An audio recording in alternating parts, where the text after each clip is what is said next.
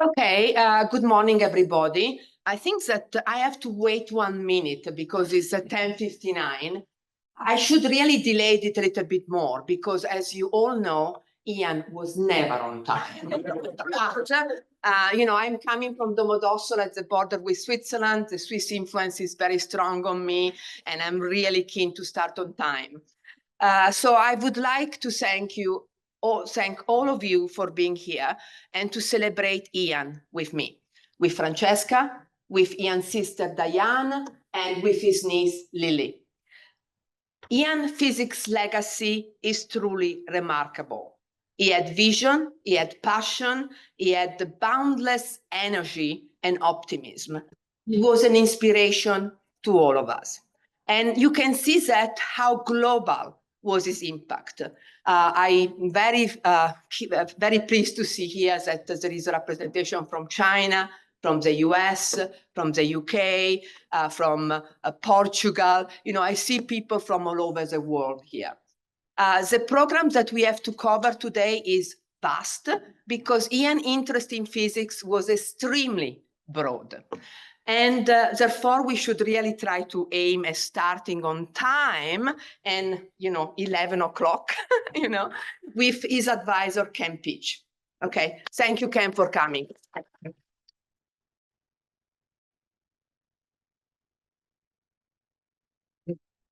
Thank you, Daniela. Ian was, without doubt, my best ever student.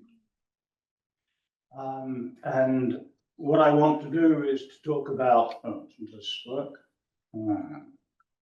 We have a lot of support here. Okay. If there is any issue, we can call support. We can do this. Okay, we'll do it that way. Okay. These are the Edinburgh years, and I'll explain to you why Ian was so important to me personally and the Edinburgh group. So in 1982, we were the only UK group to be approved to be part of the NA31 experiment at CERN on a precise study of CP violation in K decay. And you should know that the Edinburgh group was formed in the mid-60s as a bubble chamber group by George Evans. Previously, they've been into cloud chambers and cosmic rays.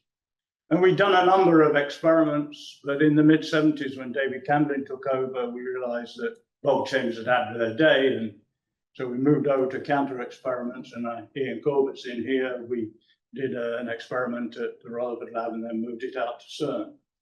But what I would say of those experiments, maybe Ian would like to challenge, but I think they were interesting, but not important. Whereas the NA31 experiment is both interesting and certainly important.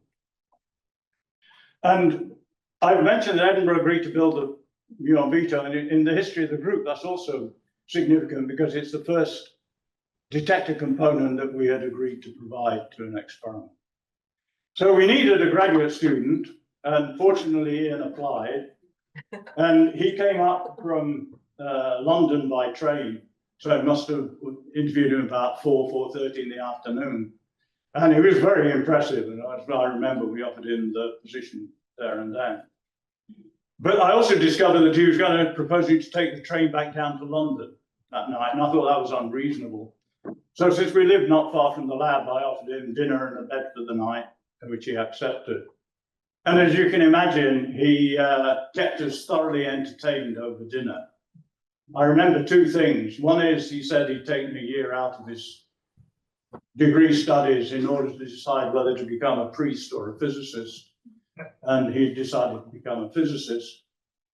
And the other thing is he gave us a very detailed discussion of the doctrinal differences between the International Marxist Group and the Socialist Workers' Party.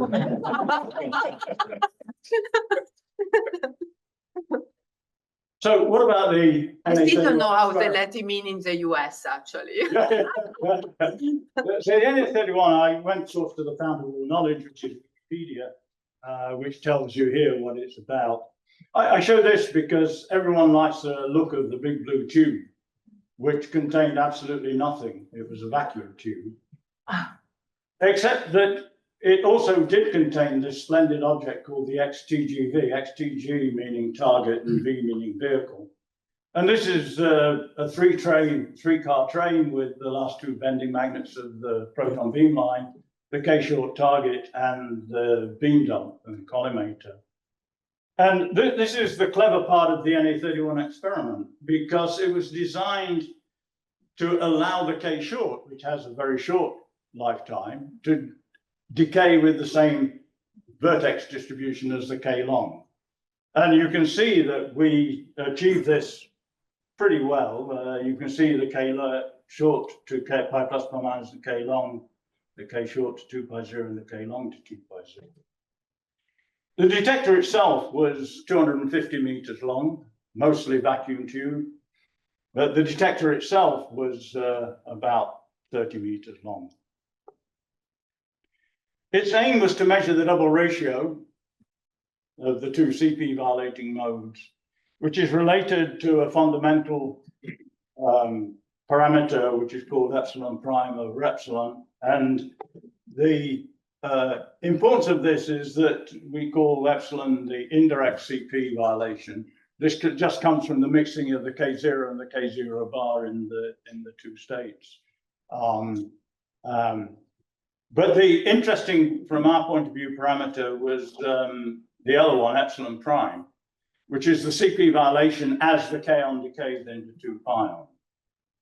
And the expectation from the quark model was that this was to be expect to be a few 10 to the minus 3, which tells you immediately that you need a huge number of K-ons to be able to make a measurement. It was very successful. You can see that Ian signed the paper in 1988. And we measured a 3 standard deviation effect, which is why it's only evidence and not a measurement. But it stands in good stead. If I look at the latest data, you see that the NA31 result was just about 1 and a bit standard deviations high. Those of you around at the time will know that our colleagues in the US, E731, were unlucky and got 1.5 standard deviations low.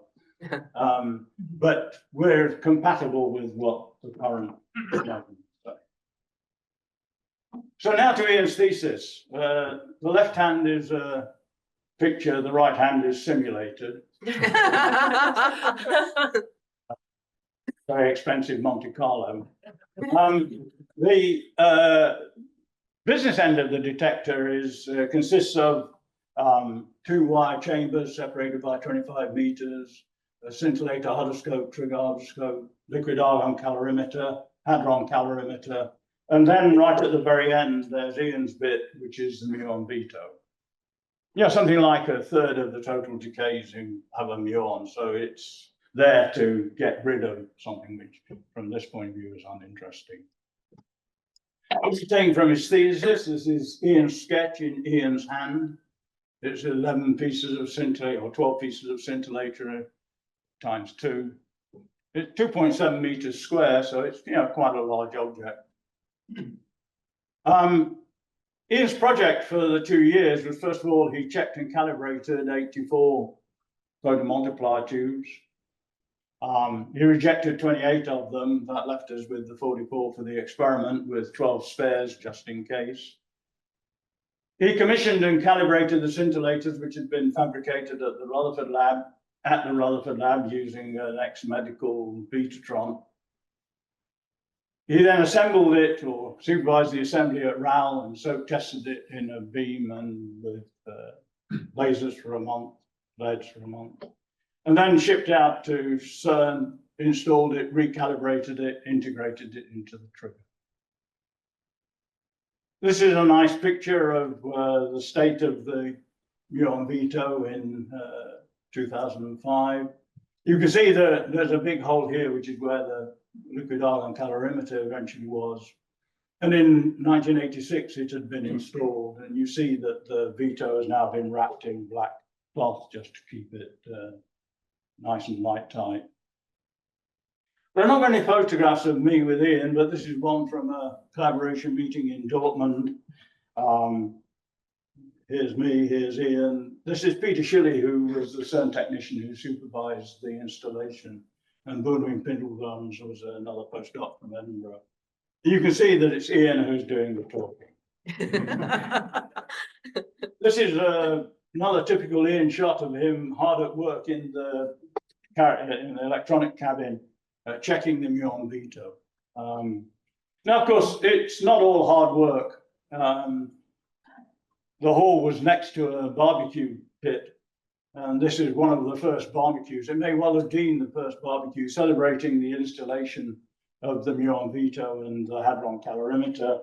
Here you see Ian, typically. This is Andre Lecour, who worked with me on the data acquisition, Dieter Highlander from Siegen, who worked on the wire chambers, Christoph Becker from Dortmund, who was working on the hadron calorimeter. And I think this is Bill Stevenson, the second graduate student from Edinburgh.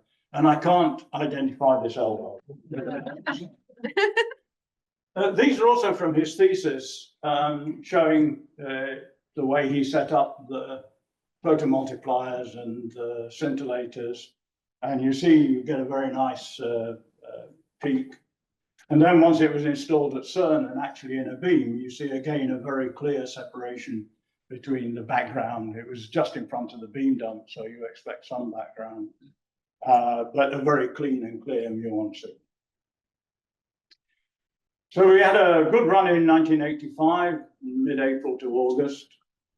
The SPRP collider was still operating part-time, half a year. With the full liquid ion calorimeter trigger and data acquisition system. And then in July to August, we had a technical run with the full experiment in 12-minute periods. The XTGV ran at 1 meter a minute, so the full 40 meter, 50 meter scan took about an hour. And after cuts, we had about 12,000 K long to 2 pi 0 decays, which was then the largest sample available. Now, why have I gone through all this? This only takes up 5 pages of Ian's thesis. And there are basically 4 reasons. One is that this is Ian's legacy, and this is what he spent half his time on. Secondly, this muon veto lasted for the whole 6 years of the NA31 experiment, and then for another 10 years for the NA48 experiment, and was only finally decommissioned in 2004. Thirdly, if you think about it, the way you turn a pile of components into a working detector doesn't much depend on the detector. The method is very much the same. And given his later career, he really learned this as a graduate student. He absorbed the methodology. So what was his thesis analysis? This is the other 155 pages. Here I got to mention Don Cundy at CERN. I knew Don very well from my own days as a graduate student at CERN in the late 60s. Don had been a leader in an experiment called X4, which had made one of the earlier measurements of Eta 00 based on 29 events in a heavy liquid bubble chamber. Wonderful thing, I remember Don came to me and suggested that maybe he could work with Ian on what they decided to work on. Now that for me was a godsend. We had between 1984 and 1985 decided to rewrite, more correctly write from scratch, a new data acquisition system for the VAX 11750. And to say that I was fully preoccupied is a bit of an understatement. It's a full-time job and more. What they proposed to do was to measure the K long to 2 gamma decay mode normalized to the K long to 2 pi 0. Now, the K long to 2 gamma, I would say, was well established, but not well measured. And we'll see what that means in a minute. There's also the question of Ks to 2 gamma, which hadn't been observed. Now, the expectation was that the partial width for Ks was about twice that of Kl. But given the difference in the lifetimes, it meant that the Ks to 2 gamma branching ratio was about 10⁻⁶. So a rare decay. Now, why are these decays interesting? Well, you know, a kaon decays into two gammas. Those of you who know your quantum mechanics know that you can't poke your nose inside the purple blob. But that doesn't stop us. So we imagine that this is what the kaon is doing. Now, I can tell you, I don't believe the kaon does it this way. I have no idea how it does it, but it doesn't do it this way. The interesting thing is that it contains loops, and those of us who are particle physicists know that anything which got a loop in could be sensitive to all sorts of stuff which you don't know about. And that's the basic interest. There's also a mistake in his thesis, the only one I came across when I read through it. I think we can forgive him. This is the basic data that he was working with from the liquid ion calorimeter. And it's just beautiful. Nice, clean. What you see is a gamma, a gamma, a gamma, and a gamma, and these two produce a nice pi zero, and these two produce a nice pi zero, and they're opposite sides of the pi. You know, it's just beautiful. And we have hundreds of thousands of those. So what were his results? Now you see what I mean by saying that the KL to 2 gamma was well established, but not well measured. There are a lot of experiments, so it's confirmed, but they all have large error bars. This is Ian's result. This is another thesis result from E731 of Bernstein, so also unpublished. I recalculated this. It's actually 2.3 sigma, so it's on the edge of statistical probability. But it's a very nice result. We'll see the final result. He also looked for KS2 gamma and didn't find anything. Not surprising, really. But he managed to set an upper limit of about 11.7. Compare that with the best upper limit previously, which is 47.474. So quite a nice result. He also, in his thesis, produces this, which is the history of eta plus minus, for those of you who remember this. And in 1974, it took an 8 sigma leap. This, incidentally, is Geweniger et al., which is secretly the Steinberger group, which is secretly the same group that did NA31. So there's a history of upturning, but it's kind of interesting. The final results were published a couple of years later, and this time we did, in fact, manage to observe the K short to gamma at about the expected rate, albeit with a large error.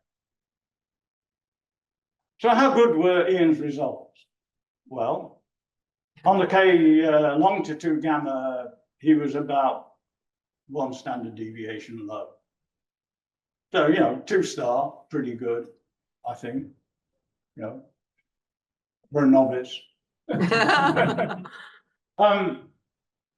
On the KS to 2 gamma, well, he wasn't proved wrong. It's a nice result. And you can see that the NA31, which is the discovery paper, is fully compatible with the latest measure. There's an interesting observation here that the NA31 result was based on 60 events, of which 41 were estimated to come from the background K long in the K short beam, which is a beautiful illustration of the maxim that today's discovery is tomorrow's background. How much longer have I got? Oh, you have time. Yeah. Ian signed 3 other papers. The detector paper. I've removed self-citations here because otherwise that one just leaps out. The other 2 are a search for K long goes to pi 0 E plus E minus, which is CP violating, with an expected branching ratio around 10 to the minus 12, but it contains loops, so it's always interesting. And it was basically a byproduct of the 2 gamma search. And the other one was also quite interesting, a search for a low mass neutral Higgs, which hadn't at that point been completely excluded. And these low masses, it can only decay into gamma, gamma, and E plus E minus. So it has a finite flight path, but we found nothing. I've also looked up the H index and all that sort of stuff from his 5 papers. Remember, this is a graduate student. And yeah, I think this is really quite a remarkable contribution for him.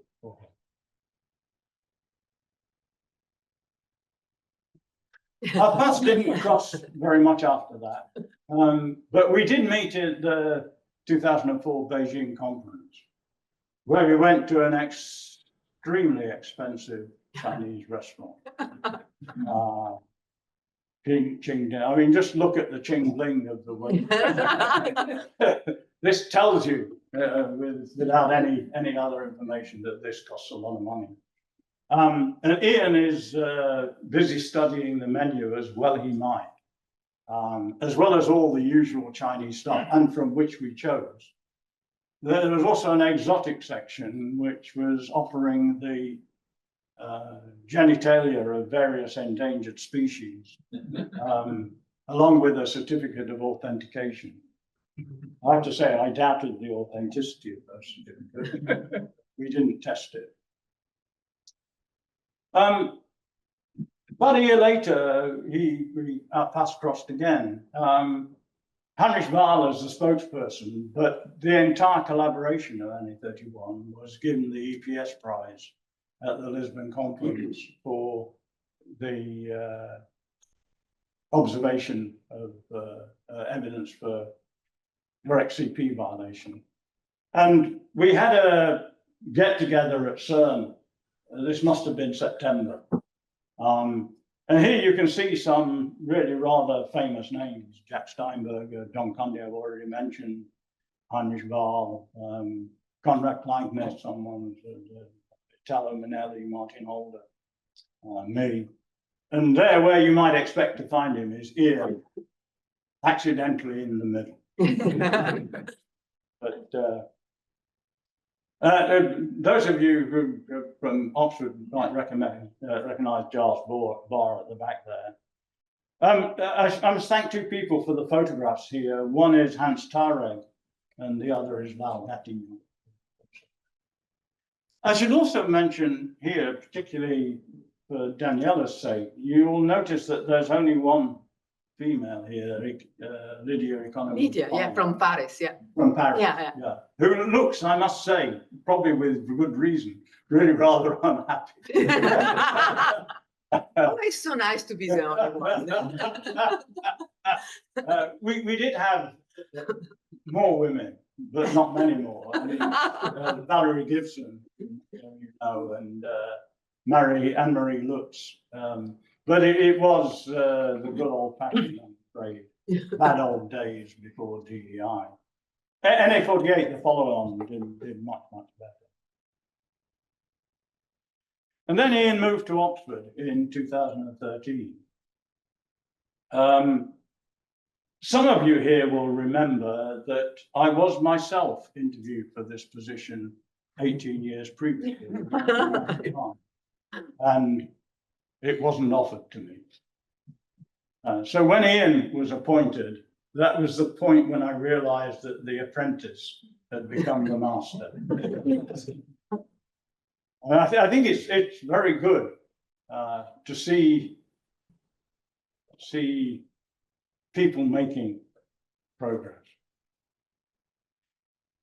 Ian also reconnected with Edinburgh scientifically, with both the particle physics group through Atlas and also with the astronomy group, as we'll find out earlier. And so there's a rather nice tribute on their website. And I want to take one thing out of this. He understood the importance of collegiality in science, always making time for a friendly and personal conversation when we were attending the same meeting.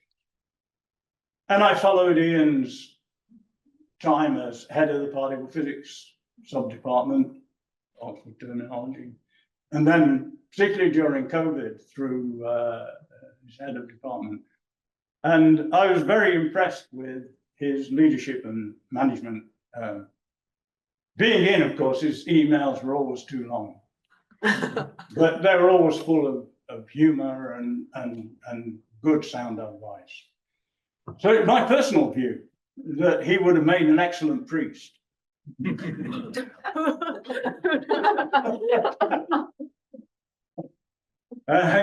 Given his energy, enthusiasm, and drive, as Daniela mentioned at the beginning, who knows how far he might have gone.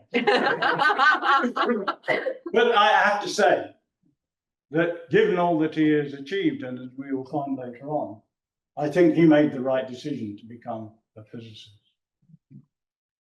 One of his, he said he visited Edinburgh on several occasions. One of them was in December 2016, when he gave his talk on the cochlear implants. Here's a wonderful photograph of Daniela with Peter Higgs, Peter and Alan Walker, whom he knew from his time as a student in Edinburgh. And I think I can say, as Hamlet said of his father, he was a man, take him for all in all. I shall not look upon his like again. Thank you.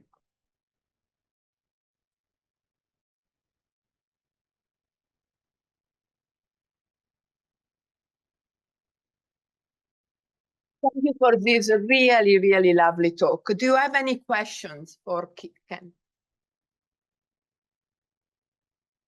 No, you were being so clear. Okay. And so the next talk is from Marina Artuso about Clio and Clio Free. Thank you, Marina.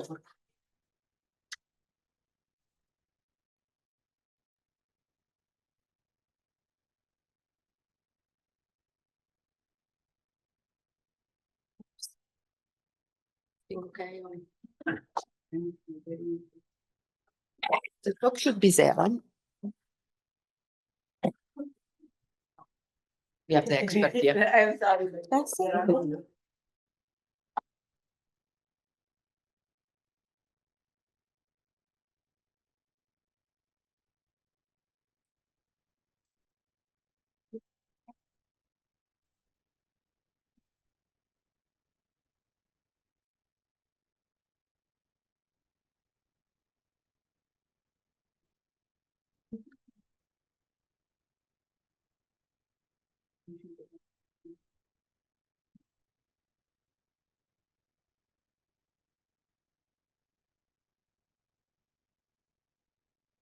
Okay, so the way in which I imagine from the program to have this event unfolding is like a set of chapters which remind you about the remarkable life of Ian.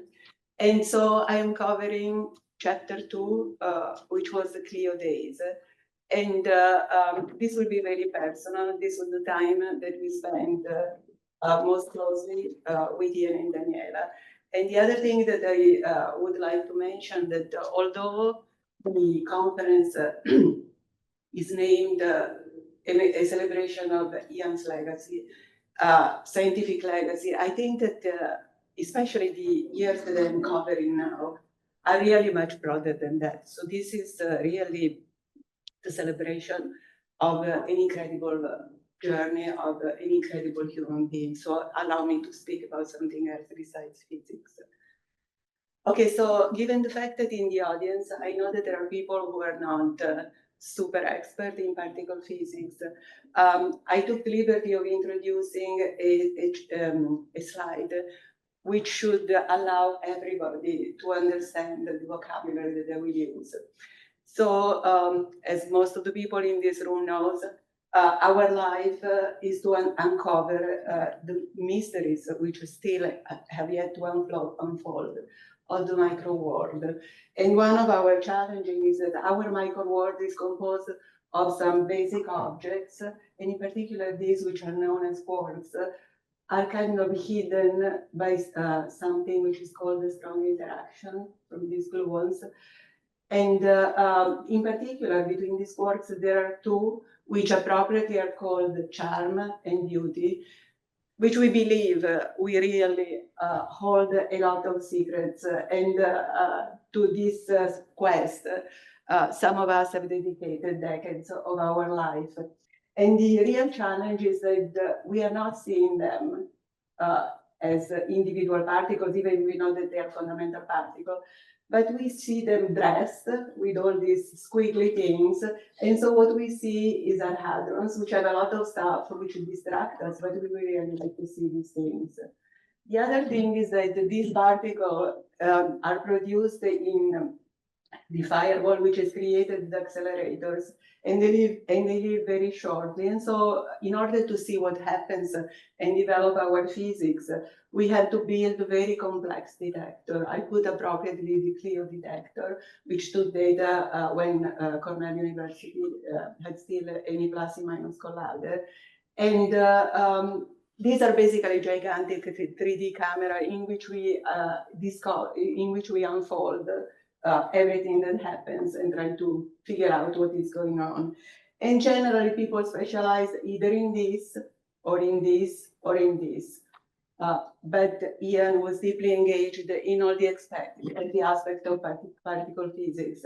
So he was really a Renaissance scientist. He was a very gifted detector builder, and he had exquisite taste in physics analysis. And I hope that I will make it clear to everybody. Okay, so this is the beginning. So in the beginning, actually, I was a postdoc at Cornell, and I was starting my partnership with another physicist, which left us a few years ago, Sheldon Stone, and Ian and Daniela were our closest friends. It was a time of big dreams, and we really didn't know much of what we know right now. I just recall that there is one parameter, which is called VUB, that tells us whether the standard model describes some of the decays of these quarks, which we didn't even know whether it was different from zero. So we didn't even know whether a full sector of the standard model was correct or not. So in any case, modern physics detector keeps on changing. So the iteration that we were working on at the time was number 2. And so this is Clio 2. It was the first experiment which featured a CU-time electromagnetic calorimeter, but the Syracuse group, here with the postdoc, we developed was charged with the muon chamber. And so he was actually at Cornell working on the commissioning of this detector. And we had a lot of expectation of the physics that could be done. However, early on, this sort of like youthful discussion and dreams of physics exploiting the detector was really interrupted by very dramatic event. So as I was mentioning, we are here to celebrate his scientific legacy. However, this was really an incredible story that really needs to be told. So when basically something which seemed stomachache or whatever turned out to be, to the astonishment of family and friends, an acute myelogenous leukemia. And I found an article in Purdue Physics magazine in which Ian recalls his story, and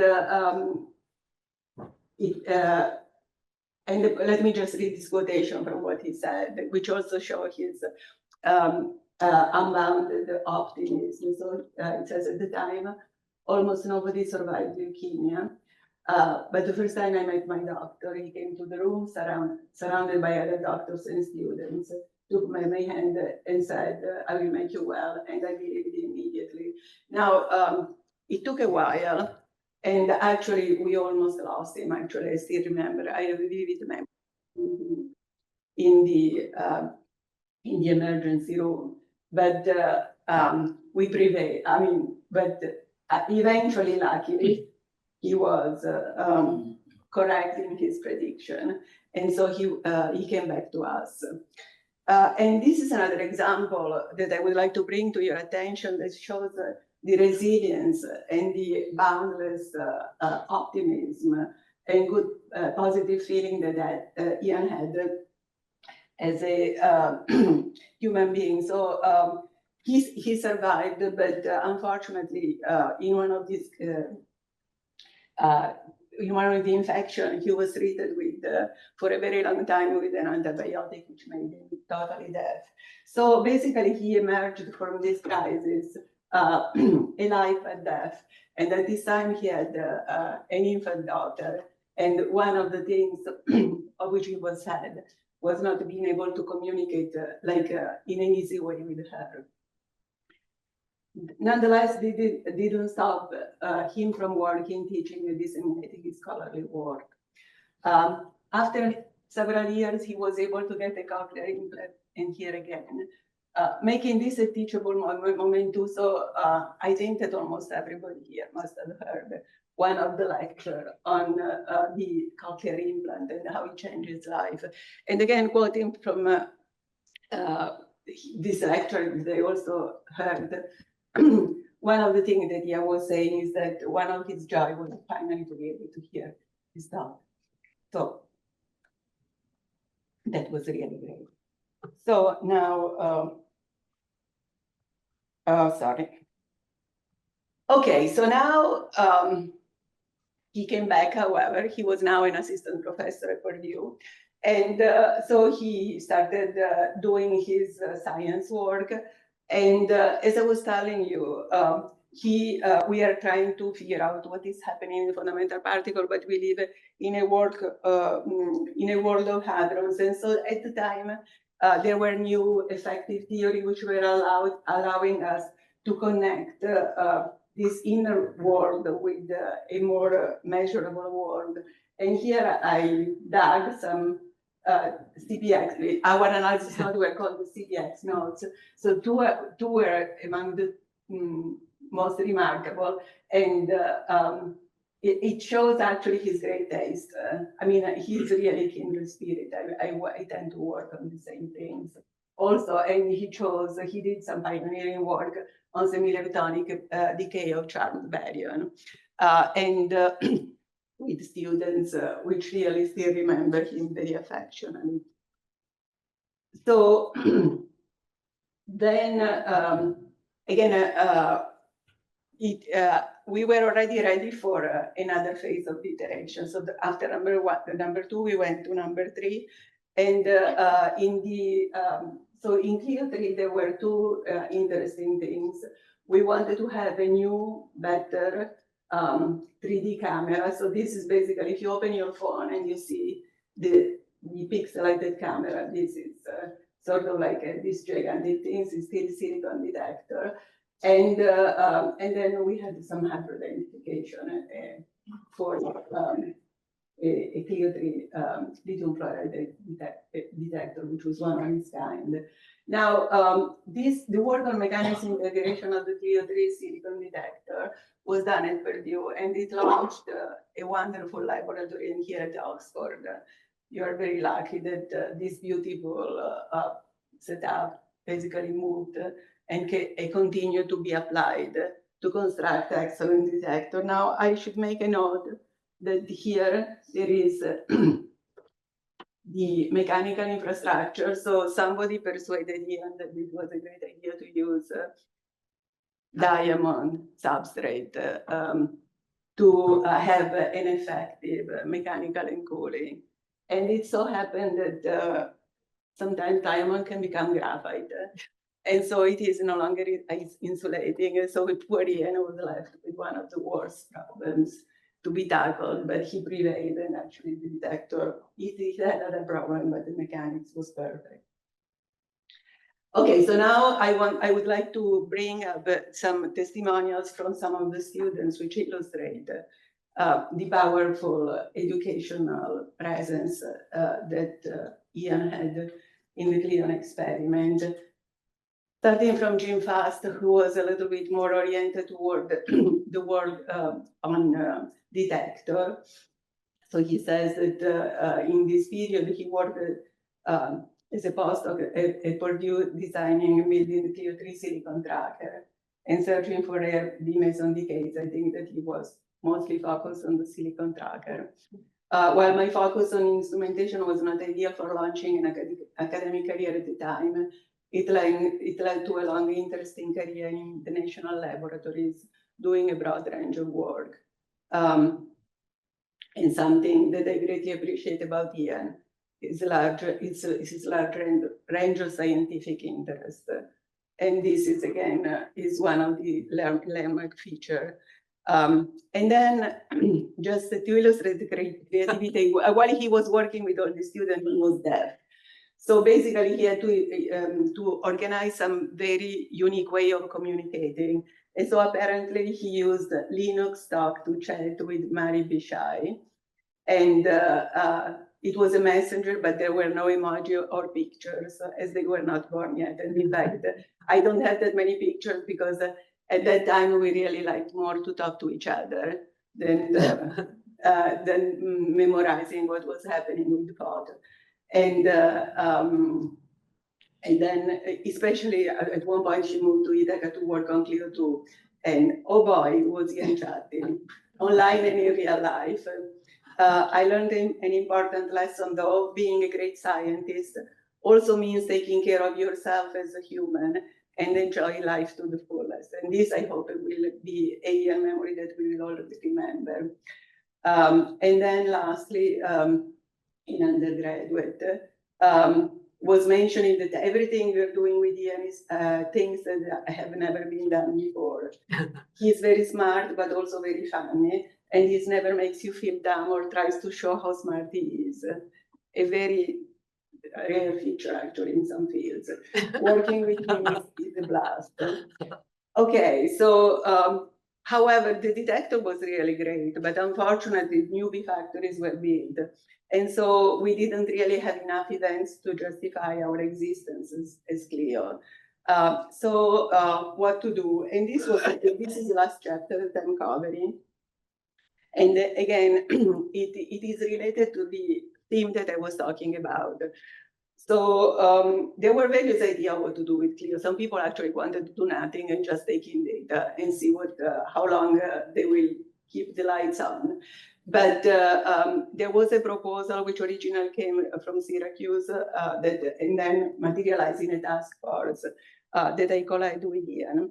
And the thing which was really lovely about this experiment is that it was proposed as a close interaction between Clio, between detectors and the community. So there is a theory called lattice QCD, which tries to solve QCD in a perturbative domain and help us uncover the relationship that I was talking about before. And actually Peter Lepage, which by the way, he was, there was a symposium to honor him that I was supposed to participate. I mean, that Ian was supposed to participate to speak about Clio C.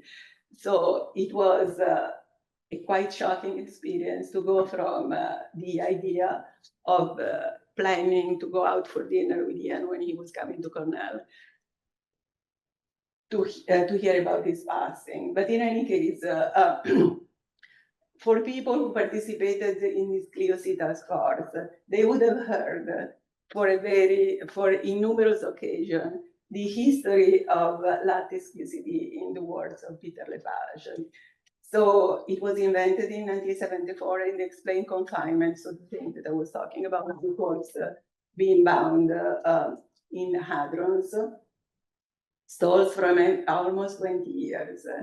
And apparently it was declared dead, but there was a renaissance in 1990, which is around the time that we proposed the experiment.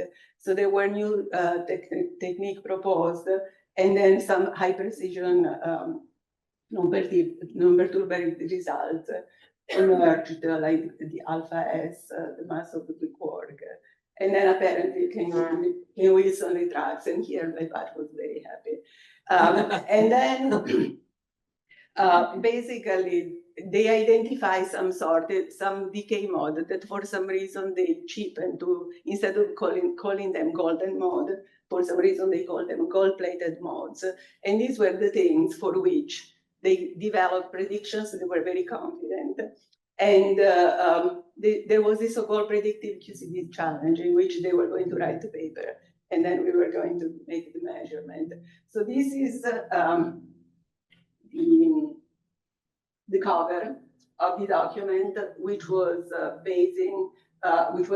supporting the transforming Caesar into a charm factory and Clio into a charm experiment. This is the detector, which is essentially the same. And then Andreas Complet and the Fermi-Laplace people developed two kinds of decays on which some predictions were made, and we were supposed to validate. And and actually, this work happened. And here I put the cover of the presentation of Ian. He specialized on the challenge, the second column, the challenge in semi-electronic decay. And by the way, those were the events with which we had to deal at the time. It was a nice, quaintest way of doing physics. Now, we work together very closely on the science of Clio C, but there are two things that I want to single out. First of all, when Ian gets enthusiastic about something, he's really unstoppable. So I don't even know how many talks when we were trying to convince the world that this was the way to go. I think that he must have zigzagged the whole United States to convince people that this was really great. And then again, he had an exquisite taste in physics. And so this was really one of the key outcomes of the Clio C experiment. And so it should be acknowledged.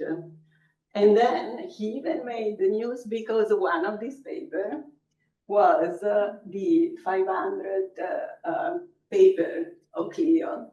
So there was this announcement, Clio particle physics experiment breaks publication world record. Now, I don't know really the context, but you can see him with his happy student holding this paper. And this is kind of a new world record in particle physics. And this 500 paper titled Improved Measurements of Semi-Electronic D-Meson decay to Chi and K-Meson was published in the Journal of Physical Review at the end of August. Notice that in US things happen in August. It describes ultra-precise measurement that could shed light on how matter in stars, galaxies, and humans survived the Big Bang. And then, by the way, Professor David Miller sends his memory, and he personally brings says that the time of Ian and Henry was the best time of his professional life. Now, Ian went on to be spokesman of the Clio C collaboration for 4 years, and he was really, I mean, this is a moment to celebrate. By the way, this 500 paper was part of so there were 500 in the Clio publication and 118 were Clio C, just for the start. Okay, so concluding remarks. So in general, in moment of crisis or a moment of joy, I go outside science. Typically, I use poetry, but this time I thought that a statement by Viktor Frankl was a little bit more appropriate, just to try to find the sense of what traumatized was making me so happy. And now I definitely will read because Viktor Frankl writes much better than me. So he says, it is not only through our action that we can give life meaning, insofar as we can answer life-specific questions responsibly. We can fulfill the demands of existence not only as inactive engines, but also as loving human beings, in our loving dedication to the beautiful, the great, the good.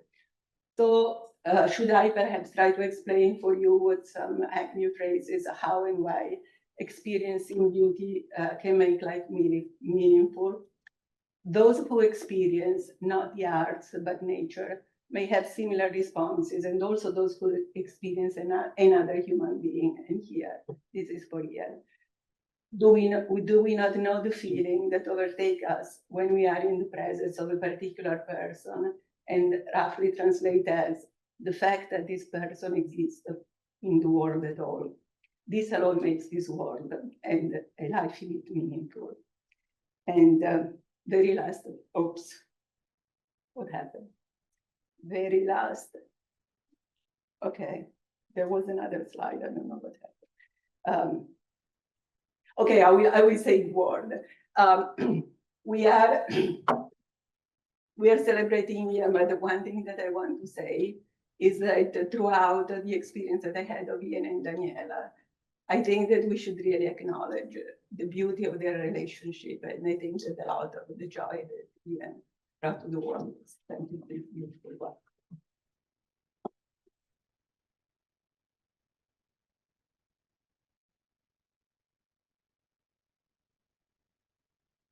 Thank you, Marina. This was very, very moving for me. Do you have any, and for Marina, do you have any question for her? Okay, so we are running almost, we are running ahead of time. I mean, I don't know how we are able to do that. And now we are taking a little bit of the tour because, Oliver had actually to be almost somewhere else today. So we really appreciate that he took the time and the effort to come here and to speak about the effort of Ian in ION and QTSP. Yes. Okay, thank you, Oliver. Thank you. I still think I have to download the slides. While we are downloading the slides, which I just uploaded this morning, I should probably point out that I know Ian from our common time at CERN and the CMS experiment. Jim, after me, will cover the CMS experiment. Most of what I'm going to show you today was actually starting in an interaction I had with Ian, a very long conversation actually at the CERN Restaurant 1, the R1 cafeteria, in which he shared with me his idea of promoting more in the UK the use of quantum technology for fundamental physics. And at the time, I was also looking into the idea of using atom interferometry, which is a quantum sensor, to measure gravitational waves and build up the technology. And this is how the two of us then basically came together. And Ian was very instrumental to build this quantum technology program for us in the UK. So this is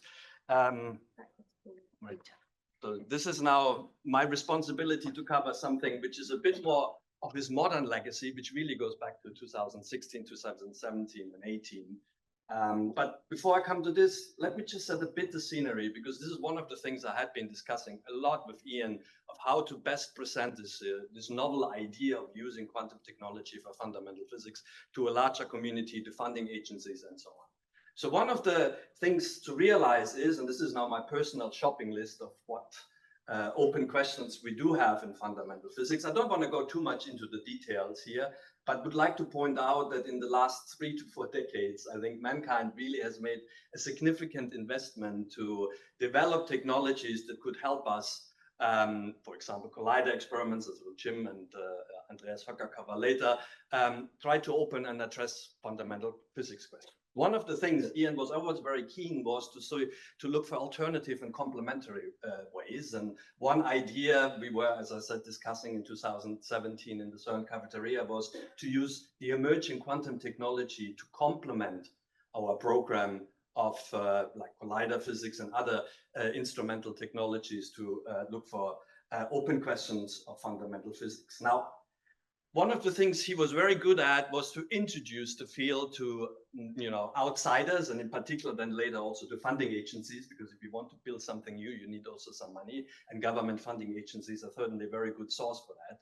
So if you look at quantum physics in general, then everything really goes back to the beginning of the 20th century, as you can see here, but in particular these two gentlemen, Heisenberg and Schrödinger, started to develop a very unique and interesting theoretical framework called quantum mechanics, something we're teaching today to our students at first, second, and third year, to really start revolutionizing our understanding of how nature is going to work. Clearly, they were aided by other people like Einstein, Pauli, and so on, but these were the two gentlemen really starting out the theoretical framework. Then it took several decades for the first real-world applications to materialize out of these theoretical calculations and understanding the transistor, hard disks, and lasers. This is what people refer today as the first quantum revolution, if you like. Now, Ian has always been very keen in pointing out that we are now very likely, and that's what many people believe, are actually experiencing a second quantum revolution. And that is mainly driven by the enormous improvement we have seen in quantum sensors and quantum sensing. And in the talk today, I will introduce to you two quantum sensors, which in particular are very promising. One is atomic clocks, and the other one is atom interferometry, which are based on the fundamental understanding of quantum technology. So in order to show why these interesting technologies could be helpful to open questions in fundamental physics, I have been picking one particular question, which also Ian and myself have been discussing quite a lot, namely what can gravitational waves tell us about the universe and its fundamental laws? And here I should point out, as I said, the discussion happened in 2017, which was just a year after the actual discovery of gravitational waves by laser interferometry. So there was a lot being driven by that interesting aspect.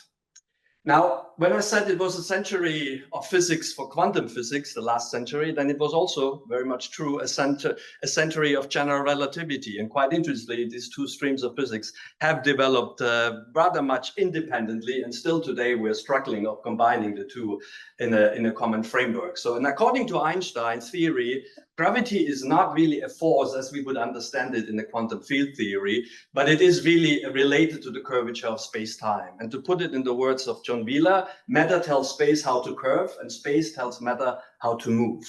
Now, this means if you have very massive objects, like for example, supermassive black holes that are traveling through the space-time continuum, they will generate ripples in the space-time, which more professionally are being referred to as gravitational waves. And these gravitational waves have a lot of memory of what has happened related to, for example, a merger of black holes, or even at the beginning of our universe when you think of cosmology. So these ripples through space-time are actually fundamental prediction of general relativity. And just to explain to you how this would happen, so we have these two massive black holes which are starting to attract each other in their gravitational potential.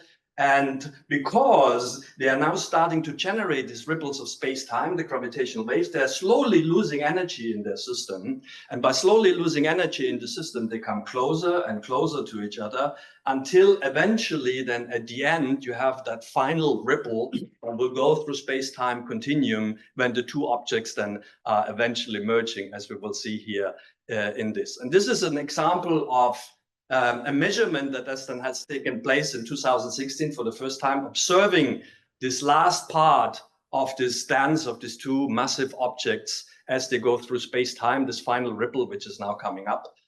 This is basically what LIGO and Virgo have been measuring, the last chirp of identifying then these gravitational waves. An incredible thing, which when I looked into this, is actually the amount of precision you need to reach in order to measure such gravitational waves. And it is related to a measure scale of 10 to the minus 19 meters. If you go through the calculations, you can convince yourself that if you have a kilometer long instrument, it will have to measure a length change of the level of 10 to the minus 19. Now, what is 10 to the minus 19? If you start out taking this as a 1 meter reference, that little white bar, you divide this by a factor of 10,000, then you come to, a human hair, the dimension of a human hair, which is 100 micrometers. You divide it again by a factor of 100, then you come to typical wavelengths of light, so it's a micrometer or micron. You keep dividing this by a factor of 10,000, then you come really in the regime of atoms, the diameter of atoms, which is around 10 to the minus 10 meters. You divide it one more time, namely now by a factor of 100,000, and then you come to the diameter of a proton. And yet, this is a 10 to the minus 15. You divide it again by a factor of 10,000, then you come to the sensitivity you need to reach in order to measure a meter of precision. Yeah, a variation of 10 to the minus 19, smaller than the diameter of a proton. It's an incredible precision these instruments have achieved. And if you want to use quantum technology, you will have to come to a similar level of precision. Now, today, we have a very diverse program, I would say. I have several laser interferometer experiments across the globe, 2 in the US, the LIGO experiments, Virgo in Italy, CACRAT, our Japanese colleagues have joined, and this is also a picture of GEO 600, which is a prototype in Germany, which has led to this development. I think today, after the discovery of gravitational waves, there is very good hope that we really will be able to discover now and learn from gravitational waves about our universe in a huge frequency range of 10 to the minus 9 to 10 to the minus 11 hertz. But for the purpose of the talk, I would like to focus really on that frequency range, basically here 10 to the 4 hertz to 10 to the 3 hertz, which has a few interesting properties. And this is also where laser interferometries, but also quantum technology could make a significant impact. Now, don't want to go too much here into technical details, but just to show you what basically motivated Ian and myself to invest time in using quantum technology. This is showing you now the characteristic strain. So this is the change of length. So if you have 10 to the minus 19 here, this is your change, which I was introducing you to do, but you also can go to 10 to the minus 21 and so further. This is the landscape of experiments we have today that could measure gravitational waves.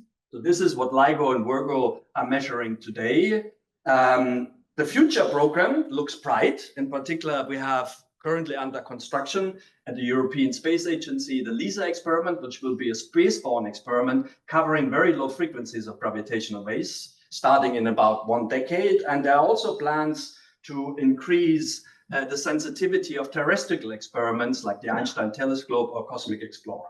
But as we would call it in London, mind the gap, there's a very important frequency gap. And that was the motivation for myself and Ian Shipsey to really look into atom interferometry as a potential way of filling this gap, because it happens to be, and I did some calculations then in 2017-18, that if you were to build a very ambitious 1 kilometer shaft experiment, because you need free fall time for the atoms, I explained that to you later, you could completely cover that interesting yet outstanding mid-frequency range. And the interesting thing about the mid-frequency range is that typical astrophysical sources not only live microseconds or are observable for microseconds as they are in LIGO Virgo, but they really can observe them for days, weeks, and months. And therefore, you can use the rotation of Earth around the sun to make very precise sky determinations, which is very important for multi-messenger physics. So it's not just a frequency range you're missing, you're really missing a very important frequency range, which could tell us a lot about the universe in general. You could also bring that technology to space. We have been also then, Ian was signing the paper as well, developing a potential space mission, but I don't want to go too much into this detail. But introduce now to you atom interferometry as a quantum sensor, one of the most interesting ones. And the best way to do this is to compare it with light interferometry. So here in light interferometry, which is more known to people, the active element is laser light. You shine this on beam splitters. The lasers take 2 different passes. You use mirrors to recombine the laser light again. You bring it to the detection region. And because of the wave nature of light, you can observe so-called light fringes. And from these light fringes, you can induce whether or not something differently has happened between the 2 different arms. Now, atom interferometry is conceptually very similar, but now the active element is not laser light, but atoms. It's not just one atom, it's actually a large ensemble of atoms. We're aiming to around 10 billion of atoms being cooled down in an ultra-cooled cloud. Then you're using laser light to construct so-called beam splitter, where you can separate these ultra-cold atoms, half of them in the excited state and the other half in the ground state. And that's how you're then opening up your trajectories. And at the end of the day, you're not measuring light fringes, but because of the quantum nature of atoms, you will measure matter fringes or so-called atom fringes. But the mathematical underlying framework is the same. And again, you can learn something differently from the 2 different arms. But still, with atom interferometry alone, we would not be able to reach the precision of this incredible 10 to the minus 19 or even further beyond. So we had to combine that particular part of a quantum sensor with yet another one, namely atomic clocks. And atomic clocks is the only technology, quantum technology, we have achieved today that really has reached quantum advantage. And that means quantum advantage, it goes beyond classical technology. So it's the only quantum technology we have today. And we are currently building in our lab at Imperial College, the new lab, a new clock, which is meant to be adding another point here, even more precise. So the important point about atomic clocks is that in the last 15 to 20 years, they really have undergone an enormous development of precision technology. Today, the atomic clock we're going to build in our lab, it's almost done as a matter of fact, will have a precision which is equivalent that if that clock would have started at the beginning of our universe, 13.7 billion years ago, and we would have measured today the time back and looked at the uncertainty, it would have measured this more correctly than half a second. So this is an incredible precision of timing you're achieving here. So the idea we have, and also to build together with Ian Shipsey, was to combine these two quantum sensors using the precision of atomic clocks and the feature of atom interferometry to measure then the impact of gravitational waves. But for this, we had to come up with a new concept of measurement. And also here, Ian was quite instrumental in helping out to show a way how this could be best illustrated. So the idea here really is that, and I'm using these Gedanken experiments now, atomic clocks, because it's easier to explain than atom interferometry, that you have two atomic clocks, which are really separated far from each other in the space-time continuum. So you could see one clock as your reference clock, the other one is your measurement clock. Now, these are being made out of a particular atom. In our case, it's strontium atoms, which has a ground state and an excited state. Now, you use a common laser beam to synchronize these two clocks. And half of the atoms now will be in the excited state in this clock, and half of them will be in the ground state. The two clocks are now traveling through space and time. I've started my experiment. And at the end of my experiment, I again read out with a common laser beam the time these two clocks have measured. Now, mathematically more correct, it is the phase the excited state has accumulated, but you can think of it as a time that has been imprinted and measured by the clocks. Now, if I compare the two clocks and nothing has happened to them, I will measure basically the same time, i.e. a null result. But what happens if now a gravitational wave penetrates the space-time continuum of my measurement clock? Because of the small change of the space-time continuum, there will be a change of length at the level of 10 to the minus 19 meters.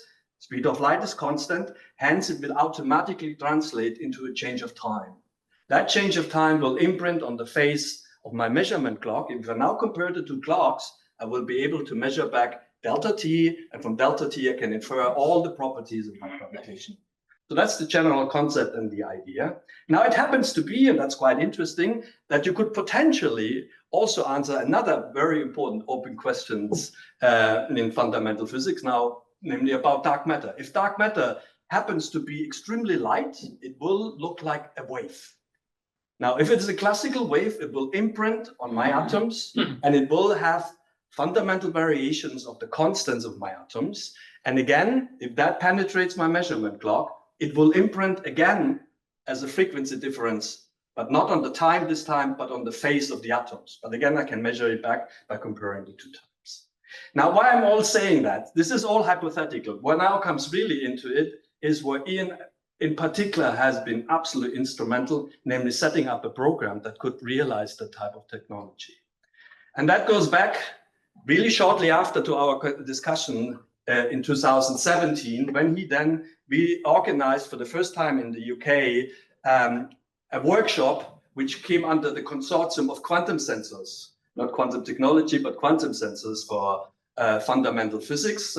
As I said, this was really shortly after we had this discussion, and he was really able to bring together various different communities in the UK who had an interest either on the technology side to develop it or to use the technology to do fundamental physics. So that was actually taken here, a picture, a group photo taken here in St. Catharines. We had several meetings here at the college. You can see Ian in the middle, and several of us also here in the room were present at that workshop, which was quite instrumental. What was not shown here is that at the workshop also we had a significant representation of our funding agencies, the UK funding agencies. And Ian, and that's now really a slide from Ian, which I've stolen, managed to carve out in the 1 billion UK National Quantum Technology Program that was started in 2020, a relatively sizable, well, compared to $1 billion, but still important 40 million for the idea of developing new quantum technologies for fundamental physics exploitation. And he had several discussions with Mark Thompson, who was at the time the STFC director, to really convince him that this is the right way forward. And I think without him, we would not have been able to get that program established. There's absolutely no doubt in my mind. Ian has been absolutely essential of getting this unlocked. And with this program, then 7 big quantum technology development programs were being started, where ION, the largest one, is the one I have been working together with Ian right from the beginning. So this is now a few more things about the ION experiments. The ION experiment really brings together all the big, several of the big UK universities. We have Cambridge, we clearly have Oxford, we have Birmingham Quantum Hub, Liverpool, the National Laboratory, RAL, King's College London, and Imperial College London. And the idea is really to build this prototype of technology I basically have been introducing to you, combining atomic clocks with atom interferometry to make that differential measurement.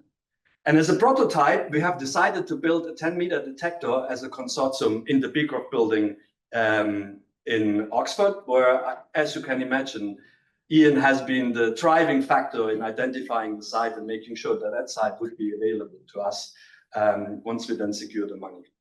This is our first collaboration meeting we had after funding in fall 2021.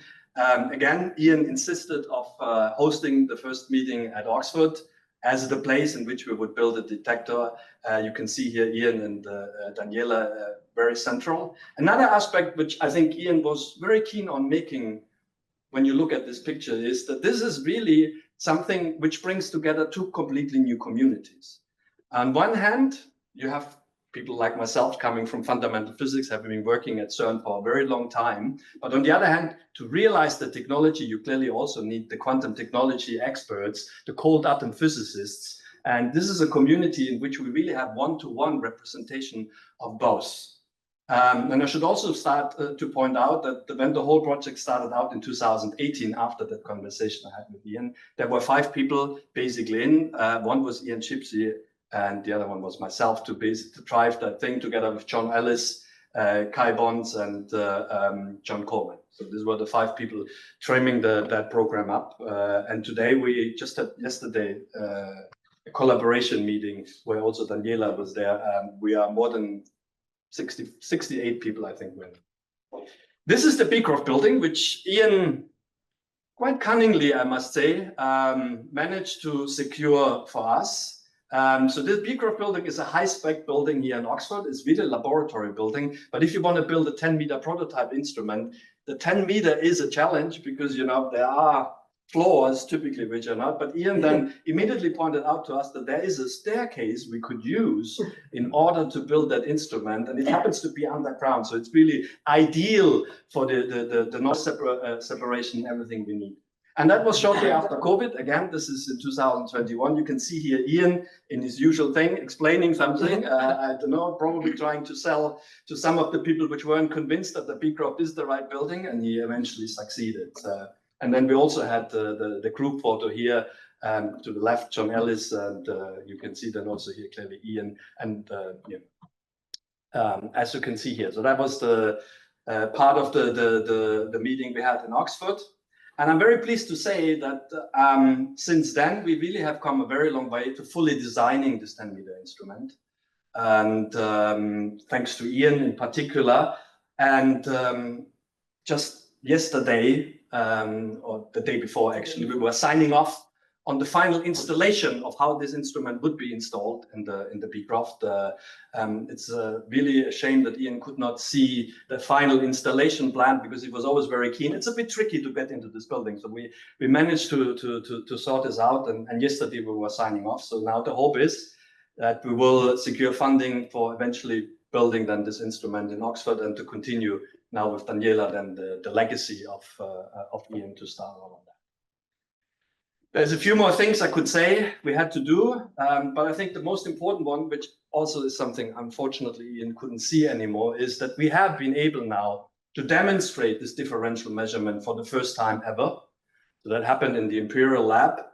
So we have been having these 2 atomic clocks for atom interferometry, which basically were being shined with one laser light and then doing the differential measurement to demonstrate for the first time that you can extract a potential signal. Obviously, this is a prototype, will not have the sensitivity to measure gravitational waves, but it's a very important milestone for the project to really demonstrate the technology for the first time. And we are now in the final phases of preparing a Nature paper with that result. So again, that is to a very large extent Ian's legacy. And as I said, it's a shame he hasn't seen that. One more, I don't know how much time do I have? Oh, you have plenty, because we are running in a faster. Then I should probably say a few more things about another project, which Ian also has been very instrumental with, and it is our sister experiment in the US. It's the so-called matches experiment, because right from the outset, there was a parallel development to ion, actually, to be honest, a year earlier starting, namely the matches experiment, where Ian knew about because of his US connection. And he always said, well, we really need to team up with them. It's important that we are having a UK-US partnership, in particular also as the fallout of Brexit and everything has turned the UK into different directions. He said, this is from political perspective, absolutely essential. And so right from the outset, we were working in very close collaboration with our US colleagues, which brings another powerhouses to the plate, namely Stanford University, Johns Hopkins, but also Fermilab, SLAC, and Chicago universities, to build up a LIGO-Virgo style collaboration, and even going beyond that, really, signing a legal partnership, which was a challenge to establish. But again, thanks a lot to Ian and his role as the head of Oxford Physics. It was quite instrumental then to help us signing this agreement between matches and ion. And representative was the former director of Fermilab at the time. And on the right side, this is Mark Thompson, the former director of STFC, whom Ian Shipsey convinced and talked into the program of QTFB, signing then this legal agreement we have with the UK and the US. And both Ian was there representing Oxford, and I was there representing ION. So that was a major milestone, sending up this legal agreement. And again, I can't really reiterate the importance of Ian Shipsey in building the groundwork for that kind of important thing. This is the Fermilab experiment. So they're currently under construction. This is really more an engineering challenge. They're building a 100-meter atom interferometer prototype in a mine shaft, which is a real challenging thing, but that's another step you have to do. So the UK is focusing more on the quantum technology development, while the US at the moment is figuring out the challenges. There's many contributions, ION in particular, also Oxford made to matches. I don't want to go too much into the details, but one thing I want to highlight at the end is Ian's ability of community building. I think that is something he was extremely good in. And not only the UK-US partnership, but he also encouraged John Ellis and myself to really go ahead and start building international workshops with the idea of bringing together larger communities to basically form a terrestrial, very long baseline atom interferometry community. So we had the first workshop at CERN in 2023. This was then followed with a workshop we had at Imperial College in 2024. And again, want to highlight here, Ian was a part of the International Advisory Committee and very supportive for these workshops. Out of it, and I think that's very important, came a completely new collaboration, a so-called TBLBI proto collaboration. We have been signing a legal agreement to form this collaboration, which really brings together 55 institutions from over 21 countries. And now we're working very actively of identifying potentially large sites and also technology development in a coherent fashion to really exploit the synergies. And Ian was still signing on behalf of Oxford. He did not manage to have been part of our first meeting, but he was signing still that collaboration. And I'm sure he would have taken a very instrumental and leading role in this collaboration as well. This is not going to happen anymore, but obviously also due to his legacy, we have this now. And yeah, there's many other very interesting things, but I would like to start here with a picture which was taken as remembrance. This is how I really liked Ian most, clearly next to Daniela, but also with this cunning smile he had on the very right Val Gibson, which is also a funding member of, is also a member of IAM. So I think I just leave it here. Thank you.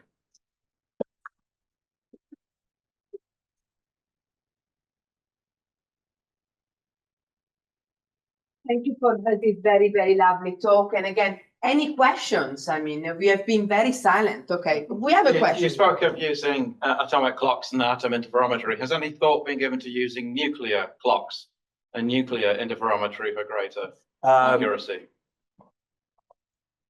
I have personally not thought about nuclear clocks. We have looked into nuclear atom interferometry, but the problem is that there's too many potential interactions. So the key and the sensitivity is really the clock transition that you can use for, in particular, strontium or in terbium, because this is a highly isolated, long-lived transition line you can use once you're then implementing it into atom interferometry.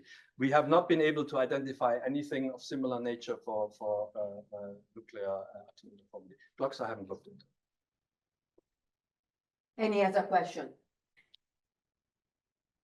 Okay, thank you again, Oliver, and have a good trip back into the slopes and the Morion conference. So the last talk of this session is from Jim Beardy, Sir Jim Beardy, for the CMS effort of the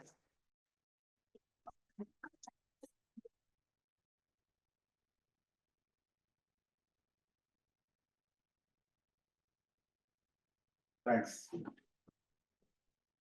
I'm going to say a few words about forces of nature, but before I do that, Ian himself was a force of nature. He was, last time I saw him, just a few weeks before he passed away, was again full of excitement. But usually his next and quite fundamental project, and Oliver has mentioned something about that. I think we all know that Ian had a very infectious personality with which one couldn't but engage. So when you're talking to him, it's always very informative. And he obviously had much more to offer. I was also asked to say something which is pedagogical, because not everybody is a particle physicist in the audience. So I was talking about forces. So particle physics is what I'm going to be talking about. It's a modern name for centuries-old effort to understand the laws of nature. I think Oliver has given you another impression, another field that tries to understand these questions. And in particle physics, we're trying to understand the elementary constituents that make up the universe. And that, I think, was also quite a lot of Ian's work went into that area. Now, trying to elaborate that. And what are the forces that control their behavior at the most basic level? And experimentally, what we do is actually smash particles and then see what happens. And the idea is to measure the energy, the direction, and the identity of all the products as accurately as possible. Now, the science of the LHC, which started some 35 years ago now, they can be summarized rather simply. And I think Ian had an impact in the progress of many of these already. So Newton's unfinished business, which is the origin of mass, and it is mass that gives us substance. We can talk. And Leibniz in 1697 actually asked the question, why is there something rather than nothing? Because there should be nothing. So how does this come about? And current hypothesis is that is due to the Bright-Englert-Higgs mechanism. This science is a little embarrassment. We don't know what 96% of the universe is made of. And some of the things that were mentioned about dark energy, dark matter, were things that I think Ian was also interested in. Some of the experiments that he was involved in, which were not particle physics experiments, but they were trying to address those questions from a different point of view. And one thing that he was obviously quite keen on is this matter-antimatter asymmetry and the aspects of it that manifest itself in particle physics experiments. So these were things which I think we're still struggling with. Most of the only one tick mark is the first one. The rest we are still trying to answer. So there's a lot of fundamental physics ahead of us. Now, the Large Hadron Collider is what I'm going to be talking about. It's, as you probably know, it's a tunnel about 27 kilometers long, about 100 meters underground, the Geneva countryside. You can see the Lake Geneva and the airport.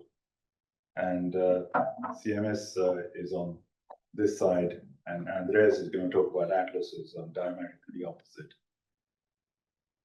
Now, Andreas will tell you more about the standard model. I'll just tell you something about how a detector is put together. It's really a cylindrical onion with some holes to let the beams come in and interact with the center, and you cover everything.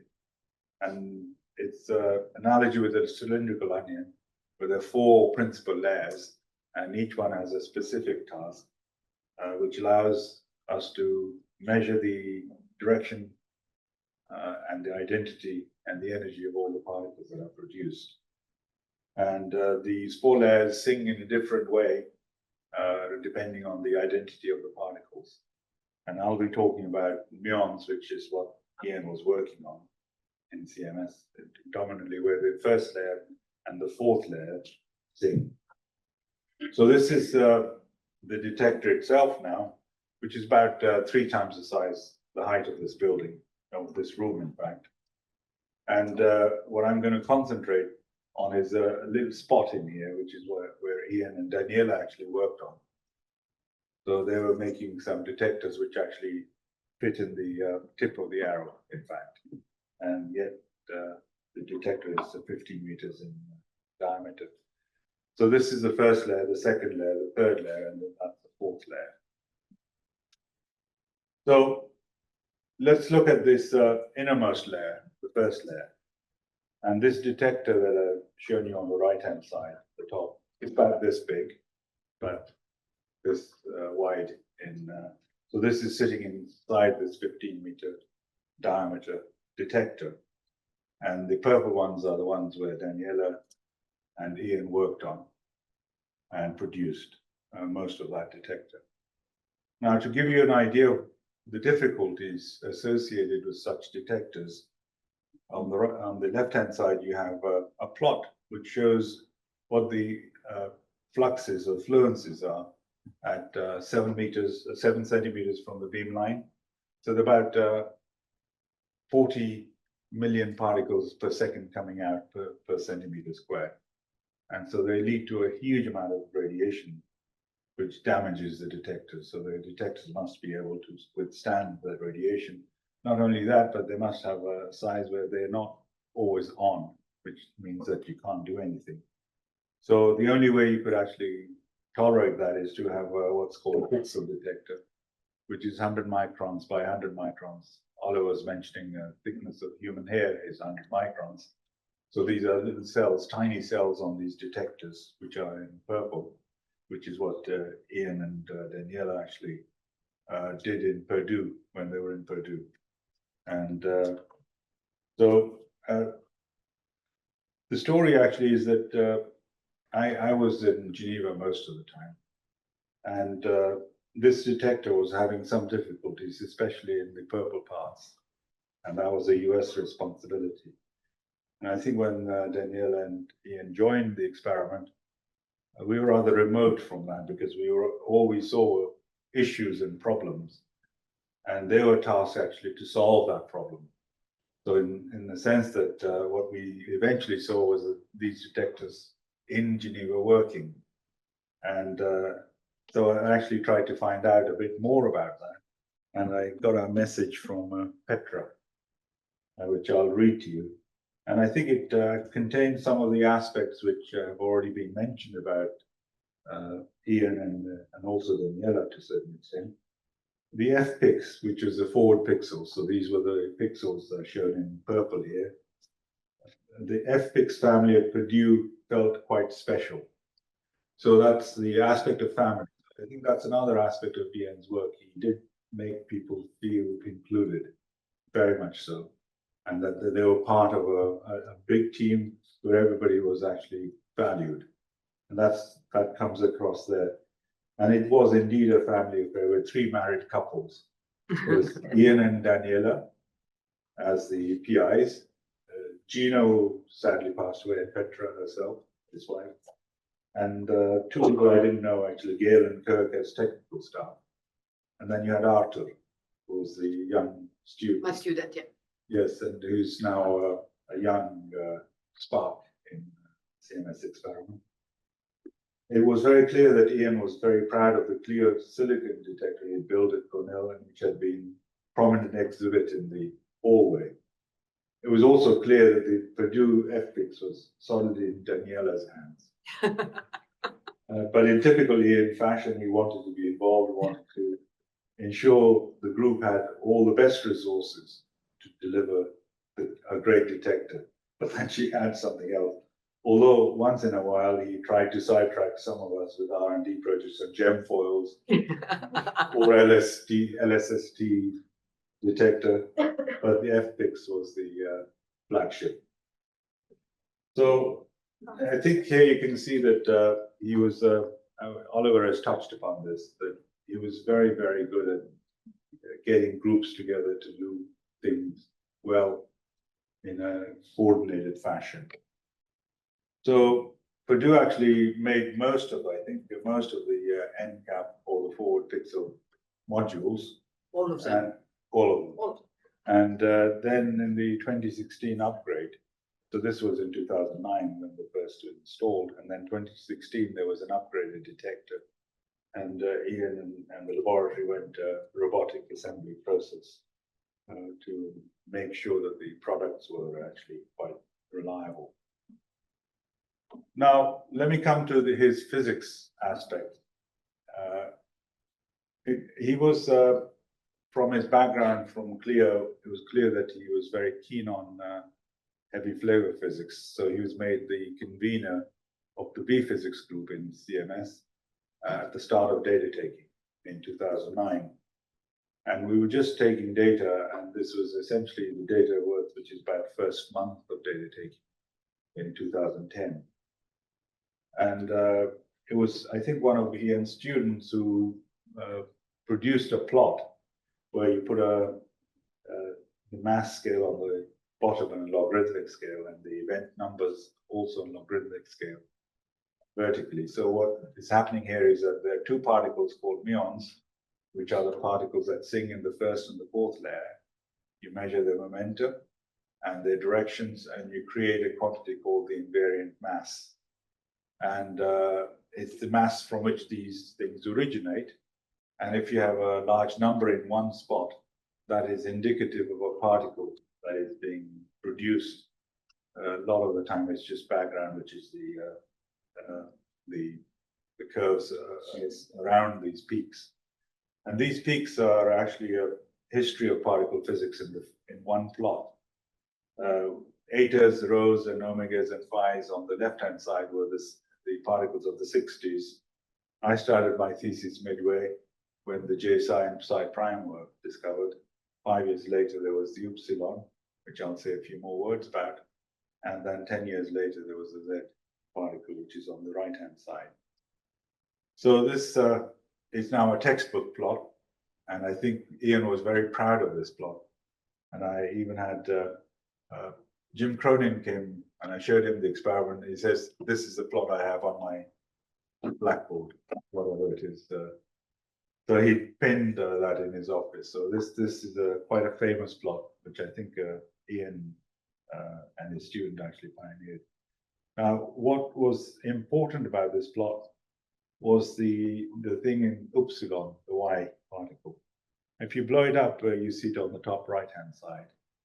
And that was the first indication that we had that the detector that we had actually put together was working as we expected, because the width of the first line was supposed to be 70 MeV and it was measured to be 67. So that meant that the resolution of the detector was excellent. And these were the particles that I think Ian then actually showed that they exist in the first papers on the Upsilon production in CMS were written by him. But there was another reason for actually concentrating on these particles, because there's another state of matter that can be created in at LHC if you accelerate and collide heavy nuclei. What happens is we collide lead nuclei, which has a very large number of nucleons. If they collide at very high energies, the nucleons dissolve. And they dissolve into the primordial matter from which they actually originated, which is the quark-gluon plasma. So this is a state of matter that existed about a microsecond after the Big Bang. And we recreate it in the laboratory. It has certain properties, and you study those properties. And the properties that were studied were using these upsilon particles. There are three peaks, as you notice here. There's the upsilon, upsilon prime, and upsilon double prime. And the higher mass ones are a bit more loosely bound. They're not as close to each other as the first one.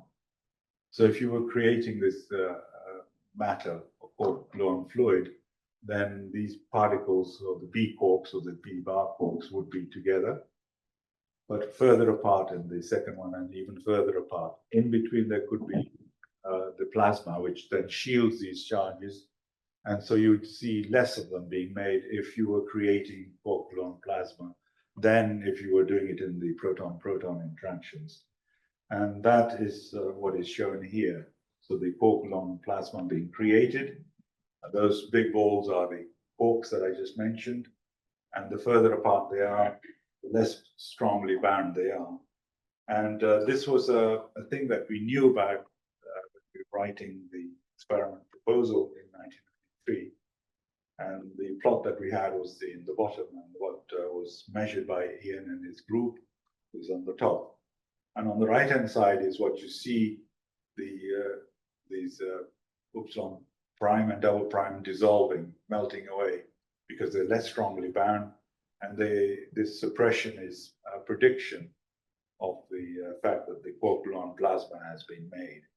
And clearly this was quite an important result. And this is actually taken from a talk given by one of Ian's students. So whenever I have a little thing in there, it says Ian inside, that's where Ian has actually been quite a driving force. The next one is, we've heard about Ian's work on looking for rare stuff or precision work. And this is another one of those rare processes. This is a BS going to 2 muons. This happens 1 part in 10 to the 9. So you have to produce at least 10 to the 9 B particles before you see one of them decays.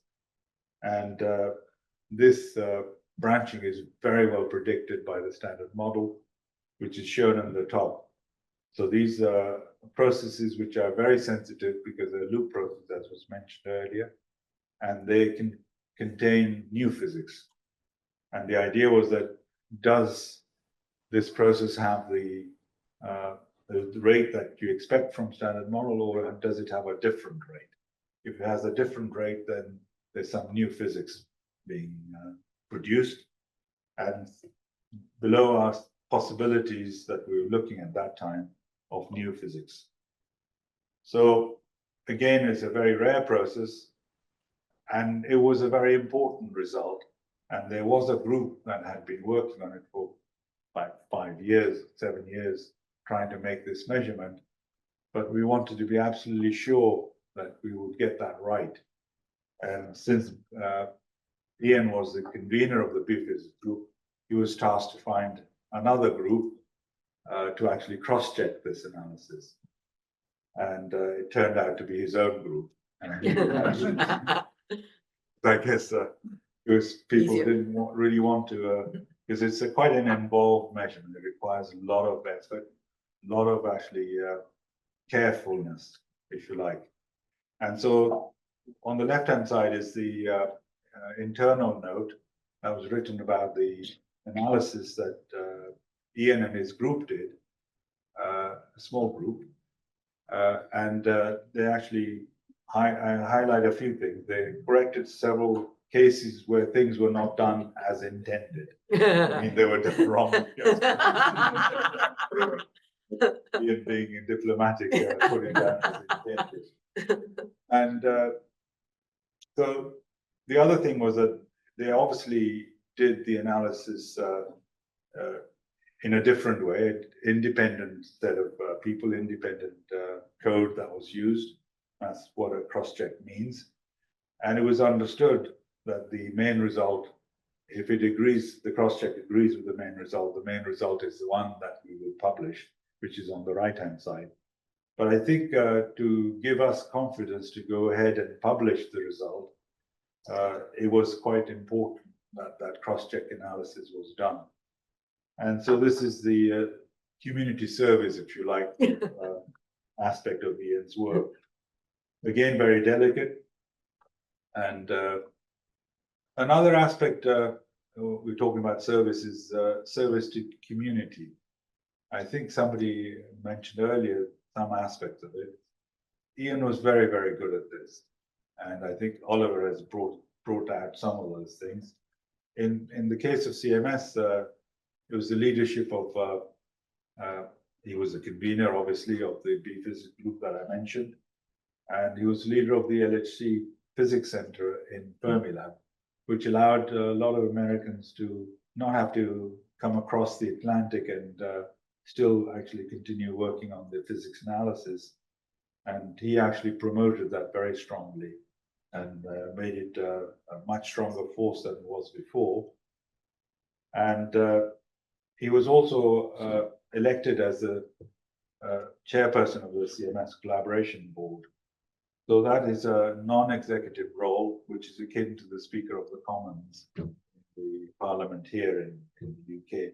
And Collaboration Board serves as the Parliament of the experiment. And so this role required Ian to work very closely with the executive of the collaboration. And so he was involved in many of the decisions. Unfortunately, he then came over to Oxford. Our loss was Oxford's gain. And one other thing which I should mention is that he still was actually a member, sometimes the chairperson of a fairly large number of committees, international committees and panels. I think it's through his participation in these many international committees, he developed very good understanding of the physics terrain, let me say, broader than just particle physics, and of upcoming detector developments or proposed experiments. And this gave him a unique ability in getting his groups to join exciting developments and new experiments, which he actually exercised quite well, even here at Oxford.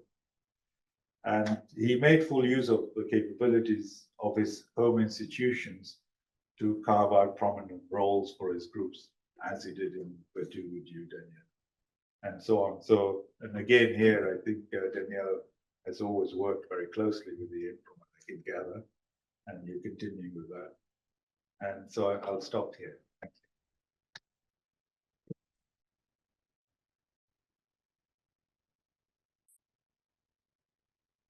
This great recollection. Any question for Jim?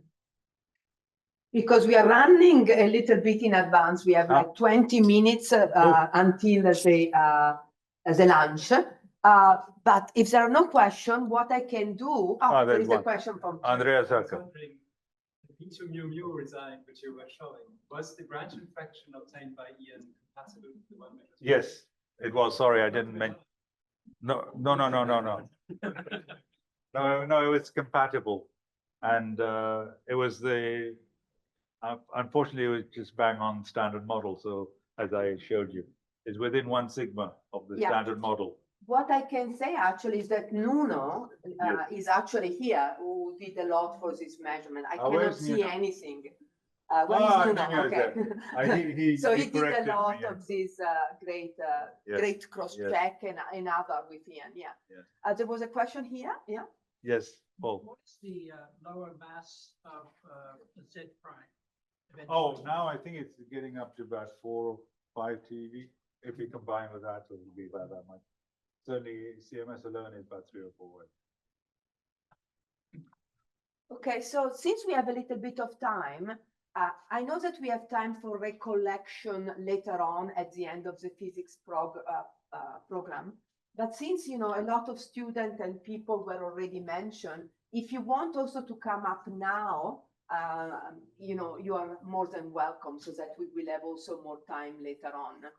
I don't know if you are. In 5 minutes. Oh, in 5 minutes you will be ready, so it's not. I don't know, Luigi, do you want to say something? Later will be better. There are some people here. Oh, some people are not yet here. You know, we are expecting more people. Anybody that want to say something now? You have 5 minutes to take, you know, the floor. Daniela. Yeah. Brian. Oh, I cannot see anything, sorry. Brian? Oh, Mike. Yeah, yeah. So I was thinking, I was in Manchester yesterday and I was driving down. I was thinking of memories of Ian. The first time I met Ian was in World Year of Physics in 2005, those of you who remember it. I was giving a lecture at Purdue, a lecture which I've given hundreds of times with the violinist Jack Liebeck about Einstein and the LHC. And it was a remarkable lecture, typical of Ian. He'd organized lots and lots of schools to come to a big central location on Purdue. And there were probably about 1,000 of them. I don't know if any of you have ever given a lecture to schools in the UK. That's one sort of experience. Giving a lecture to schools in the US is a very different sort of experience. And in particular, when 1,000 of them from about 9 different schools have all come to one place. So 99% of them are not at all interested in what you're saying. And you have to sort of fight through this general hubbub of people talking to each other and playing pinochle and things like that. So it was quite an interesting experience. It's rather like giving a lecture in China, where I gave one with Jack to about 3,000 people in Shanghai. Now they bring their picnics with them and eat it in the middle of the lecture. So that's also quite interesting.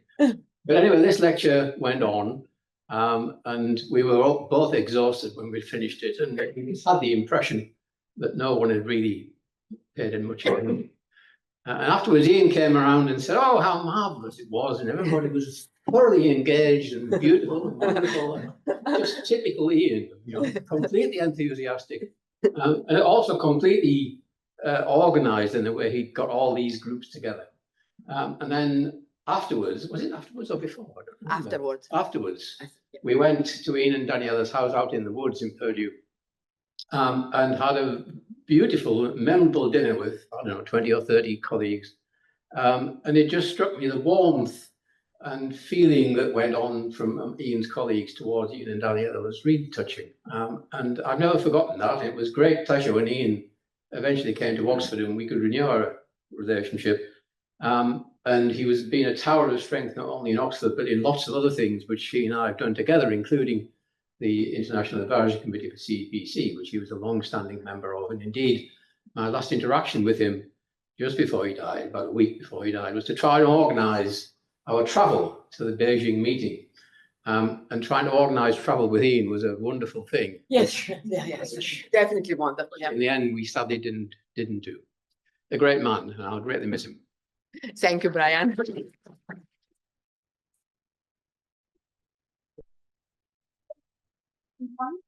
Yeah, yeah, appropriate, yeah.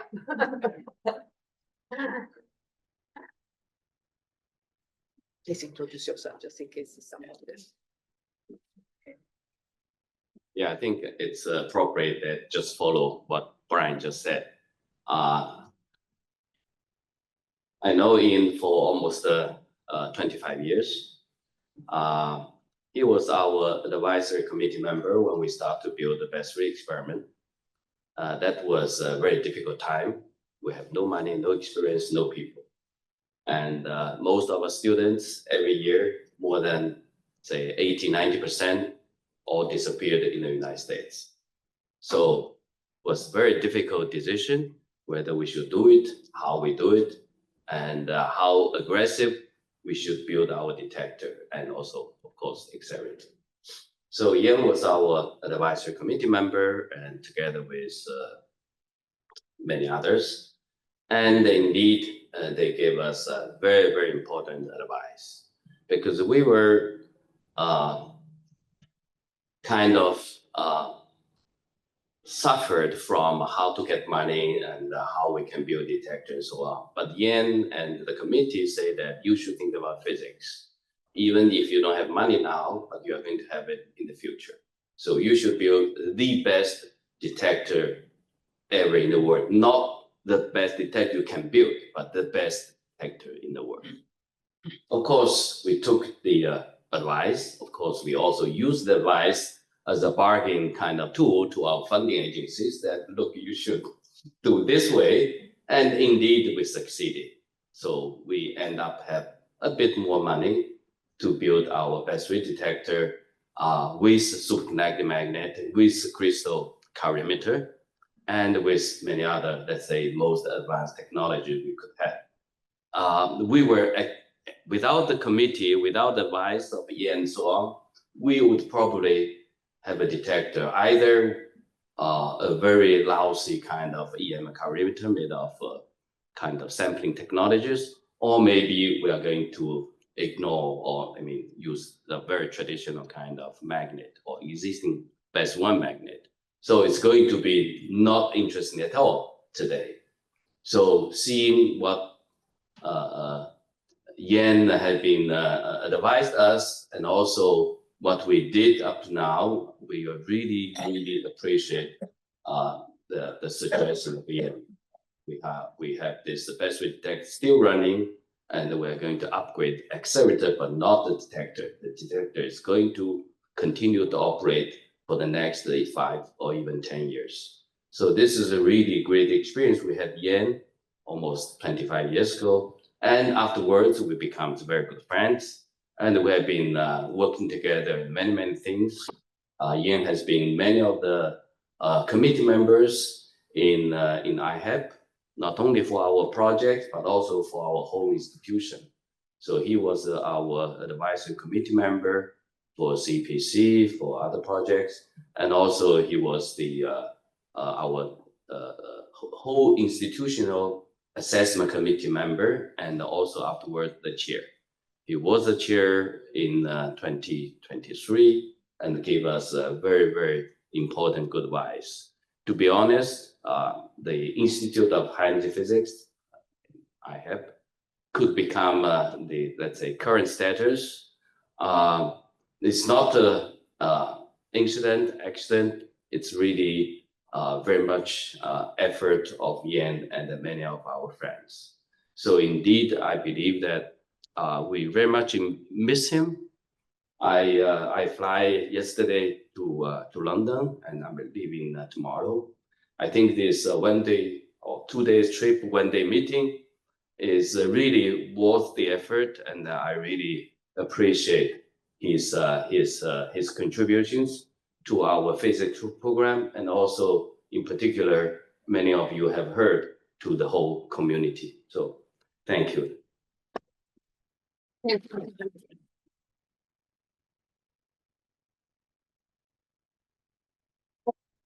Now we have Chris Llewellyn-Smith, a former director of CERN and head of the physics department here in Oxford. And that's the last one, eh? Giulietta tells me. Now, after my appointment as Director General of CERN ended at the beginning of end of 1998, I moved out of particle physics, but I've been pulled into it again in the last few years in discussions of the CERN's next project, the FCC, we hope.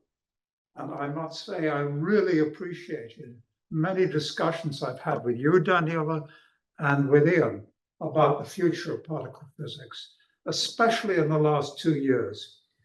And I hope I'm not giving away too many confidences here, but especially in the last year, I've been talking a lot to Ian, because many of you will know he was on the long, short list to be the next Director General of CERN.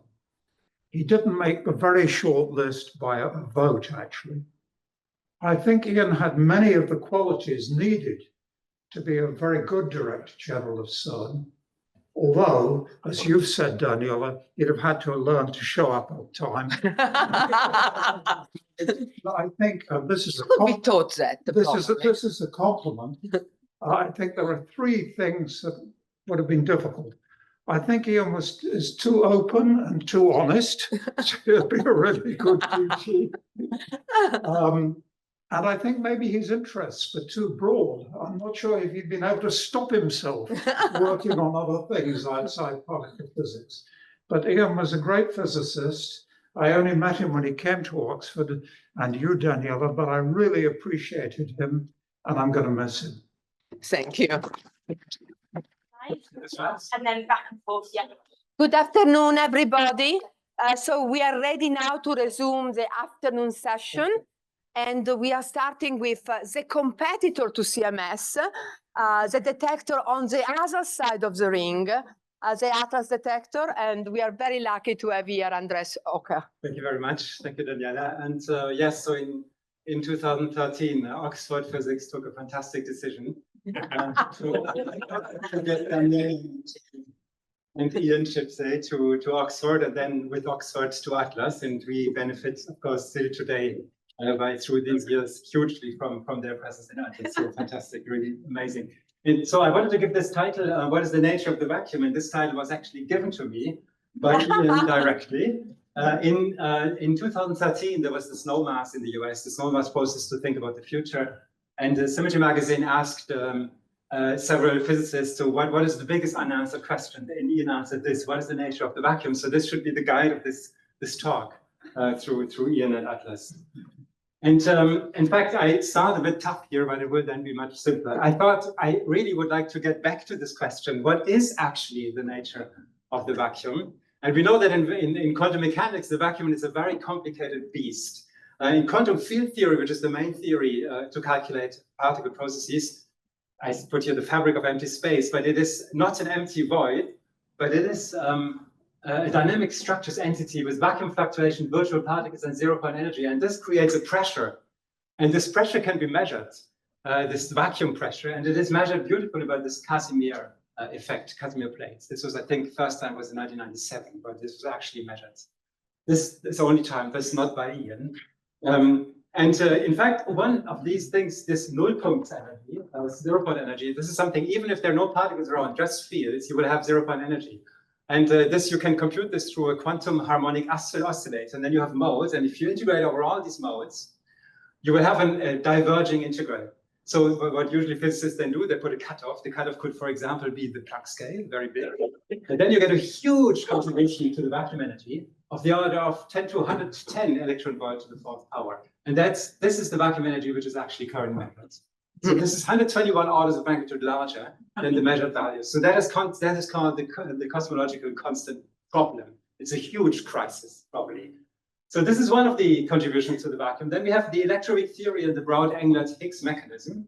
And here we have the Higgs field, which condenses in space after the electroweak phase transition at 10 to minus 12 seconds after the Big Bang. And this vacuum expectation value, we know from the strength of Fermi interaction, 246 GeV. And also this one gives actually a very large contribution to the vacuum energy. It's negative.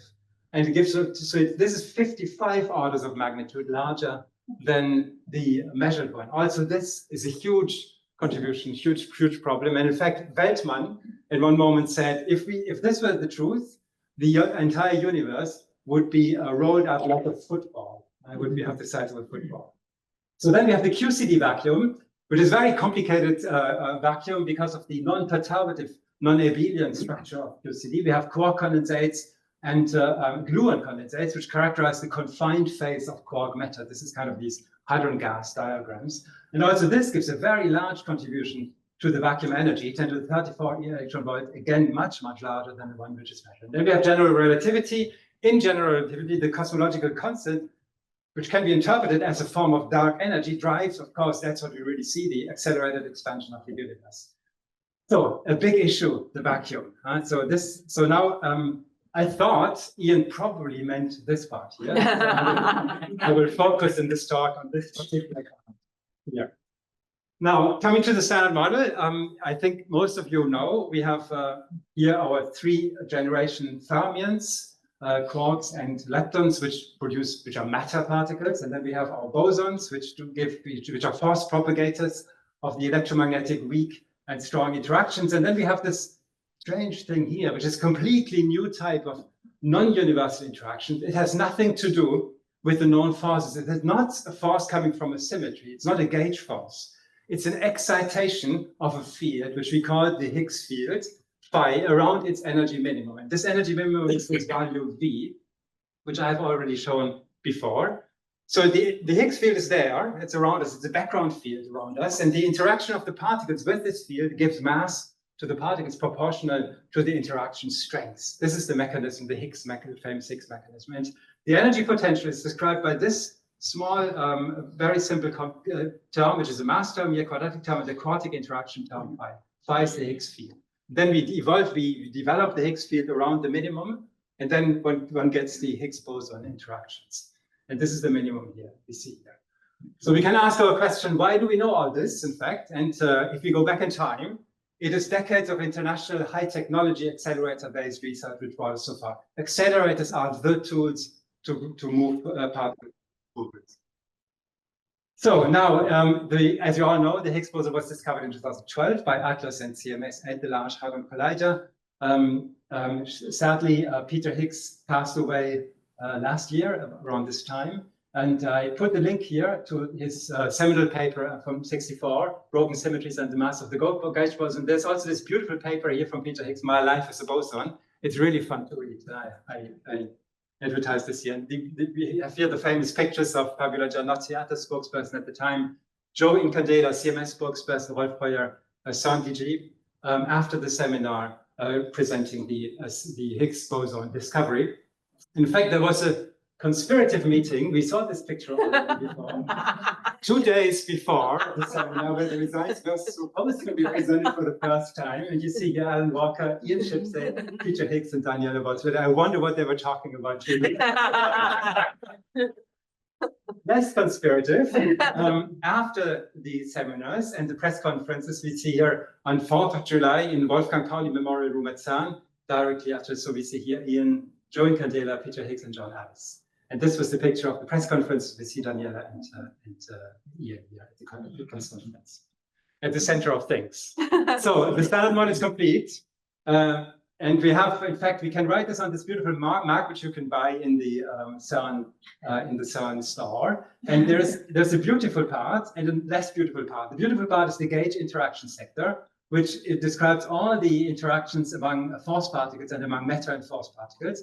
And this has only 3 electroweak and 2 QCD parameters. It's really beautiful. It comes from a symmetry principle. And then we have this term here, which is the new scalar term, which has it's not coming from a symmetry. It's actually a broken symmetry.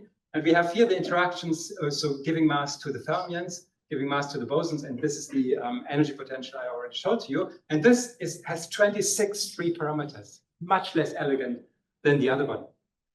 In fact, in addition, we have this very strange hierarchy between the masses of the particles. We can say this is the coupling of the Higgs boson to the particles, order 1 for the top quark and 10 to minus 5 for the electron. And we could actually ask the question, sometimes we think, why is the coupling so strong to the top quark? But the question really would be, is normal order 1?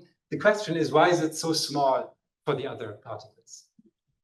So in order to produce and study the Higgs boson, we require a huge machine. And Jim has already beautifully introduced this, the Large Hadron Collider, 27 kilometers accelerator and collider. Superconducting magnets steer the particles around the beam. Maybe the only thing I could say for those who are not familiar with this, we would like to get to higher and higher energy. So normally there is a radio frequency. We can give them the protons a radio frequency kick every time they turn around. 11,000 times per second they go around. And it is just at one moment, the energy is so high that we can't keep them in the orbit anymore. So it's the magnet, the strength of the magnetic fields, which drives the energy we can achieve. That's why we put so much research into strong field magnets. It's very important.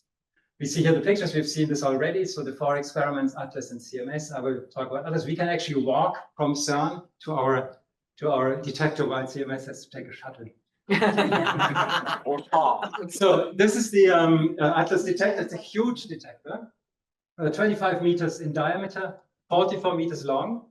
And as Jim has said, it's like an onion. So we have silicon, radiation hard, high granularity silicon detectors in the center. We have a transition radiation tracker outside. Then we have a thin magnet, 2 Tesla field. Then we have very thick calorimeters, which stop the particle. The kinetic energy of the particles is transformed into electrical signals from which we determine the energy. And then we have an independent muon spectrometer just outside of the detector.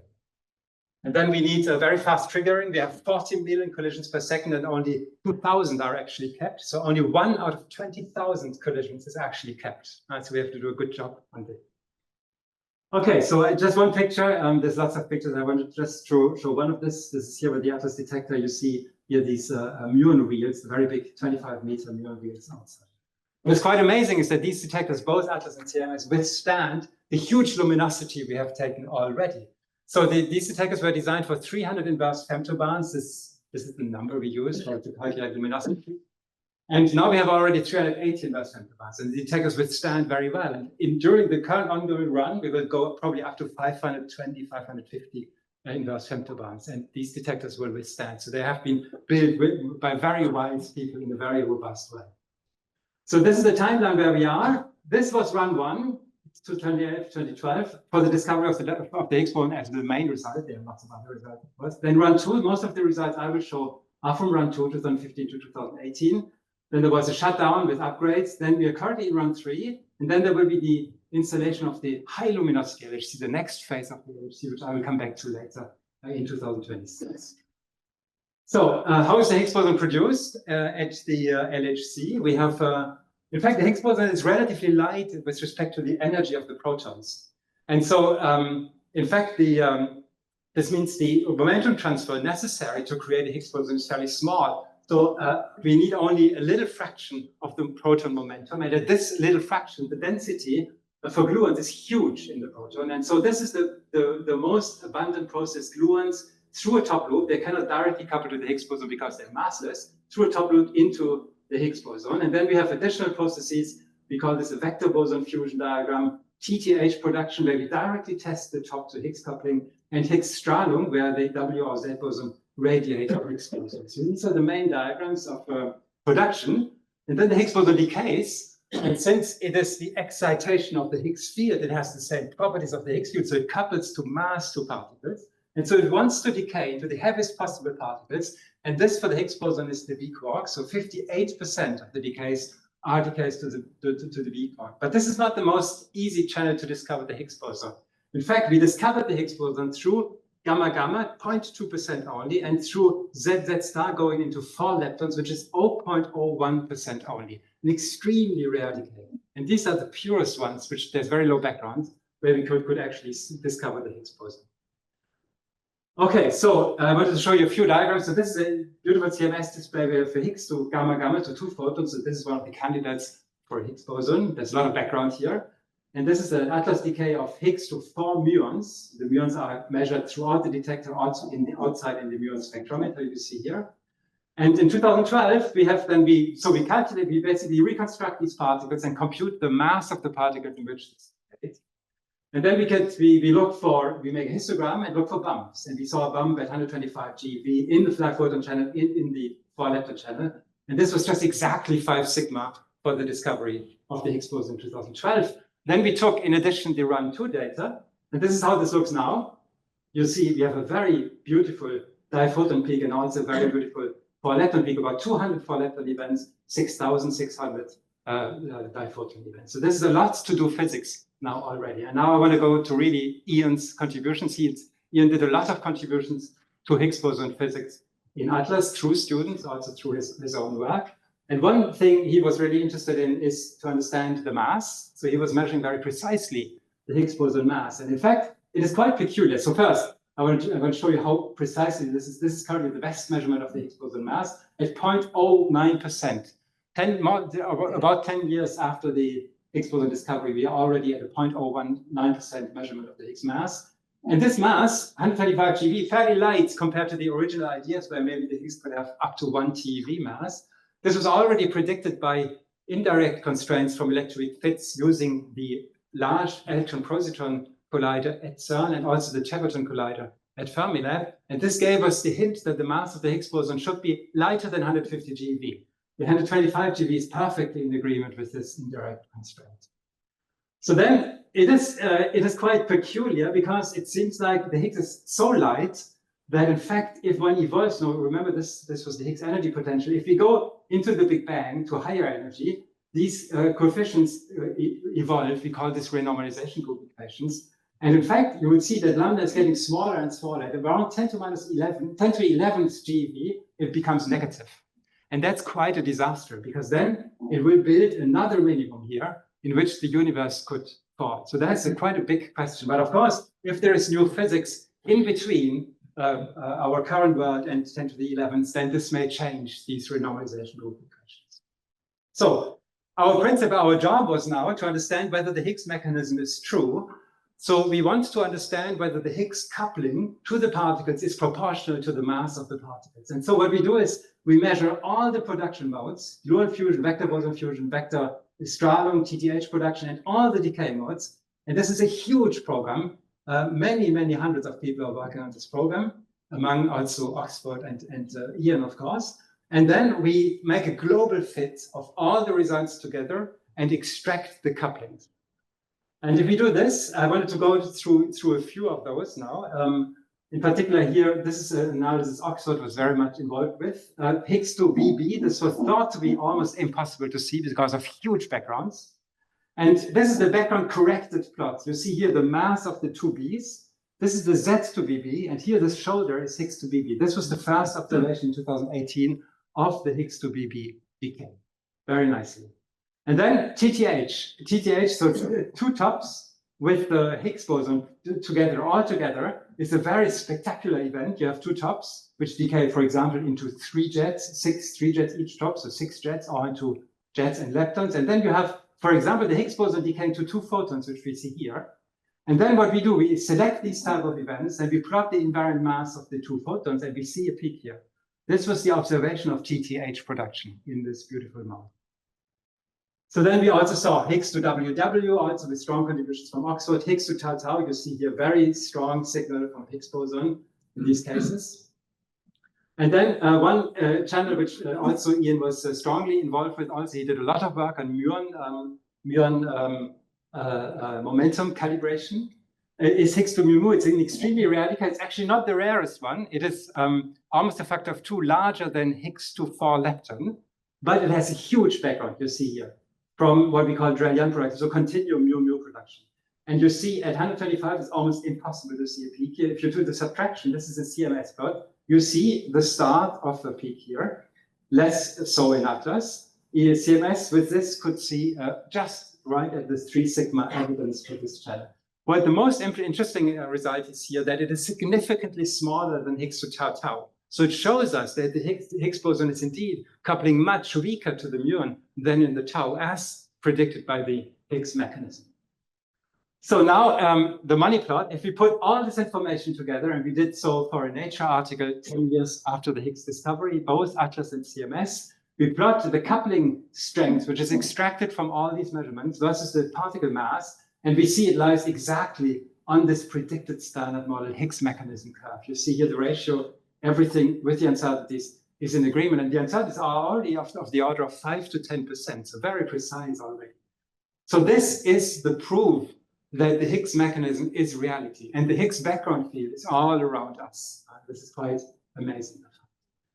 So now there's lots of questions, like whenever you open a door, people go in and lots of new doors are in the new room, and lots of more questions come up. And in fact, almost all the questions of new physics are related to the new scalar sector, to the Higgs mechanism.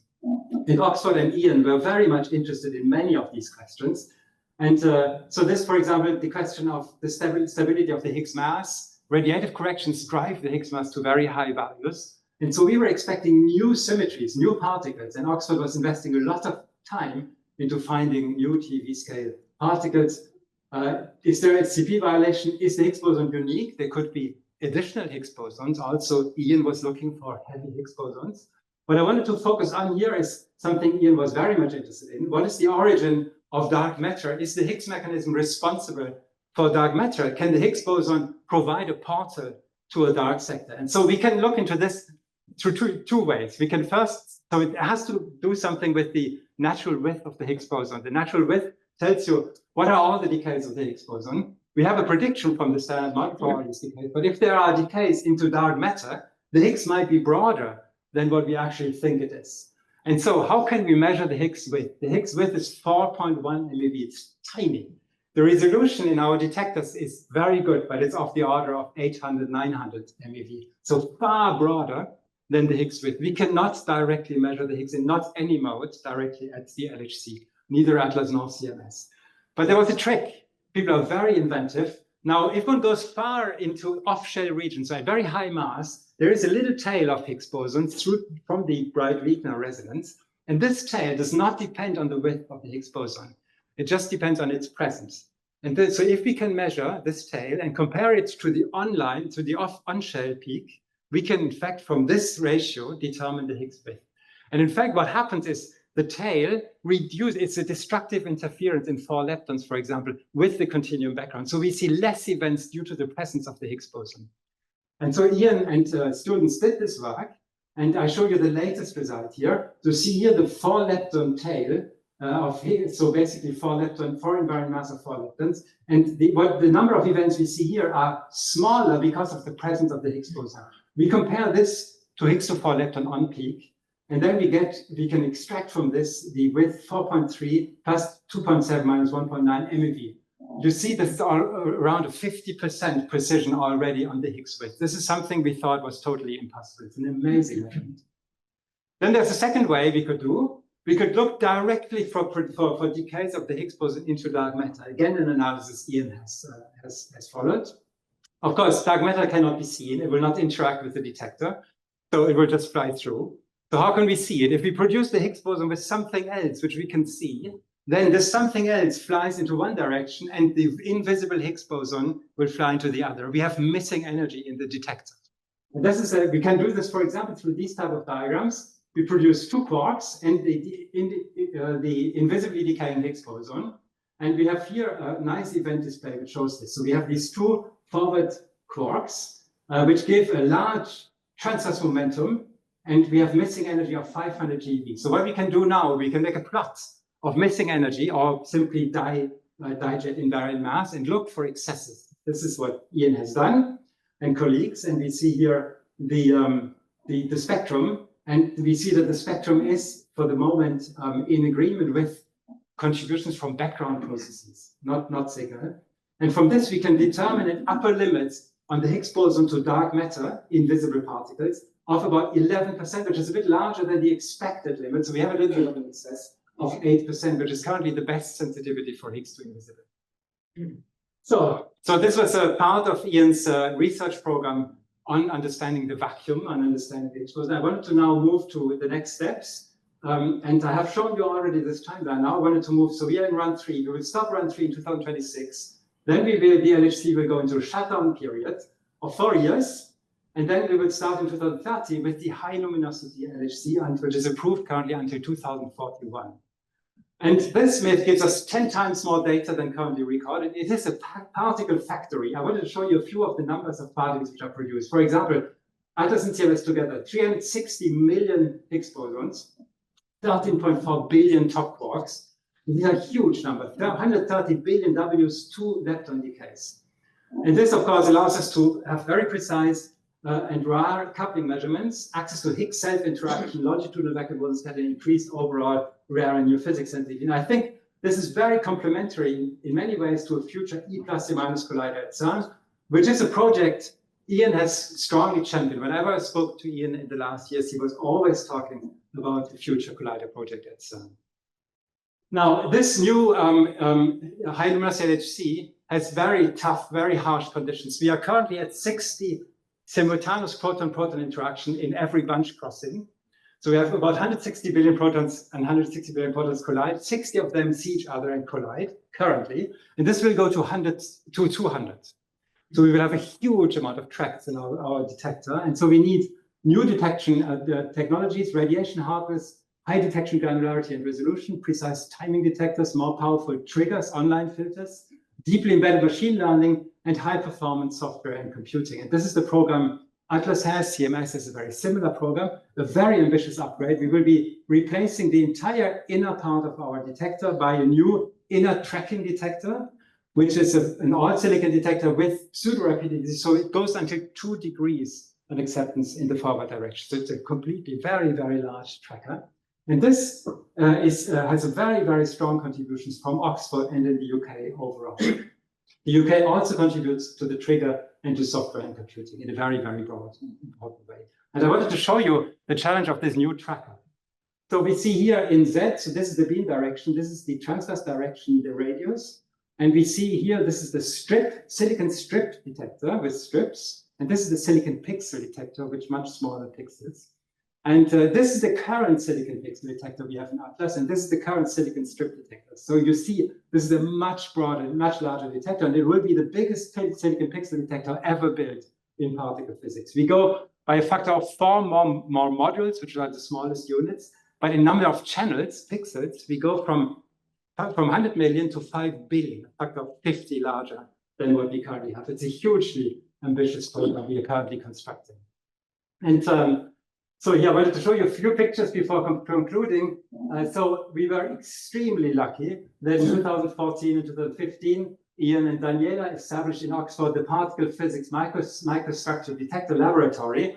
The lab is currently, we will hear later, also working, of course, on the Atlas ITK Pixel NCAP, also on new 3E outer pixel, LSST, CCD performance optimization, and an R&D for future projects. In particular, for UK Atlas, they assemble about UK Atlas all over 1,500 pixel outer NCAP modules, of which you see they're done in Oxford, Glasgow, and Liverpool. You see here the team in this OPMD, beautiful picture.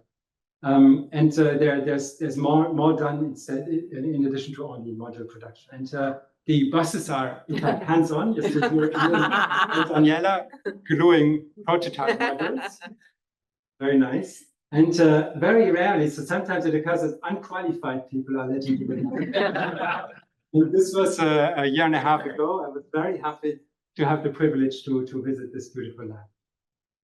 So these are a few pictures Daniela sent to me. So you see here the various steps of module assembly, and then also the setup for the testing of the modules on the outer pixel rings. And Oxford is also, I just wanted to show you for completeness, it's a huge program contributing to the ITK strip detector. The responsibility here includes the stave core assembly, carbon fibers, about bus tapes, cooling pipes. We have both, in fact, Tonya and Georg here in the room, and model mounting and stage integration. So I could also take this picture at the same visit. They're very, so you see here the outer shell, carbon shell with the mounting brackets, which was then, and Oxford was then, just after this visit, it was sent to CERN, into the big clean room close to the detector at CERN, and then inserted into the outer cylinder, which carries the entire ITK. It's a 6.3 meter, 2.2 meter carbon structure, which carries this huge ITK detector. And it was inserted, and the only thing which is missing now is the staves with the active elements of the module, which is a lot of work. So, and this is then the last plot on this. This is how the inner tracker then looks. This is still a simulation, and soon we hope this will be reality. This is the TT bar event with 200 parallel events here. So this is how it really will look like in the high luminous LHC. And you see the wonderful forward acceptance we have now. We can measure all these forward tracks in addition. And so this, together with the high luminous LHC, will allow us to measure this. And this is one of the most exciting measurements of the high luminous LHC, this lambda quartic interaction term. So actually the form of the Higgs potential. And we can measure this by looking at 2 Higgses. And so we need to look for 2 Higgs production, which is more than 1,000 times rarer than a single Higgs production. So it's a big challenge, but we think we can do it. In fact, we think we can do this to better than 30% precision with the high luminous LHC, which is quite amazing. Okay, so I conclude here. Ian desired to understand the nature of the vacuum. I think he did a great deal towards addressing that vast question through state-of-the-art instrumentation, data analysis, and by strongly promoting R&D for even better experimentation in the future. Maybe this will be mentioned later.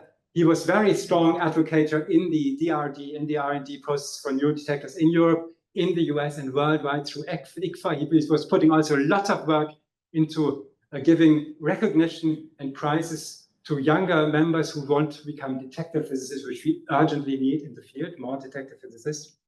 Ian was an exceptional physicist and a visionary leader, as we had heard all the morning already, an enthusiastic mentor and teacher, and he had an unwavering optimism and welcomed everybody as friends. And Daniela showed me this very nice picture when we entered. This was in December in 2023, the Christmas party of the Oxford group. And so I want to thank Ian and give a cheers to Ian. Thank you.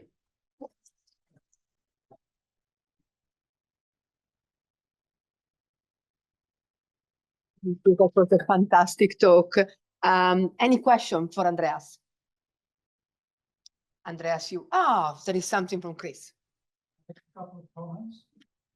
Very nice talk. The first is a couple of anecdotes, actually. Project leader who gave us the beautiful machine, Donald, as Glenn Evans, used to come to my office when he had to take technical decisions. He'd lay out the pros and cons, and I'd argue as best I could. I'd go with his opinion. One day he came to my office and said, "I found a decision you can take all on your own." Color of the dipole magnets. The second one relates to Atlas. At CERN, goes out to tender to industry or civil engineering to do things over a certain value, has to go to the finance committee, which there were representatives of the different members, who decide which tender to accept. So we went for tender for the Atlas pit, and a number of delegate countries were excluded on technical grounds, and they objected strongly, saying, "How can you exclude this? It's just a hole in the ground." And then we had a coffee break, and during the coffee break, Lynn had drawn a picture of the main 5-6-story building of CERN inside the Atlas pit. And he showed this after coffee. And he claims that afterwards, one of the delegates came to him and said, "That was very interesting, but I don't understand why you want to put the administration." Thank you very much. Very nice. Thank you for sharing this. Okay, thank you again.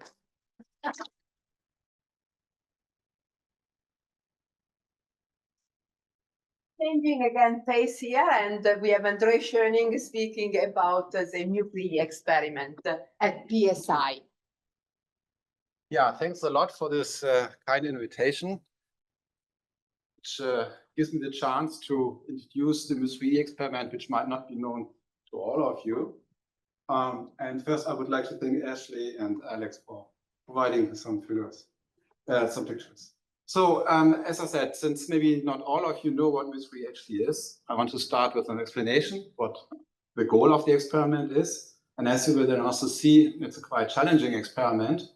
Mus3 is a small experiment, but you will see that also small experiments can be very challenging. And then I will also talk about non-experimental challenges, which is something you don't expect if you plan an experiment. And then it will end with some personal work.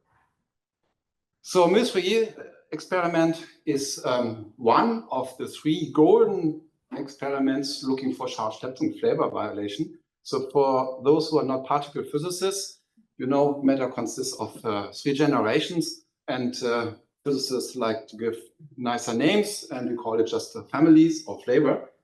And in particular, these 3 decays, mu2E, mu2E gamma, and also these mu2E conversion experiments, nuclei, they test the transition from a muon to an electron.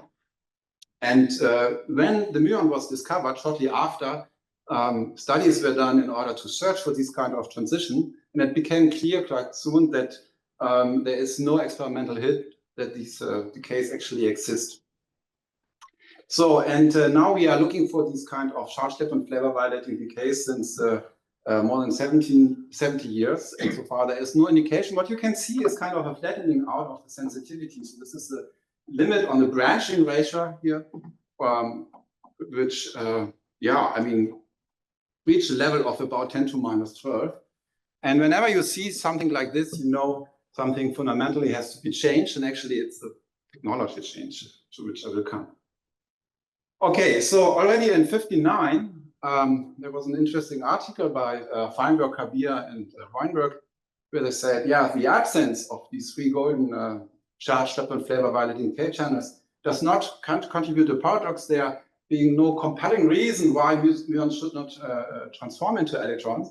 But it seems a mystery that processes which are allowed energetically and in every other known respect do not occur. And the consequence was that then just by hand, it was said, okay, these kind of transitions where a muon goes into an electron coupling to neutral vector boson is just forbidden in the standard model at 3 level.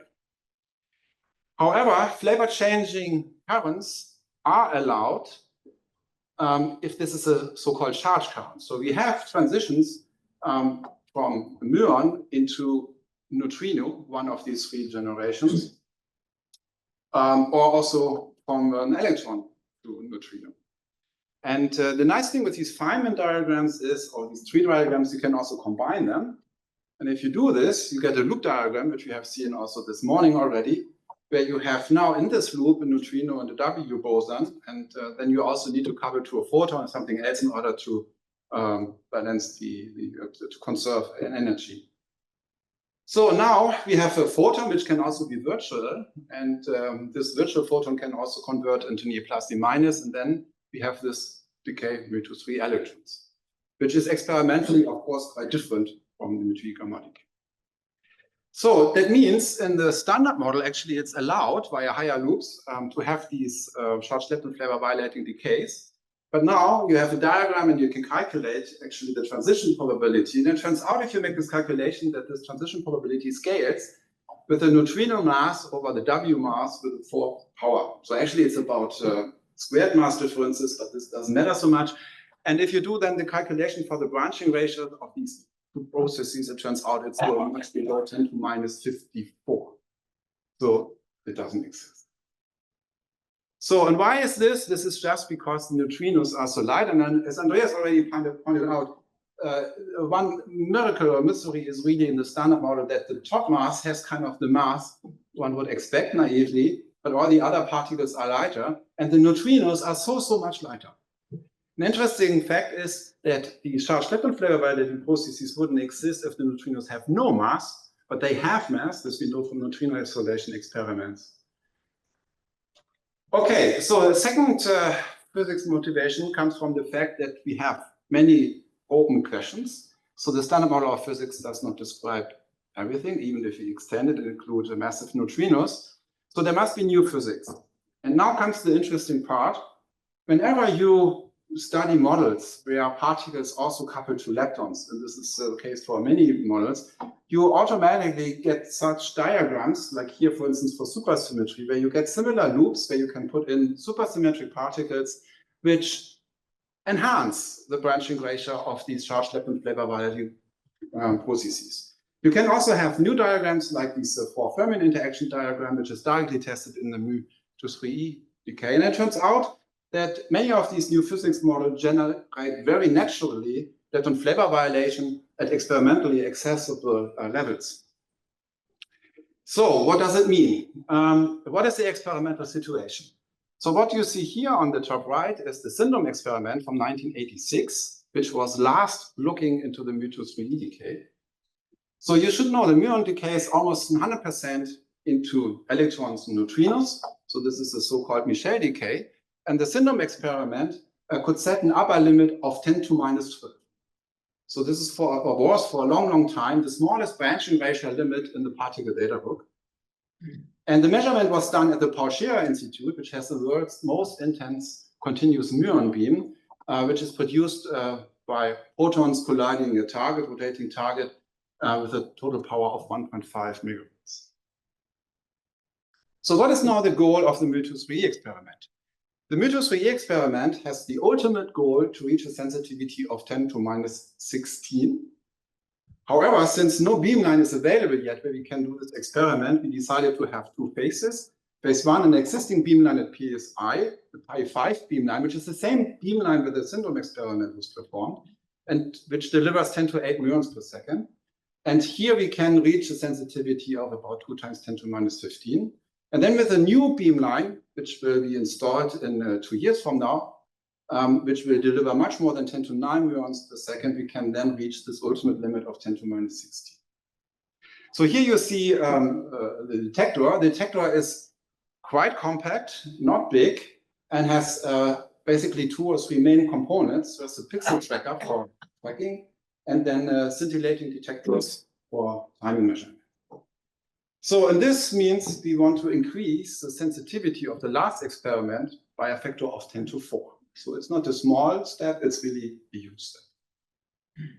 So 10 to minus 16, what does it mean? So you can calculate 10 to 16 grains of sand. This is about 10 to 7 square meters of sand. And with this, you can easily cover all beaches in England or maybe even in UK. And the task to test a process in the 10 to minus 16 level means to search through all these grains of sand on the bands, on the beaches to find this one which violates Lepton flavor. So this defines the experimental challenge.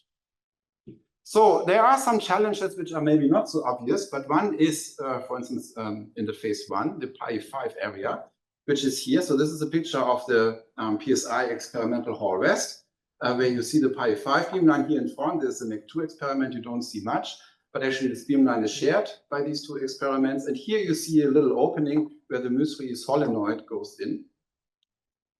And you see we have space constraints. So if you look inside this area, here you see the μ3 solenoid. It's actually covered by a concrete roof. So it's lifted by crane and then entering here, and then it has to be put into this position. So it's a quite complicated procedure just to get our experiment into this area. What you here see is also the compact muon beamline, a new beamline which was built for μ2.3e, which delivers the 10 to 8 muons per second. And as I already said at the beginning, the ultimate goal is to reach 10 to minus 16. And for this, we need this high intensity muon beamline, which should become available in 29. And actually, this beamline can even deliver up to 10 muons per second. Here you see how it works. Here on the top right, we have the rotating target where the protons are actually hitting the target and where then pions and then muons are produced, which are then captured with a big solenoid and then also transported by a solenoidal beamline here to the μ2.3e experiment. So, and if you see this is just a simulation, you might always ask, yeah, what is the background? Can you achieve sensitivity of 10 to minus 16 at all? Yeah, so there are 2 types of background or main background. So one is this radiative decay with internal conversion. So you can imagine this as being a normal muon decay where you have radiative process where an additional positron and electron pair is created, but you have these 2 neutrinos. Yeah? And the branching ratio for this process is of the order of 10 to minus 5. This is huge. The problem now is, or the task is, to identify these 2 neutrinos. And if you make a plot where you here have the missing energy, which is taken by the 2 neutrinos, and here the branching ratio, and you want to reach 10 to minus 16, it means that you need an energy resolution for these 2 neutrinos of the order of 1 MeV or better. Yeah, so that means you have to precisely measure the energies or the momenta of the 3 decay particles. The second background is the so-called accidental background. So at low energy physics, it's called accidental background. At LHC, it's called pileup. But it's the same. So we have just a pileup of 2 ordinary muon decays. And then we have a process where somehow an electron is created. It can be just be created because it's fake, wrongly reconstructed. Or, and this is actually the real problem, you have one positron which hits just matter and then undergoes Barbour scattering when electron is created. Which already tells you that in order to reduce this kind of background, you have to minimize the material. Whenever you have material and a positron will hit the material, you will create electrons, and this generates this background. Since this is an accidental background or pileup, you can get rid of it by having a very good vertex resolution where you really try to resolve these vertices, and also a good timing resolution to check if these two decays are really happening at the same time. So what we want is actually this. Yeah, we want a process where we only see the two positrons and one electron which come out from the muon decay. So that means the total energy summed up has to make the muon mass, the total momentum vectorially added has to be. So now comes the problem. The muons are relatively light. They live only 2.3 microseconds, but if they decay in this three-prong topology, every decay particle has an average 35 MeV. This is not much. So for this kind of boundary conditions, we need instrumentation, we need a tracking detector, vertex detectors, and timing detectors. So let's have a look how Syndrome actually did it. Here, this is a nice photo from the beginning of 80s, where you see here where the multi-wire proportional chamber was actually here inserted in this setup, which for some reason was rotated, probably because of insertion. These NWPCs are gaseous detectors, so they use a gas mixture, which have the big advantage that the density is low, and actually multiple scattering, which scales with the density, of course, that you have, is basically negligible.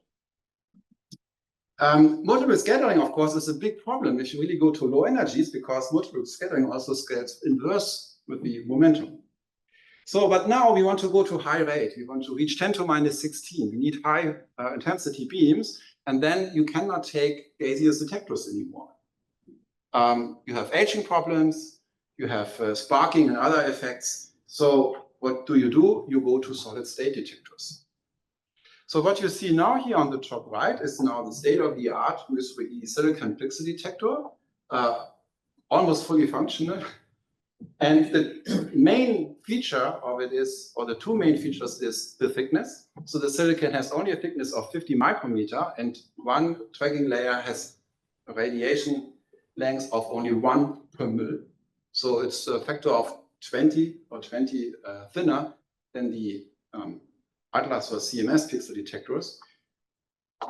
But of course, it comes with a kind of a problem, namely the high density means you have also multiple scattering. In order to cope with the high rates, we have not used monolithic active pixel technology rather than a high voltage technology, which has the big advantage that the charge collection goes with drift, so it's fast, and you can really go to high rates. So here you will see how these ladders are built. You have here these monolithic sensors, which are glued on flex springs, which are very thin. They are made from polyamide and aluminum, and they are used for powering these sensors and also for the readout. So what does it mean? Here on the left, you see the situation if you have a gaseous detector. If a particle is tracked, then the hit uncertainties or spatial uncertainties dominate the resolution which you can have if you want to measure the momentum of the particles. And as I said, we have to reconstruct the total energies with a resolution of 1 MeV. So we have to be very, very precise. On the right-hand side, we have a situation where you have a solid-state pixel detector, which has a fantastic spatial resolution. However, you have now a lot of material here, and even 1 per mil per tracking layer is a lot of material, and then you are dominated by this uncertainty. And this defines the challenge of the MISRE experiment, which becomes larger because here we see the vertex detector, and I didn't say how big this vertex detector is. The vertex detector has the size of a can. It's like this. It's only one piece of the detector, as you will see now. So now I will explain actually the layout of the MISRE design. So we have a particle beam of muons. They have a 28 MeV over c momentum.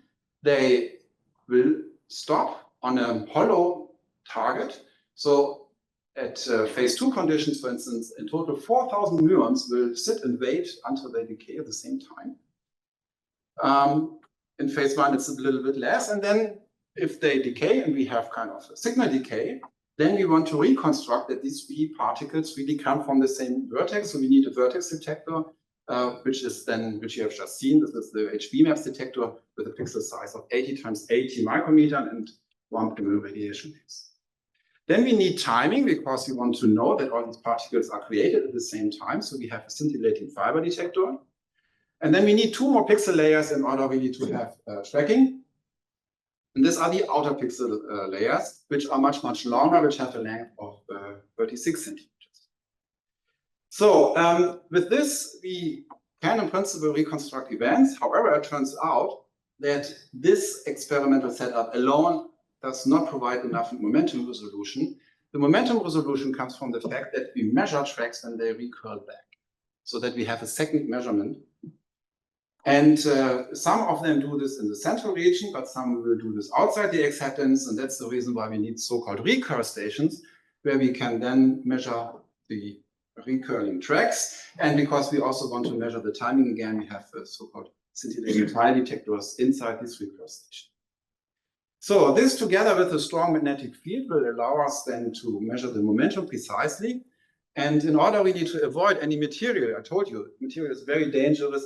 We invented a new helium gas cooling system, which also defines the environment. So the particles will just fly in helium with not so much multiple scattering. And in general, it's a very compact design. So this is not to scale. So this is a big cylinder which has a diameter of only 15 centimeters, which also is a lot of fun for the integration. So this is what it looks like. And now we come to the challenge, and also to the challenge where Oxford is involved. So this is the vertex detector, which already exists in the first version. It has an active length of 12 centimeters. But what we need are also these outer pixel layers, and they have a total length of 120 centimeters. So, and this is where, when we designed the experiment, also realized that this is a big project where we need institutes who have really experience in this technology, and also the capacities, resources, labs, etc. And this was the reason why in 2016, several UK institutes joined: Bristol, Liverpool, Oxford, and University College. MUSRI is a small collaboration, so we have only about 80 members. And this picture was already shown. So there are also some more members in Oxford.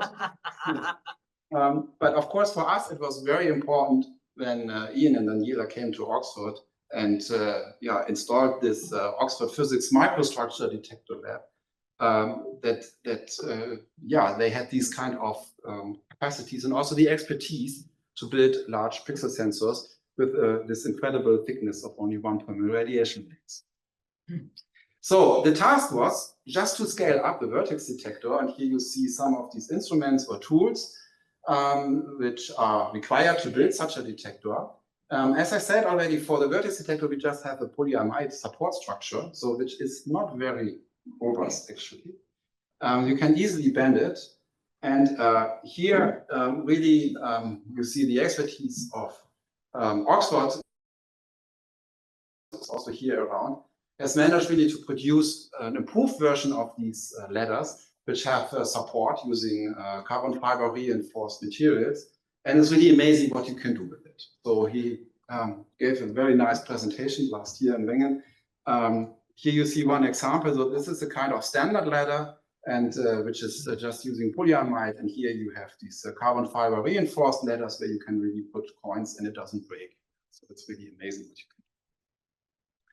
So then there was also very good news at the beginning of this year. So Oxford was really able to produce the first 2 ladders. And here you see a picture of a second ladder, which where you can really see nicely the sensors not hidden by the carbon reinforced structures.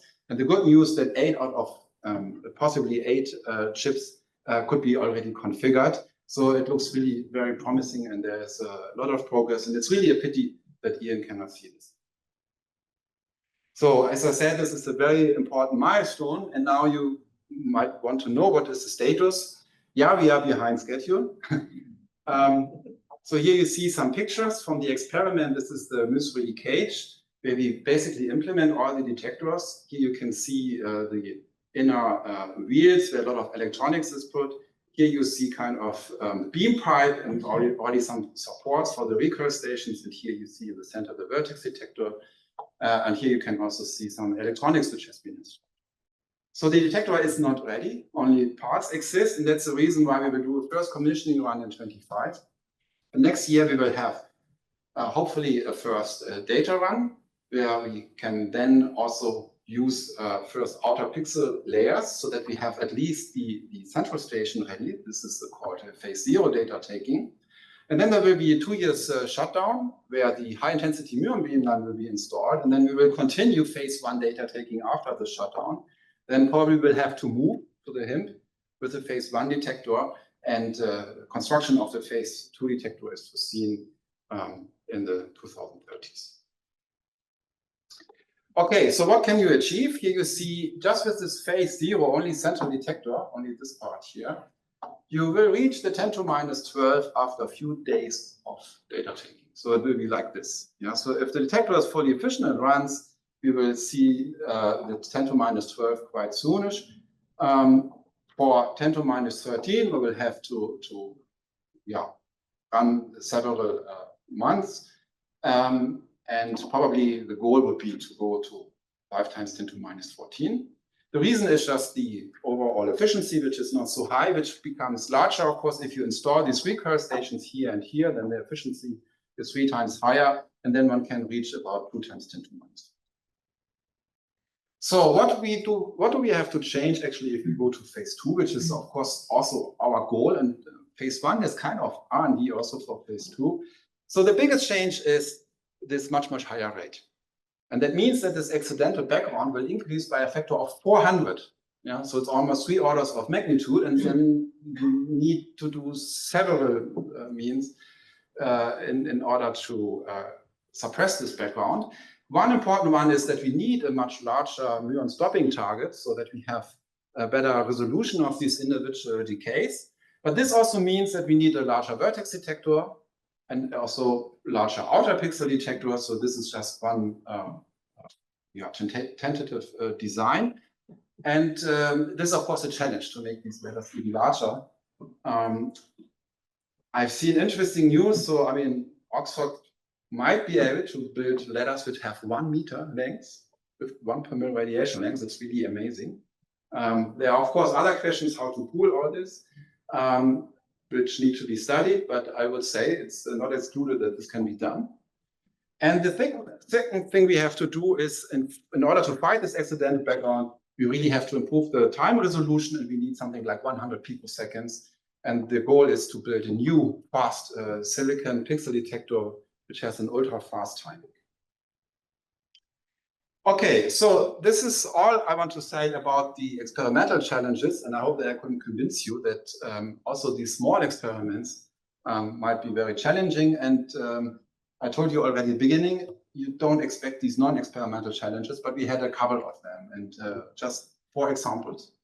So the big shock was that when we had the tendering for the magnet, and we were discussing with the first company how to really make the technical design, that after 2 years of fruitless discussions, actually it turned out that we had to terminate the contract because this company was not able to build the magnet.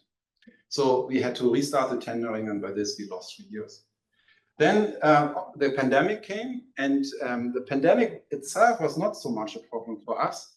Actually, it was the FPGA crisis which we had afterwards, because we had already 2 or 3 working prototypes of our readout electronics, and we couldn't do the mass production, we couldn't start the QC, so we couldn't really progress with the whole experiment. This was really a big problem.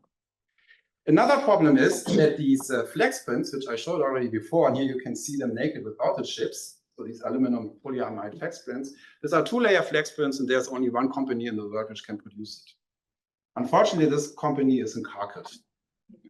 So when the war started, this, of course, was adding a lot of delays in our overall construction. And another example, which can always happen, you know, if you start this, if you have silicon processing, you completely rely on external fabs, and we had the problem that the process which we were using was terminated. Then there are also other things, personal tragedies. In 2019, the chief engineer of the OPMD, Kirk Hahn, died unexpectedly. And I mean, he had really a very central role in the project because he really was supposed to set up the production of the outer pixel layers. Then that's why we are here. In 24, Ian Shipsey passed away. And I guess many of you don't know, 2 weeks ago, also Dennis, I think there's a typo, Iworde, died. He was the interconnect operations manager at the OPMD and responsible for the bonding of all the electronics and also of the lens. Okay, so then this brings me to my end, and I want to add some personal words. So in a world where it's becoming more and more difficult to distinguish between true information and fake information, and even worse, in a world where people even seem not to care about anymore what is true and what is fake, I think it's really very important to have wise and smart-minded people like Ian.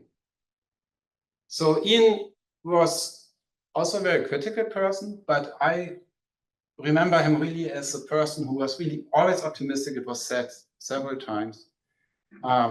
He really liked challenges. That's probably also the reason why he liked Miss Rui. And he was always very encouraging and very supportive. So I was talking to colleagues who know Ian much longer and much better than I do, and I was trying to collect some attributes which describe him as a person. You can read it. I think some are very good. I also like the last point. He likes to tell stories. And to whomever I was talking to, everyone said, yeah, Ian was really a good scientist and even more important, a good human. Maybe it was fate, maybe higher power.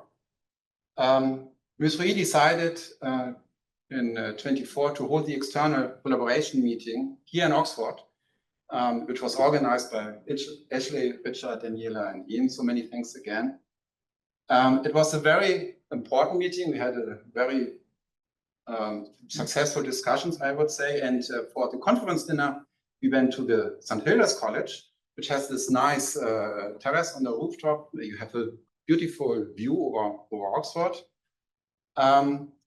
And we had a memorable after dinner speech given by Ian, where he was talking about the history of Oxford architecture and also about the sunset, which we then could all enjoy this evening. So I'm really thankful that we had this meeting because, okay, so life has to go on. And life is ongoing, and this is the good news. So these are pictures from the collaboration meeting we just had 2 weeks ago in Wengen, and you can see also Daniela laughing again. So this was very nice.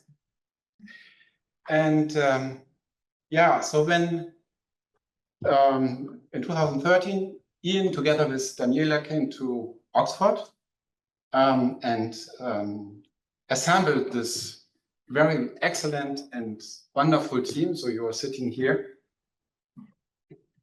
which truly embodies the spirit of Ian. Then I must say I'm really very thankful to you. I'm really thankful that you are a collaborator. And to end, lastly, also in the name of Ms. Rui, I wish the Oxford team a lot of success, and I wish you all the best for you, for Daniela and Daniela's family for the future.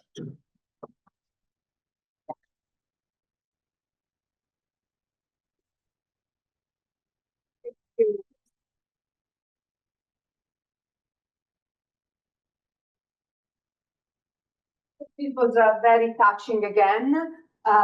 Question for Andre. Yeah, please ask question. You were too clear, Andre. There was one. Oh, okay. I have a physics question actually. So instead of building a longer detector, have the recurring electrons. Will you not increase the magnetic field? This we will also do. So actually, in order to maybe microphone. So in order to reach this factor of 400, we need several factors 2, 3, and 4.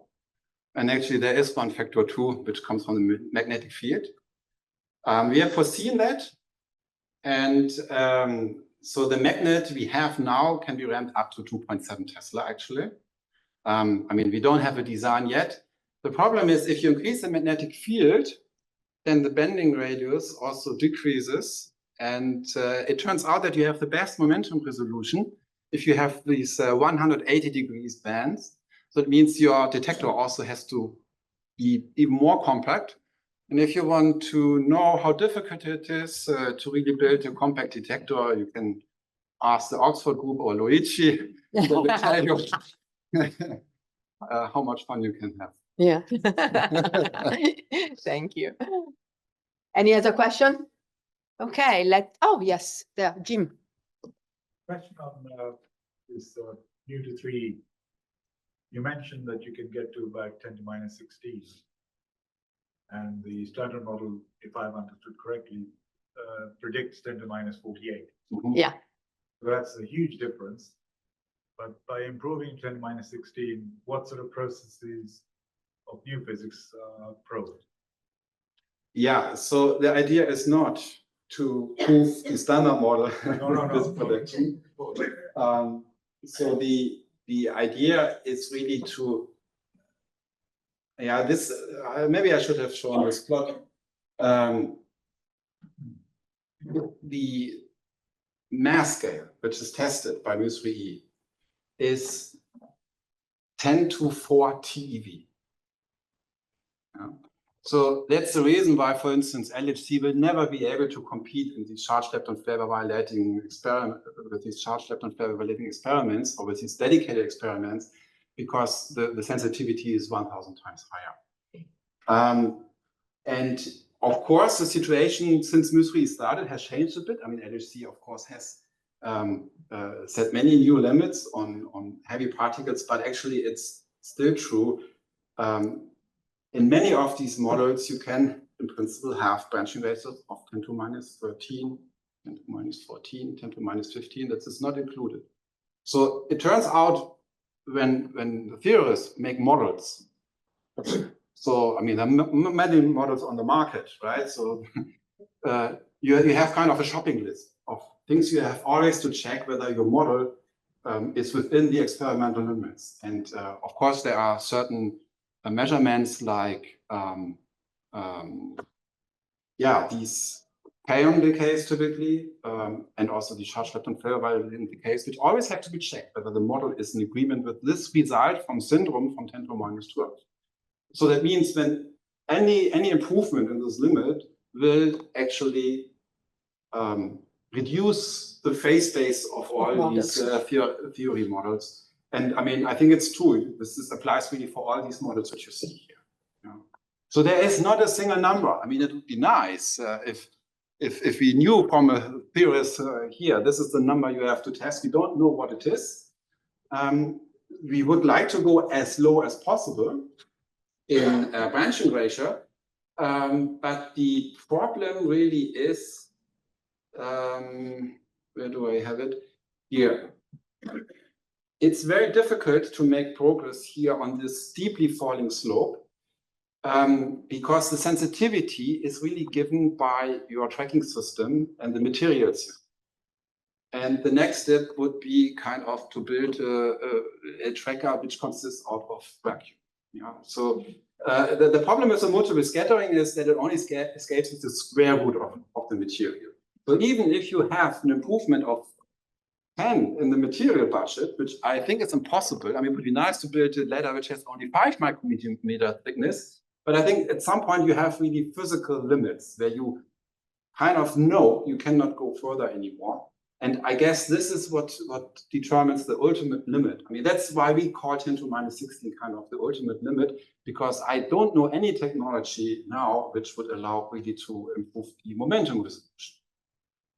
These carbon fiber ladders are really almost massless, 25 micron support. I mean, they're really amazing, yeah. Anything else? Okay, thank you. We are changing very much gear again, and we are going towards the Vera Rubin survey and LSS, which is still called LSST often. Okay, thank you. And Stephen Smart is going to be giving pictures.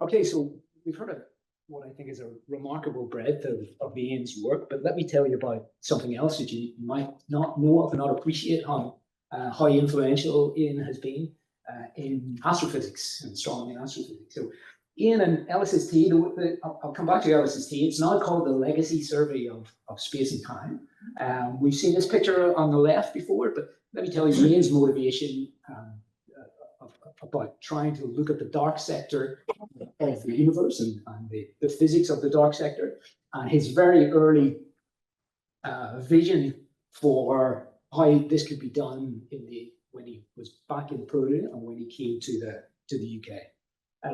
Before I get there, let me ask you this question, and it does have an implication for Ian's work.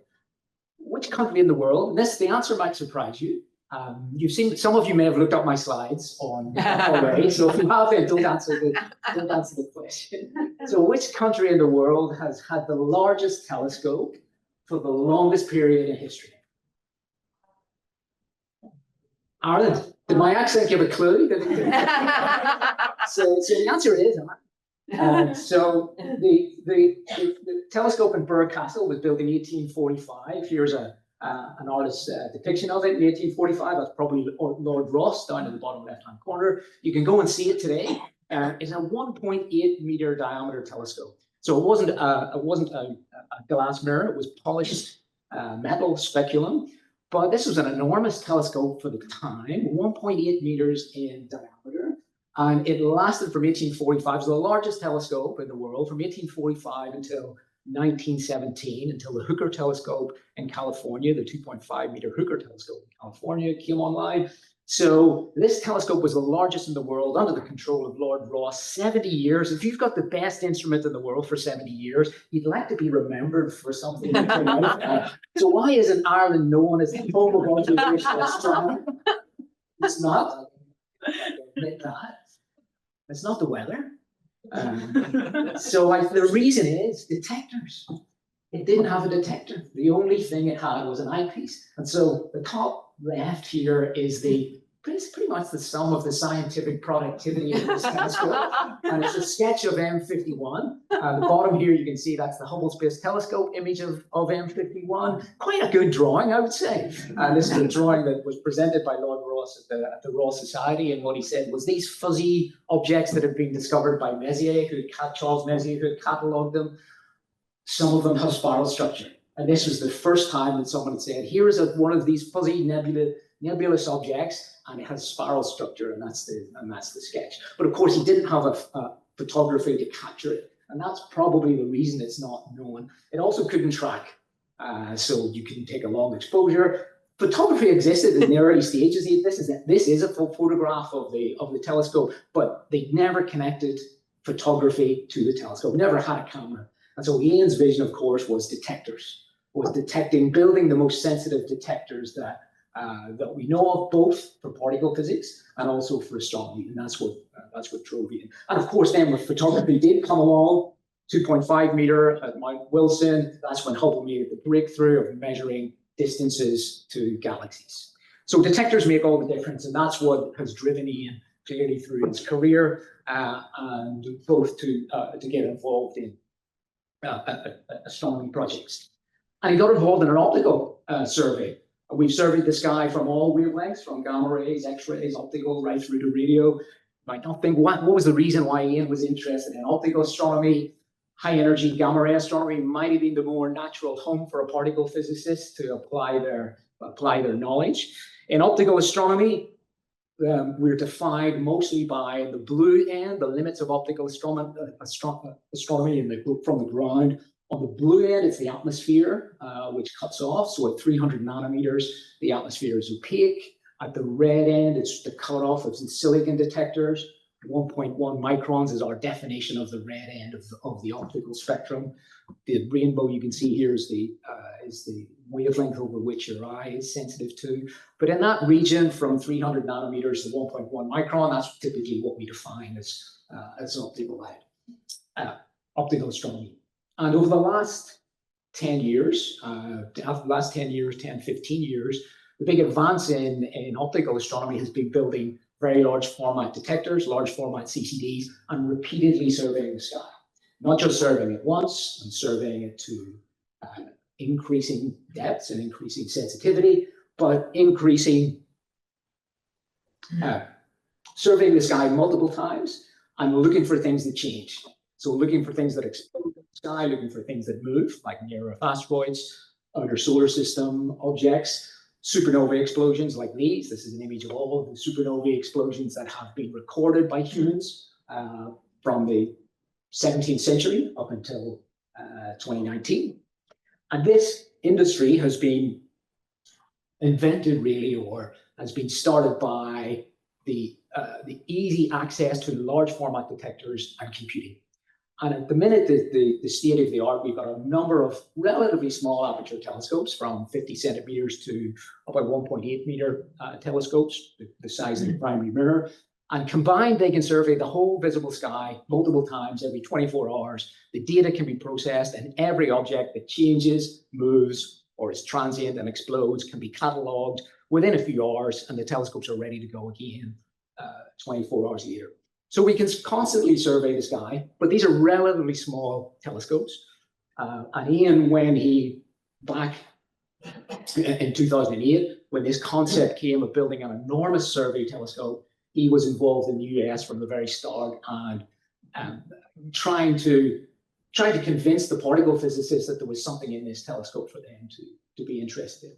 And what we do with these optical images, these repeat optical images, the technique we have for finding new things is relatively simple. You take an image of the sky. We've already built up a reference image of the sky over previous months and years. We subtract off, we convolve the reference image, we match it to the input image, and we just subtract the two. And then we look for any positive or negative sources which match the point spread function of the telescope. And catalog those and match them to all other catalogs that we have in the sky. And so we find variable stars and asteroids and supernovae in this way. And the way we do this is most of it is done by computing, by automated algorithms that calibrate the data, match the data to the reference frames, subtract it, find all the junk and the bogus detections, and then present those to a group of humans on a daily basis. And we typically do this both with our colleagues across the world, and then with computing facilities here in the UK.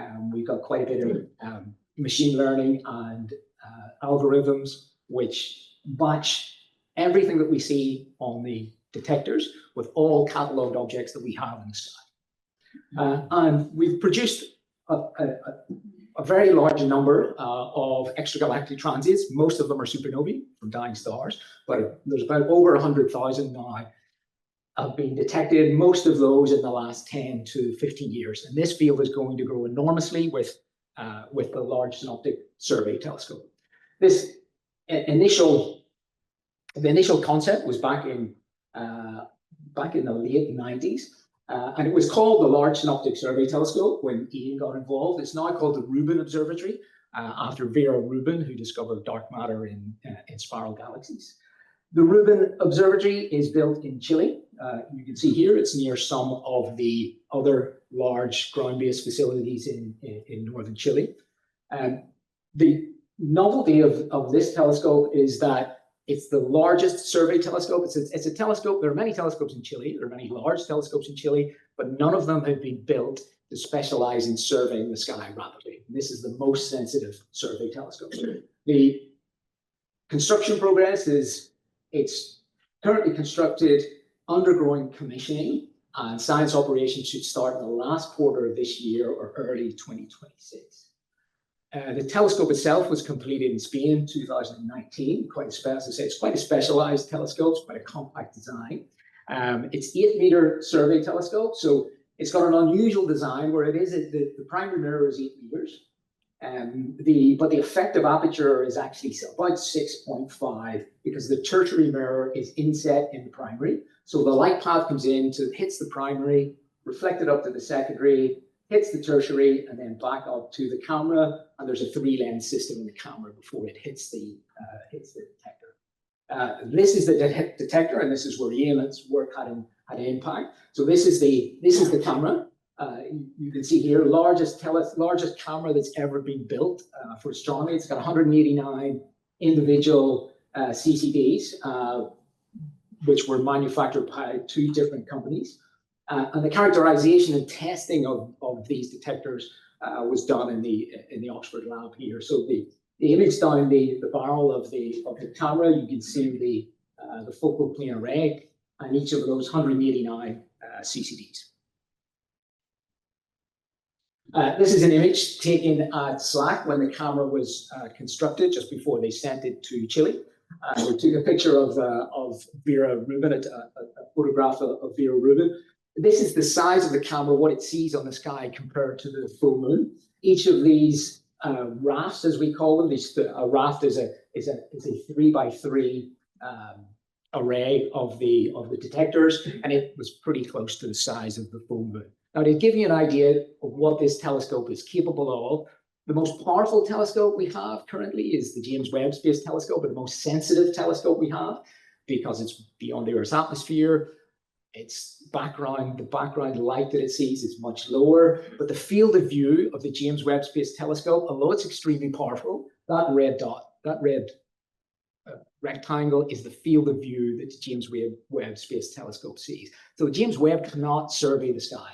It's a follow-up telescope. We have to know where we're pointing. It can do pencil beam surveys of the sky. It can look at very large volumes of the universe by looking back in time and looking back at distance, but it can't survey the whole sky because its field of view is so small. So the Rubin Observatory was built to survey the whole sky repeatedly. And this concept started back in 1998. You can see a little early design napkin sketch here by Tony Tyson and Roger Angel. 2025 is where we are now. Ian got involved in this, I think, in the early 2000s. I'll come back to this picture and what it means. And in the UK, we started to discuss our involvement here around 2007, 2008. This picture is actually the primary mirror of Rubin when it was being cast in the oven in Arizona in March 2008. And there's Ian on the right. On the left, Tony Tyson was the director at the time. Roger Angel helped, and Tony designed the telescope. Charles Simonyi, who some of you might know, the philanthropist, he funded the building of the primary mirror. And this really got the project started. They didn't have national funding at that stage. UK wasn't involved. There were no real international partners involved in that stage, although they knew they wanted to build it in Chile. And Ian's real drive, of course, was, and his vision was, what could this survey telescope tell us particle physicists about what we should be looking for, really? What can astrophysical observations help drive in lab-based experiments and accelerated physics? So in the UK, I look back and the first email discussions I had about this, and if you ever send me an email, you can see I keep it for about 20 years. And so this is my inbox here from 2007. This is the LSST inbox I had. And the first email I got was from Andy Lawrence and Bob Mann in Edinburgh, LSST brainstorming meeting, 2007. And of course, we put together a proposal, like all good proposals, rejected first time around. So we put a proposal to STFC and said, well, there's this interesting idea in the US, biggest survey telescope that will ever be built, probably for the next 50 years. It's going to be in Chile. all the UK national resources were moving towards Chile. We're pulling out of the northern telescopes in Hawaii and then La Palma to some extent. We're moving all of our interests to Chile. The SKA is going to be in the southern hemisphere. This is a great project for the UK, and it was rejected. That didn't put us off at the time. I mean, this was a project that wasn't funded in the US, and it was seen as a low priority for the UK. It hadn't really gained enough momentum, so we sort of accepted that, and then we took our time. And then in 2013, we sent a statement of interest to the Science Board, and this was the time that Ian came here, and he really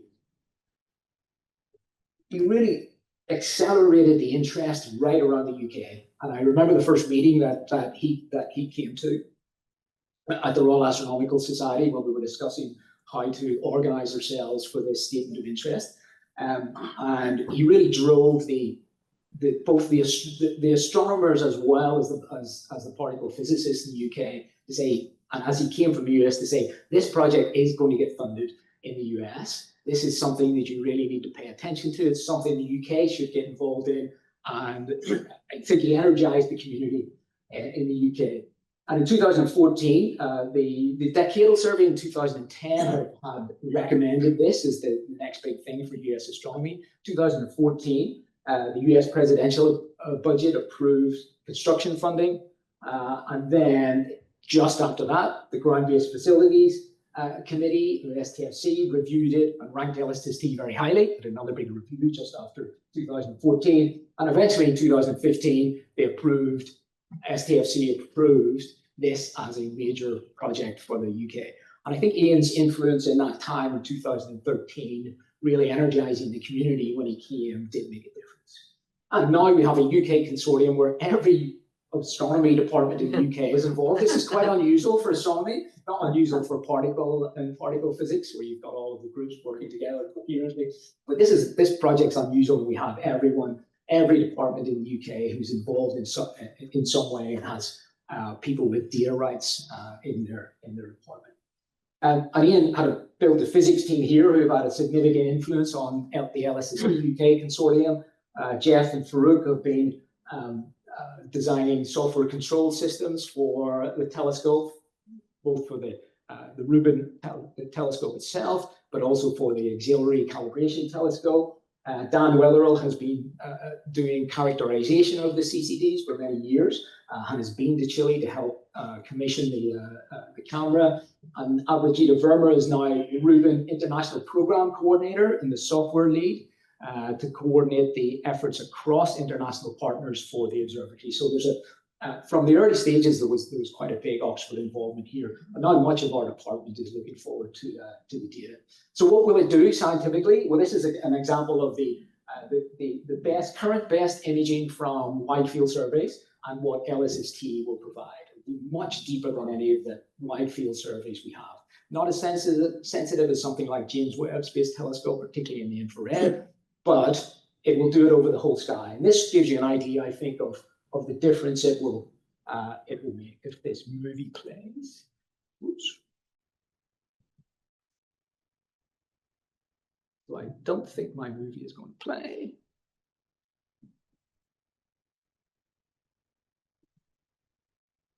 Just see if I can play it here.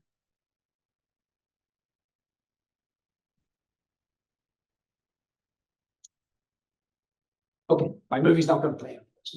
We'll see if we can. My screen has gone blank. So I can't get on.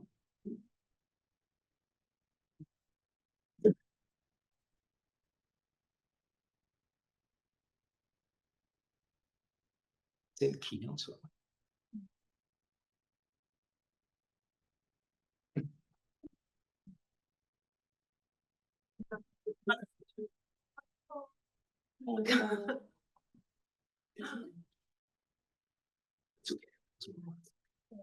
Okay, switch it back. Yeah, so unfortunately it's not going to play, but so what this is an image from the Subaru telescopes, an 8-meter telescope in Hawaii. quite detailed image of the sky. What we have of the whole images, the whole southern sky has been imaged, or a significant fraction of the southern sky has been imaged to the resolution and depth as you see on the left. And the Subaru telescope is an 8-meter telescope, very similar to the Rubin facility, just doesn't have a camera as big. And we can get images as deep as this, but what will happen is we'll get images like this quality over the whole southern sky. What drove Ian, I think, let's see, oh, maybe that is going to work.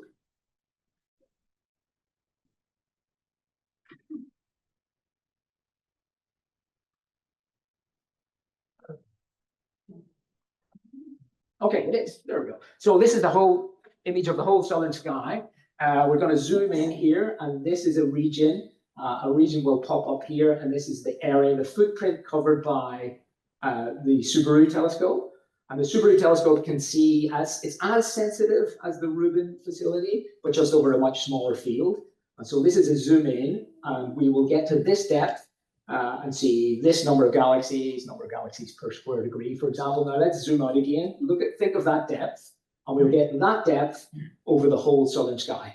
And we'll be able to do that constantly look at that depth for 10 years, every night. And that's the power of this telescope, given its very large camera. So the depth you can see here, you'll be able to do that over the whole southern sky. So one of the things that motivated Ian was the physics of the dark sector. What's the nature of dark matter and dark energy? And the way that astronomers do that is very simple, is measure the geometry of the universe and how the universe is expanding. If you measure the distance to objects and measure their velocity, then you can plot what we call the Hubble diagram and measure the expansion of the universe, the rate of the expansion of the universe over its history. So this is an image or a plot from the Hubble Key project, which measured the Hubble constant, the rate of expansion of the universe back in 2001.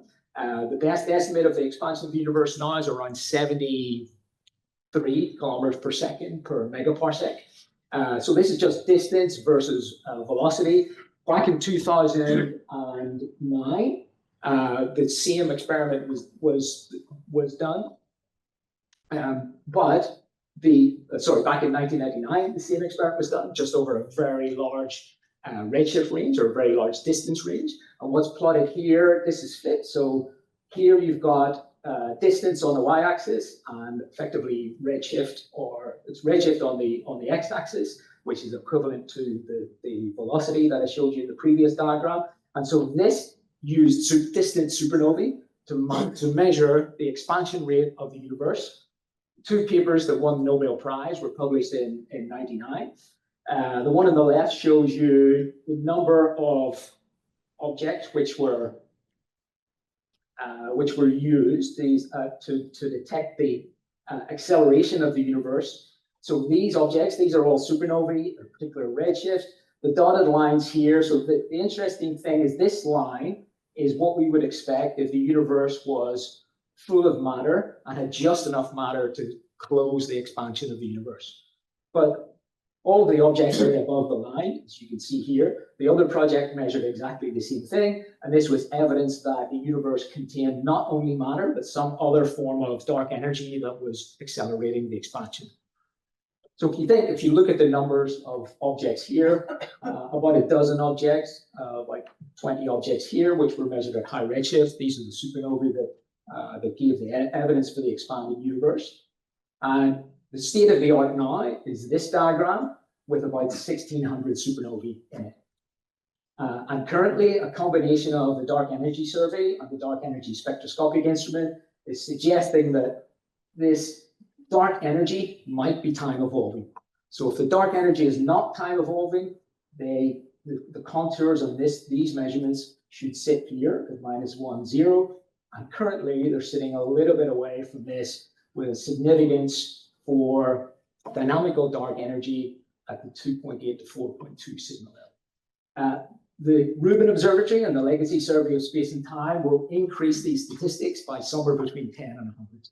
This is where Ian was motivated to, why Ian was motivated to get involved. What this can tell us about fundamental physics. the discovery, what we do here at Oxford is that we're involved with a number of other UK institutes, Queen's in Edinburgh. We're involved in processing the data that's coming from Rubin on a nightly basis. So every time we take an image and we subtract the reference frame from it, we'll get 10 million sources per night, which will be distributed to us. And our job is to classify those sources, store them in a database, allow users to interact with them, select out the supernovae, and follow up with other telescopes. That's our major involvement here. So the future with Rubin is 10 million alerts per day, 1,000 supernovae per day, producing a Hubble diagram with something like 20,000 to 100,000 supernovae, feeding the James Webb Space Telescope with interesting sources. This is a huge computing challenge for us, but UK are playing a central role in these operations. So I think Ian's vision has left a legacy for us. He energized the community when he came here in 2013. He sold this idea both to the astronomers. I think he made the astronomers realize how important this observatory was for them. The astronomers have a reputation in the UK about, backing their pet projects, not getting together as a community to decide what's the most important thing. But having a particle physicist come in and say, you all need to get behind this. This is going to be the most important survey for the next 20 years. I think made a difference back in 2013 when we got this funded with STFC. And as you know, nothing delighted Ian more than seeing young people getting involved, early career researchers and students getting involved in new projects. I run the HINSE survey for astrophysical surveys, and the Rubin Observatory is really going to be the centerpiece of our work for the next decade. So I think I thank Ian for his vision and the legacy that he's left.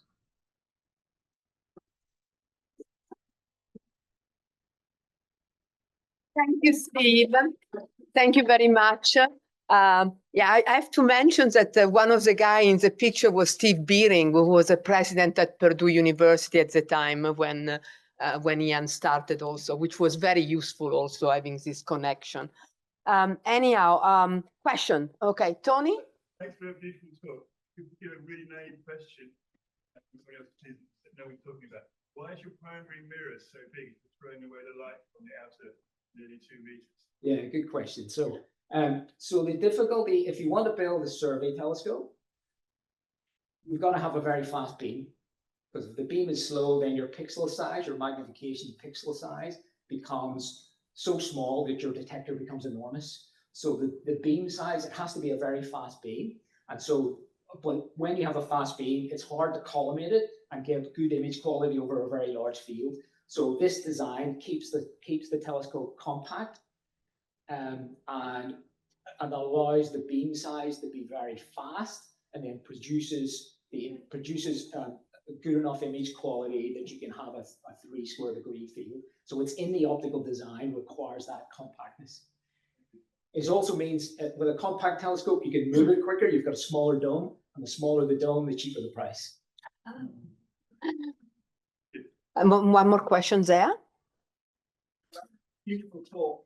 I'm sure Ian's contributions were really significant. You probably also looked at the engineering of some of this, and one of the problems with the mirror is it has to be resilvered and repolished every couple of years. Yeah. And Era Rubin has a really nice solution to that. They just move it back from its mount, polish it in sight, and push it in again. And that's the first large telescope that's done that. They don't transport it back to Spain. Yeah, that's right. Most observatories also do illuminizing on site, but they have to take it out of the cell, take it to their coating plant, and put it back in. Anything else? Okay, one more question here. Can you say something about the micro lensing plan for the Rubin Observatory? Yeah, So micro lensing is when you look at many millions of stars, and you hope something. If something dark passes in front of one of the stars, then it magnifies it, and you can estimate the mass of the dark object from the signal that you get. That's been done very successfully with small telescopes, particularly in the southern hemisphere. People will be looking through this 10 to the 7 alert per night for that signature. And the advantage of Rubin is that you will get much deeper than before. So the profile of that signal has got has got wings which stretch out over a number of days to months, and Ruben will be able to observe those in much greater detail, the wings of the signal. And those are quite important if you've got massive objects when the signal lasts a very long time. So the length of the signal is dependent on the mass of your objects. So Ruben will be very sensitive to that. So people will be looking at those 10 to the 7 variable sources per night, variable and transient sources, to try and pick out the microlensing event. Okay, Okay, we are resuming the afternoon session, and the first speaker now will be Marcel Desmarteaux, who will speak about CPAD and more, and you will learn what CPAD is in his talk. Yeah. Great, thank you, Donna. Thank you. And you know, it's an honor for me. It's a privilege for me to be here and to speak about Ian. Over the course of the many years, Ian became a true friend of mine, and I miss him dearly. I've worked with Ian for maybe 2 decades, you know, and you know, we shared a common vision, you know, and Ian was a real driver and an amazing physicist. And the way I wanted to start this out, and I think the previous speaker already set the stage for me very nicely when we talked about detectors, you know, the telescope in Ireland that was missing a detector. I wanted to start out with 2 slides that I think most of you have seen, but really captures, I think, the spirit of Ian. So this is the slide where Ian showed often, you know, about Galileo Galilei, where he quoted what Galilei said, you know, measure what is measurable and make measurable what is not so. And I think that is at the essence, in some sense, of what particle physicists or physicists in general do. You know, the detector is our instruments and our ears. No problem. Yeah. The other slide that I think you have often seen is a quote from Freeman Dyson. You know, instrumentation is really the great enabler, and new directions in science are launched by new tools much more often than by new concepts. Very often we build a detector, we build an instrument for a certain purpose, and what we find is something, you know, completely new, unexpected. And it is because the instrument has the precision and, you know, the capabilities of actually unravel, you know, what we observe. And I wanted to set the stage by giving a little bit of an overview of the evolution of particle physics. So 50 years, you know, a couple of months ago, we celebrated the 50th anniversary of the discovery of the charm quark. The charm quark, you know, was called, the discovery was called the November Revolution. And it was discovered on both sides of, on the West Coast and on the East Coast of the US. And on the left, you see the discovery as was done by Mark I at Spear at SLAC. And on the right, you know, the discovery of the J-psi at the alternating gradient synchrotron at Brookhaven. And in some sense, why was it called the November Revolution? Because there may have been hints of a fourth quark, but again, it was the instrument that, you know, discovered it, you know, and that's why it was a complete surprise that this was discovered. So if you look at the instruments themselves, so this is a picture of the Mark I detector, a relatively, you know, it was an E plus E minus collider detector, so it's very familiar to many of us. And at Brookhaven, it was a fixed target experiment. Now, if you look at the publications that actually announced the discovery, so the sampling experiment publication had 14 authors, and the SLAC paper had 35 authors. And this is 1974. So then fast forward by about 20 years, And we have the discovery of the sixth quark, the top quark, was discovered at the Tevatron at Fermilab. You know, this is a picture of one of these events. 2 experiments there, CDF and D0. They discovered it at the same time. Publications was at the same time. So the publication for CDF had about 450 authors. And for D0, it was a little bit less, 425 authors. So that was around 1995. And then fast forward another 20 years. And then, of course, we have the Higgs discovery. So this is Peter Higgs, you know, in front of the CMS detector. And that was yet another breakthrough in science.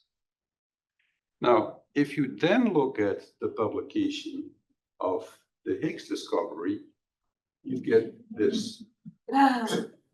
So Atlas, I didn't even count. So the Atlas has more than 3,000 authors, and CMS also more than 3,000 authors. So every 20 years, approximately, we have seen an order of magnitude increase in the number of people working on these experiments. And these experiments are just gigantic. We have seen the talk from Andreas, you know, how complex these experiments are. You know, people just are dwarfed by these experiments. These experiments use multiple technologies. There are literally billions of readout channels.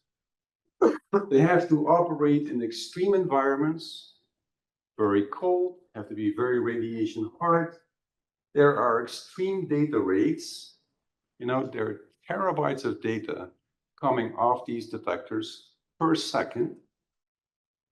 And it is really these detectors that make measurable what was not measurable.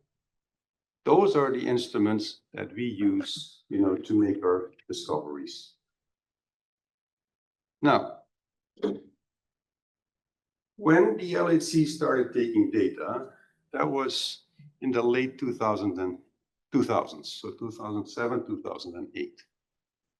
At that same time, a P5 report came out. The P5 report came out in 2008. Now, what is P5? P5 stands for the Particle Physics Project Prioritization Panel.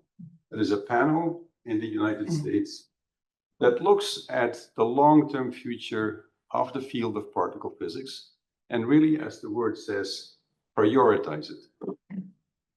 And this panel at that time, you know, came up with this brilliant idea, I think, to identify 3 frontiers. They identified an energy frontier. So this is really the collider program.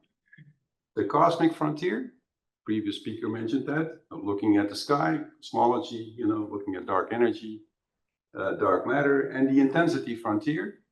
So where you use high intensity, you know, beams to look at, for example, the previous talk, also U3E and neutrinos. Now, but at the same time, there was a rising awareness that the field was shifting. And that is that the scale of the experiments became very large. The time scale to build these experiments was getting very large. The time scale to run these experiments was going to get very large, you know. So, and that brought some issues with it. So there was a lack of opportunity that was recognized to work on the detectors. There were generations of physicists who would come into a detector. The detector was built. They would even never see the detector. They would analyze the data, get their thesis, and move on. And of course, those people are the people who would apply for jobs. And, you know, depending on which country you are, the metric to get a job is your publications. What have you done for the physics analysis? So there was also a recognition that there was a lack of job opportunities for those people who were working on the detectors. And again, circling back now, it is the detectors that actually enable the science that we do. So it was recognized of the importance of expertise in instrumentation. So that's where I will actually start.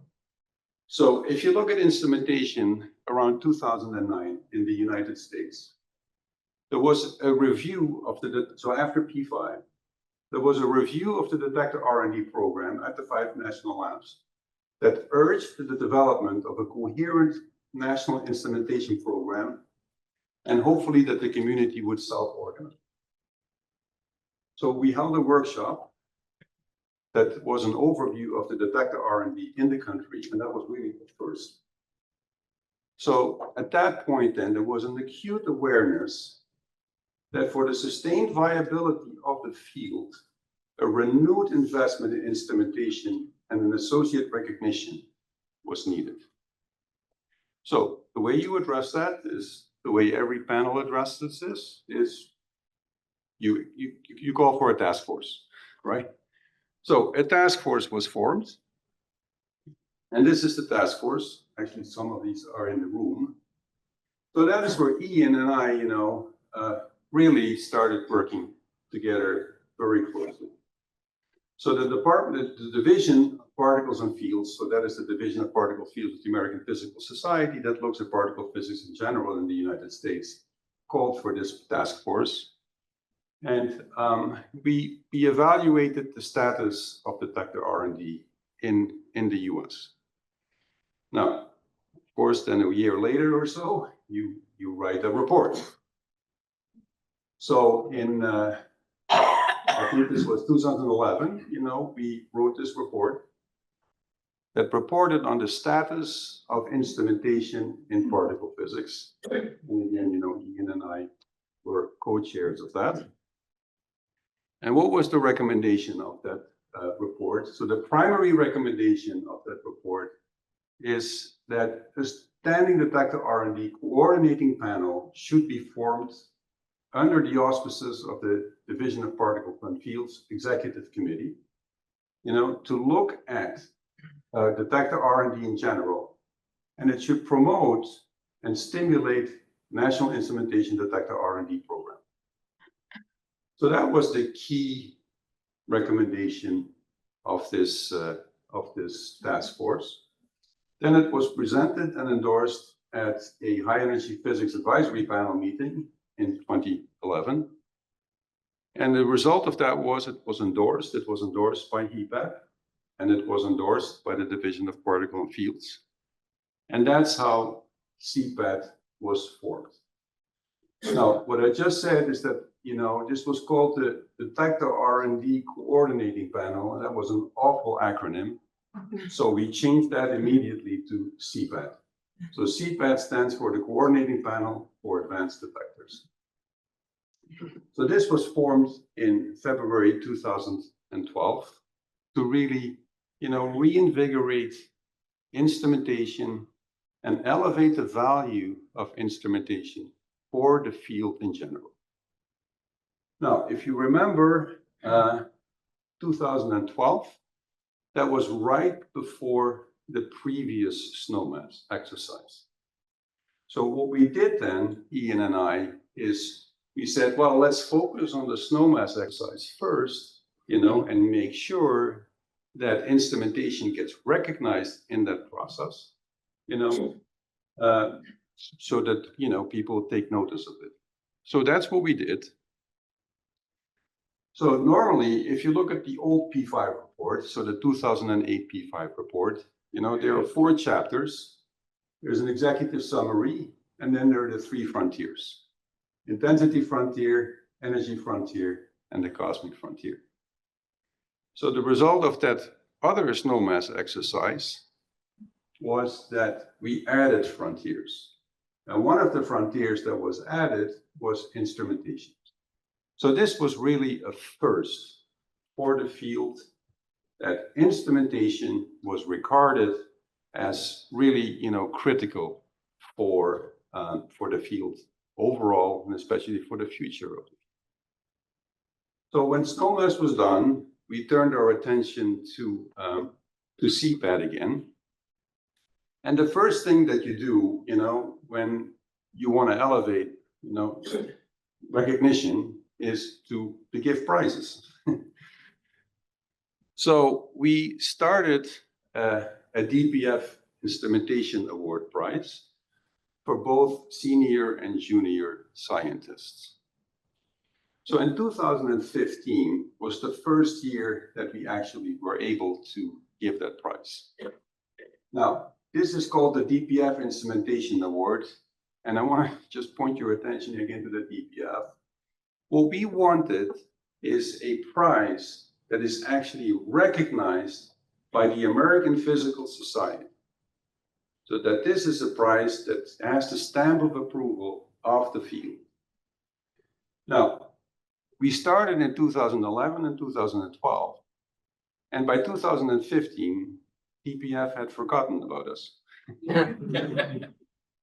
So it took us again a while, to make sure, because DPF has a chair line and somebody is a chair for 1 year and then they rotate. Sometimes you have an experimentalist as a chair, sometimes you have a theorist as a chair. So there was, not a lot of institutional memory. But we made sure that this was established as a real prize of the American Physical Society. And also the bar, was set very high from the start. So the two people that first got the award was Dave Nygren. Dave Nygren is the inventor of the time projection chamber. Also last year was the 50th anniversary of the TPC. And that is now, a workhorse in the field. The other person who got the prize was Valko Radica, who is, a real authority in low noise electronics. Unfortunately, Valko could not be there, so Wu Cheng Chen accepted the prize on behalf of Valko. So, we have this prize has now really been established. So in 2016, we gave the prize to Steve Holland. You talked about CCDs. Steve Holland is the inventor of the bag illuminated depleted CCD. And Gary Varner from the University of Hawaii, who was the first one who developed, a oscilloscope on a chip device. So very high frequency waveform sampling. And that's where we are at the moment, So, this prize is now being given every year. And you can see, I think you may recognize most of the people here. All of these are people who really have dedicated a fraction and a very good fraction of their career on developing the instrumentation for new detectors. The other thing that, and Ian was very adamant about this, and previous speakers have mentioned this already, is that this should not just go to senior members in the field. The younger people should also be recognized. So there's a junior prize and a senior prize. So last year, Michael Baptist from UCLA and Royal I from NICEF got the award. He for high-level triggering and FPGA work that he has done for CMS, and Rule for work that he has done on LHCb. So again, it's an international prize. And again, these are all people who deserve the recognition. The other thing that we have done together is give people really hands-on experience. So we have been very forceful in ensuring that there are schools that people can go to, where they get hands-on experience. So there was the EDIT School, Excellence in Detector and Instrumentation, that's the first one that was organized at Fermilab. And then we tried every year, except of course for COVID, to have these schools. Again, it's very formal. There's an application process. People have to send in their resume. There's a selection process, because we really want people who are really very motivated, in strengthening this. The other thing that we try to do is to entice people. And another way to entice people is not by giving a prize, but actually giving them money. So what we did is we came up with the Graduate Instrumentation Research Award. So here we were very fortunate to have what I call an enlightened program manager in the Department of Energy. So we made a very strong pitch to the Department of Energy that they should set money aside at the level of about $100,000 per person per year for an instrumentation award. So we were able to establish that. So at the moment, there are 2 people per year who can get actually an instrumentation award, fully covered for a year by the Department of Energy. And again, some of these people really move on, working in the field of instrumentation, and really advancing the instrumentation for a certain science goal. The other thing that we try to do is to, we all know these physics conferences, ICHAP, these big physics conferences, but there was no meeting place to talk about what is being done in the area of instrumentation, in the area of detector development. So what we did is we created this workshop, a CPAT workshop. So every year now, there is a workshop where people can come together and present their ideas of what new technologies they are working on and share their ideas, with their colleagues. And this has become a very, and we are very proud of that, a very popular workshop. In the last workshop that we had, so in October 24th, it was held in Knoxville, there were 275 people who showed up just to talk about, new developments in instrumentation. So that is a little bit about CPAT.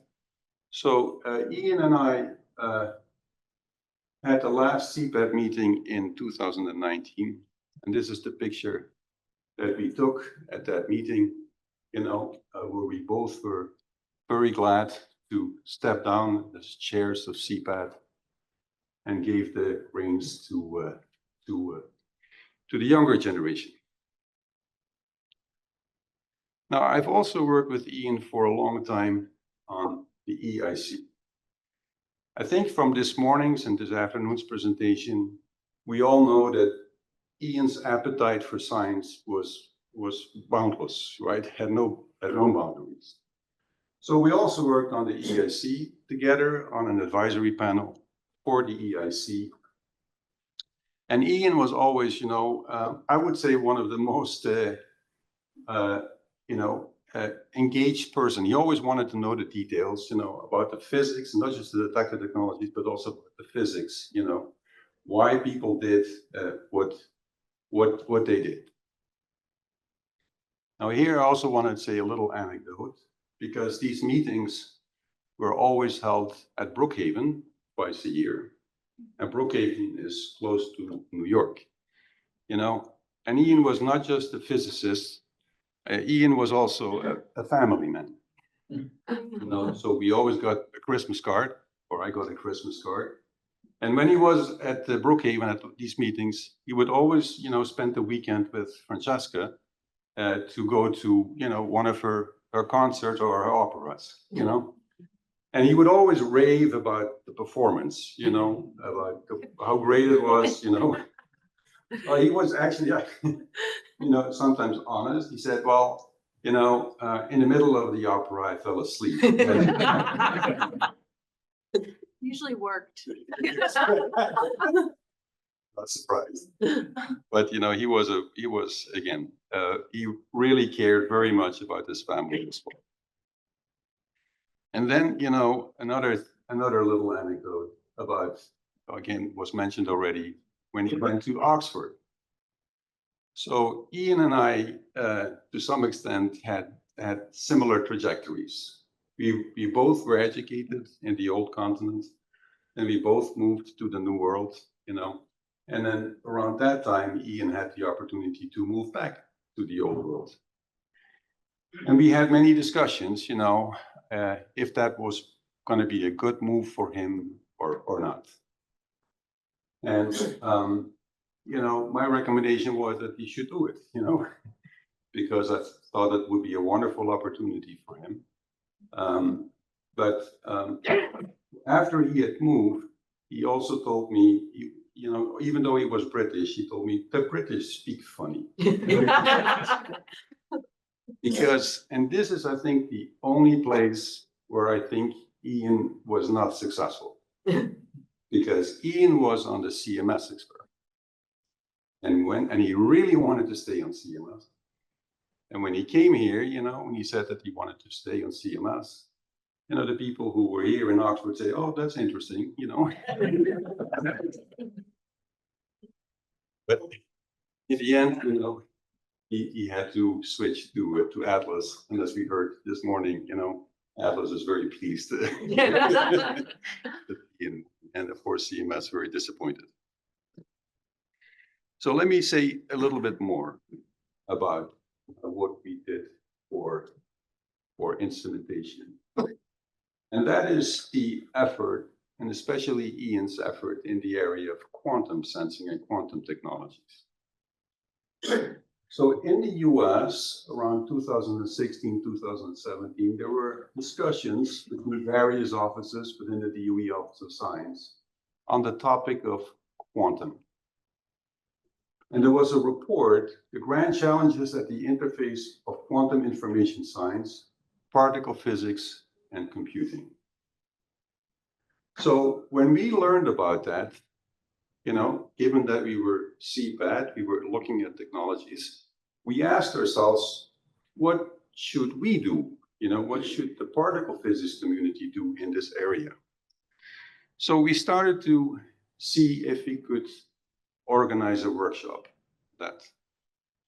Now, this was actually very timely because the Department of Energy issued this in November 29, 2017, this Dear Colleague letter, you know, where they said that quantum science and instrumentation for next generation computing and all of that was going to be very important to the Department of Energy.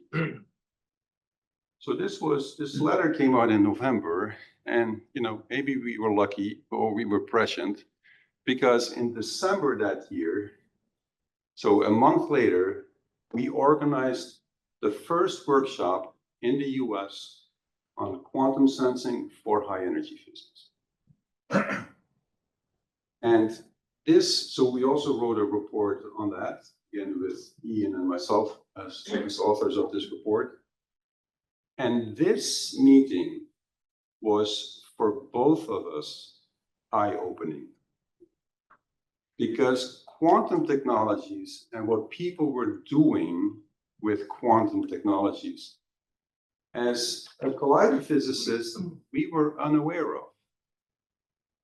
That people were measuring, you know, alpha dots, that people were having, you know, all these traps, you know, with all these fancy instrumentations, you know, using entangled light sources, was completely new to us. And it really, I think, you know, was an eye-opener for me and an eye-opener for Ian. So the workshop was very successful because we even got a mention of the American Institute of Physics. You know, most people know this publication, FYI. And it says, you know, we had this workshop with the report that I just mentioned of potential application of quantum sensing in high energy physics. And where, you know, they say that it could dramatically reshape a significant portion of the field. Now, Ian then, you know, whatever he learned here, he took it to Oxford. A year later, he had a very similar workshop. And this workshop, I really think, is the birth of quantum technologies for fundamental physics in the UK. You know, and Ian deserves the full credit for it. And Ian and I often brainstormed about things, you know. we would look at things from a different perspective. And the best way that I can describe this is the following. And Ian really fully embraced this. If you look at innovation and you look at a candle, we know that the light bulb would have never been invented through incremental changes to a candle. You have to think out of the box. And we saw this, and this is ingrained, I think it was ingrained in Ian, to be, forward thinking, be innovative, think out of the box.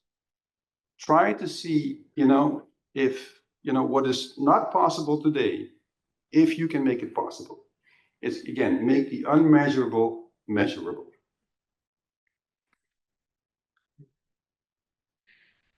Now, in the US, there's another process that is very important, and that is the process of basic research needs workshops. They're called BRNs.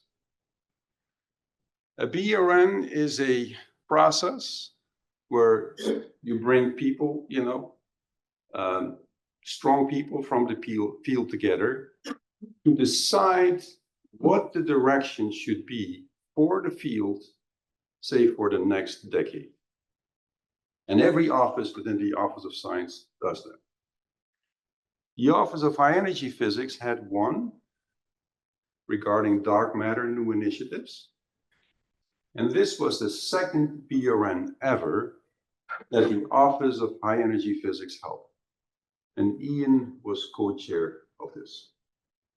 So this report, again, really developed a roadmap for detector R&D for particle physics in the US for the next 10 years. So the way this is written, and I won't bore you with that, it comes with grand challenges. And then each one of these grand challenges have what they call priority research directions. But this was really, like the 4 grand challenges that we came up with.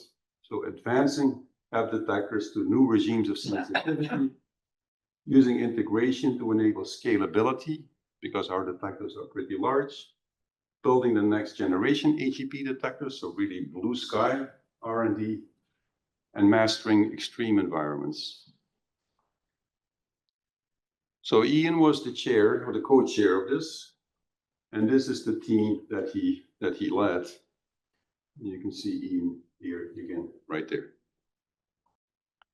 So this is a picture that we took afterwards of, some of the key people who ran this BRN.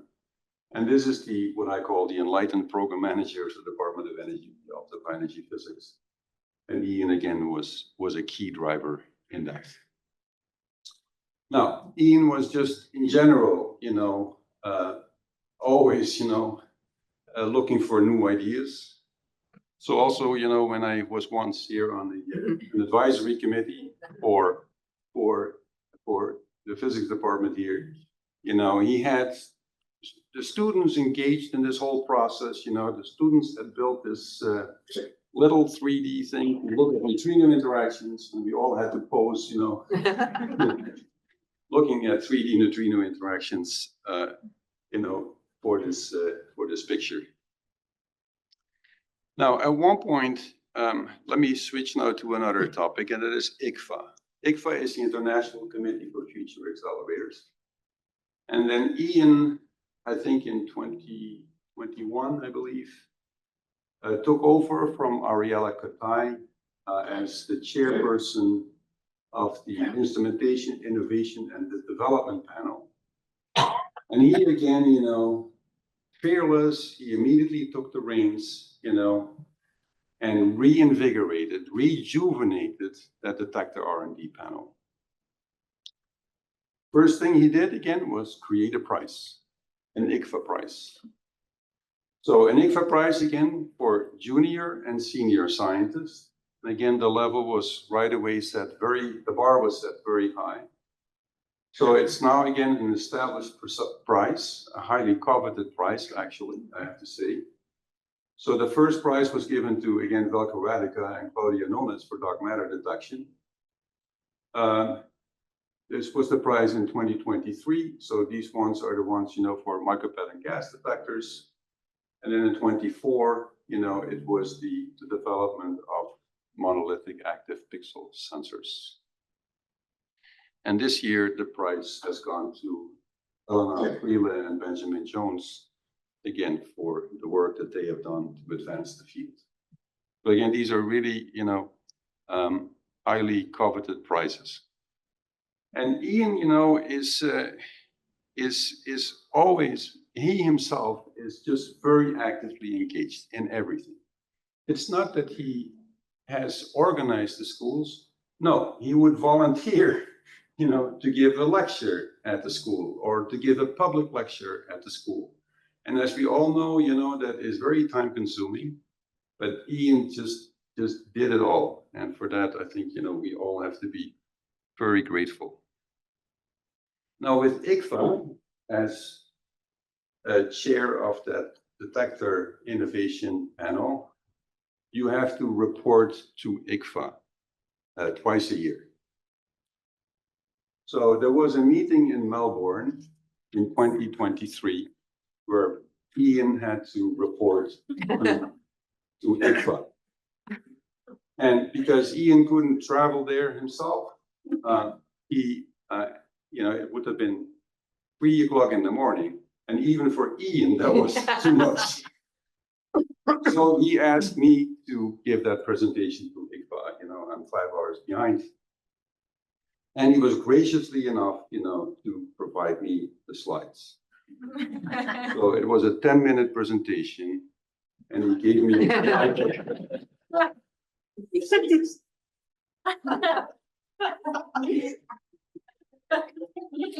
And again, that was so typical. His enthusiasm, he couldn't constrain himself, It was just, but it was a pleasure always to work with him. Now, where Ian has also played a very big role, I would say, is in the ECFA process. So ECFA has, as part of the European strategy update, that there should be a detector R&D roadmap developed. And Ian was, part of the organizing committee here, right from the beginning. And so there were 6 task forces defined on gaseous detectors, liquid detectors, solid state, photon detectors, and calorimetry. And I can assure you that if it had not been for Ian, there would not have been a task force 5 on emerging technologies and quantum sensors. Ian again insisted that this be part of the roadmap for Europe for detectors. And again, he wanted to innovate the field. He had done that, in the UK with the quantum technologies of fundamental physics. And he wanted to see exactly the same thing happening, overall. This was very much, done within the confines or thought of in the confines of these large particle physics detectors, but the field is much broader than that.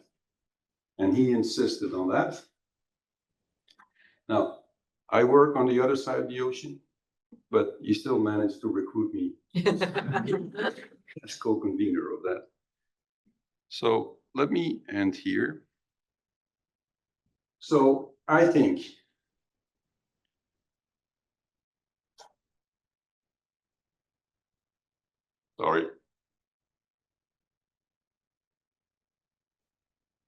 one of the most precious gifts a person can give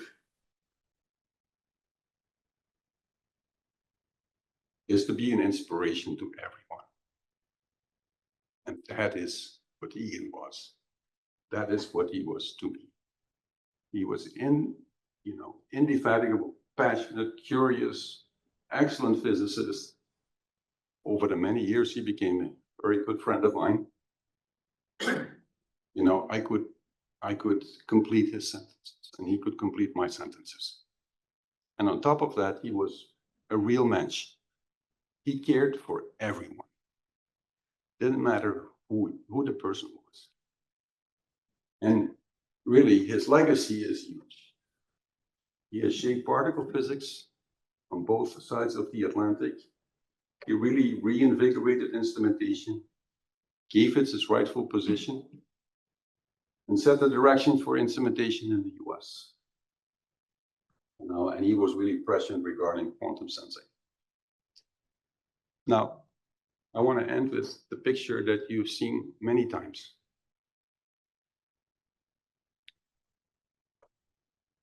Sorry.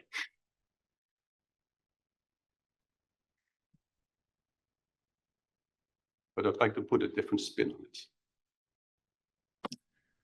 Ian has left us with a vacuum.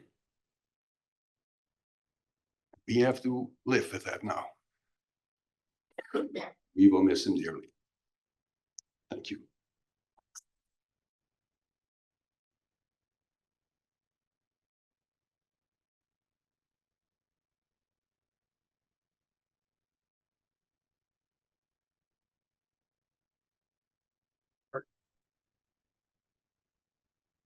Thank you for this very passionate and very, very heartfelt presentation.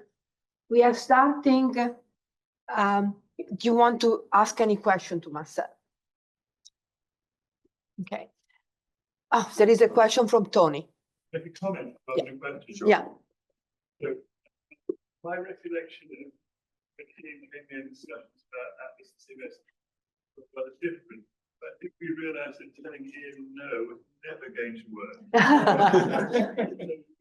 Planning, a great experiment Atlas was, we were passionately believed in, and how he would make a great contribution, and it would be wonderful if he joined Atlas. Of course, he would take over running the group, and he would have a really strong group, and it would be wonderful. And I think it was wonderful. You made it, I will not disagree with you. My vote is slightly different to yours. Anything else? Okay, Chris. Yeah, great talk. It triggered me to, I hope to excuse us, Daniel, a little bit of advertising.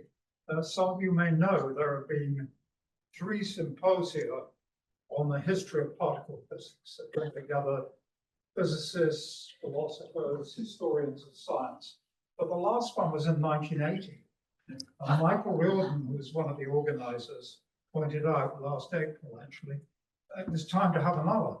The people are all dying. And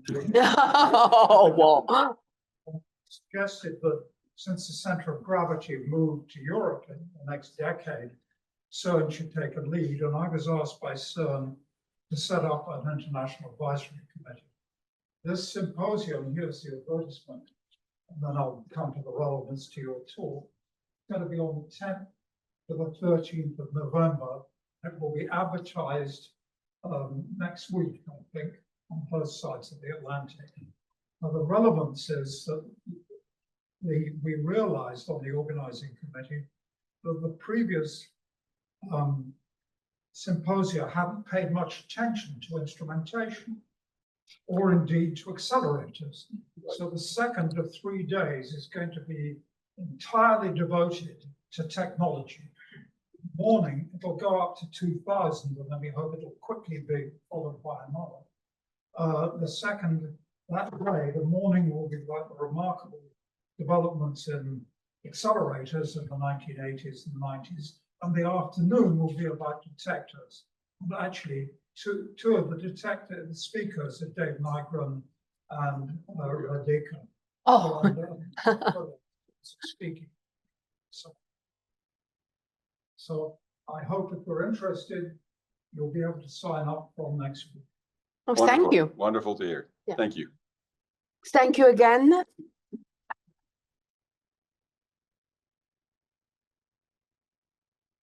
Now we are changing a little bit the step of our focus, and we're having a talk by Sonia on the impact of Ian on the Oxford Physics Department.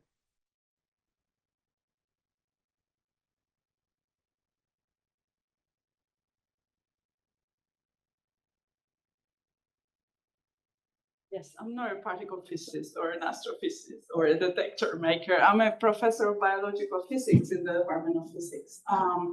Like you've seen in all the previous talks, Ian liked to lead. Ian liked to find opportunities and create environments where people could thrive. He came to Oxford, as we've seen, 2013, and after a while here and working from here, probably he thought, there's something I can do for this department. and he was one of our candidates for head of the department, and we elected him.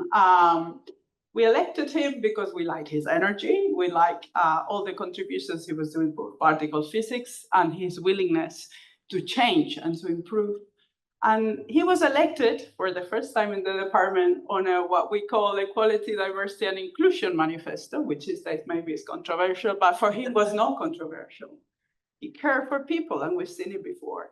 And he wanted the most talented people to succeed, as we have seen in the previous talk, creating on these awards and these schools, find the talent and support the talent.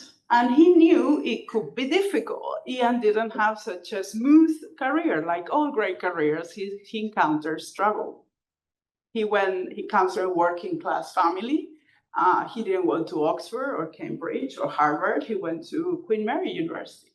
And he had a disease that left him deaf. He understood the struggle of not being like the others, of not being looked at like, you can do this. I remember often he would tell, when I was trying to get tenure, people thought because I was deaf that I would not be able to teach. The stereotyping, he had to overcome these difficulties, and then he won awards in teaching. And it was overcoming these difficulties that he became Ian Shipsey. So this was a big part of his work, and he really cared. How we support people in Oxford physics. We're very few women, we have very few Black people, we have relatively low number of people coming from low socioeconomic backgrounds. Where are the kills for the Council States, he would say, because he came from that background. So I was honored, and he asked me to become the associate head of the Department for Equality, Diversity, and Inclusion. And we worked together to modernize the department and to see what we could do to help our colleagues and to improve in general the environment in physics in this world, or advocate for a more inclusive environment where talent can be found and supported. So I'm going to tell you a summary of what my colleagues have been telling me about Ian and the things we achieved, or he achieved together with the department during his time as head of the department. He wanted to attract the best to Oxford physics. One of the things that changed when Ian came to the physics department, one was the length of the physics management committee. We will have longer discussions. Another thing that changed was the length and content of a tradition we have in the physics department, which is the State of the Nation talks. Traditionally, the head of the department gives a talk and tells us how badly we're doing with the finance, how much the university is telling us that we will not survive another year, and how difficult the situation are. But Ian changed it. He brought, of course, early career researchers to give talks about the research. And it was a much more positive message. He wanted us to be a family, and it's not easy in Oxford physics. It's a huge physics department. We're over 140 plus academics, over 1,400. We are a lot of people spread all over the world, and we have seen in CERN, in many locations and in many buildings. It was not easy to bring us together, but he tried, and he tried a lot to create a sense of community in the department that would allow us, what was his dream, to be the best physics department in the world. That's what he wanted, even though we didn't have the money, even though it was difficult to compete with others. He wanted to bring the best and to do the best science we could and aspire to be the best department of physics in the world. And we can see this in, for example, the recruitment we did during his tenure. We recruited widely all over the world, and for the first time, we started to recruit a significant amount of women. During his tenure, we were up to 20%, almost 20% of women academics in the department, up for 13% before he was head of the department. We appointed our first statutory chair, who's here, Anike Dekker, a female statutory chair, and definitely changed the process in which we look for people and support people, and also convince them to come and stay, which is not easy with all the teaching load we have in Oxford in the first years and so on. So I asked someone that worked very close to Ian, Hannah Lingard, who were head of the research facilitation, and he told me, what did Ian did for the department? So he said, bringing hires that were very difficult, big professors, find money for them, secure philanthropic funding, and trying to get the best and make sure that they have money to develop their work in the UK. The emphasis on philanthropy that he brought from the US, looking for foundations, looking for wherever. He was the first head of the department that we had a special person, what we call in the UK, for development, for looking for money that would allow us to compete and to do the best we could.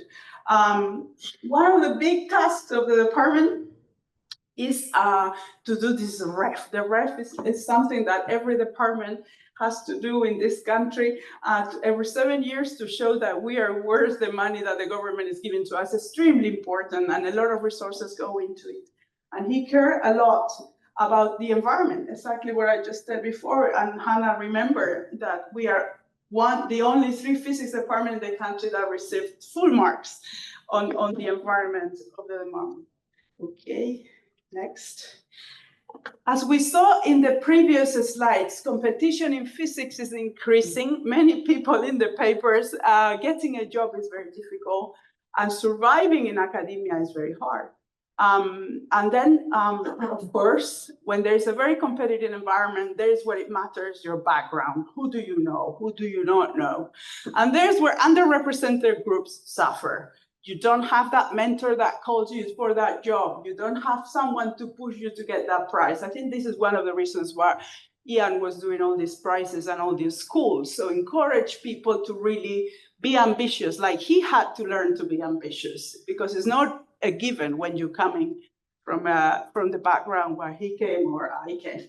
So mentoring, we started the first mentoring programs of the department, still work in progress, and we both took an enormous interest in how we support people when they have problems, how we support people when they want to leave academia to find good jobs, how we support people when they want to start a company, how we structure this, how we create the networks within the department, and still work in progress, to support people when they need help to do something good or when they need help because something bad is happening to them.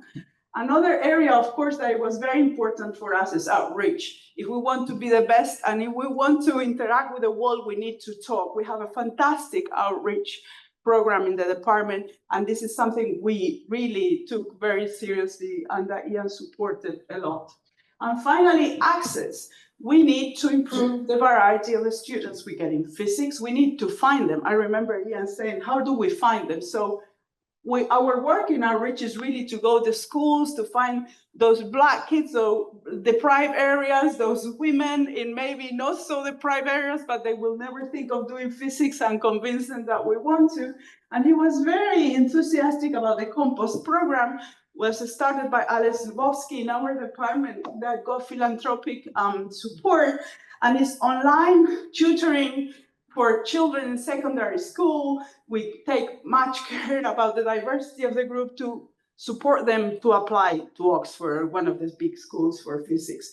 Please contribute if someone here is so inclined. We're always accept donations for any of our problems. Then I asked my colleagues in the different sub-departments that are no particle physics to see how Ian supported them.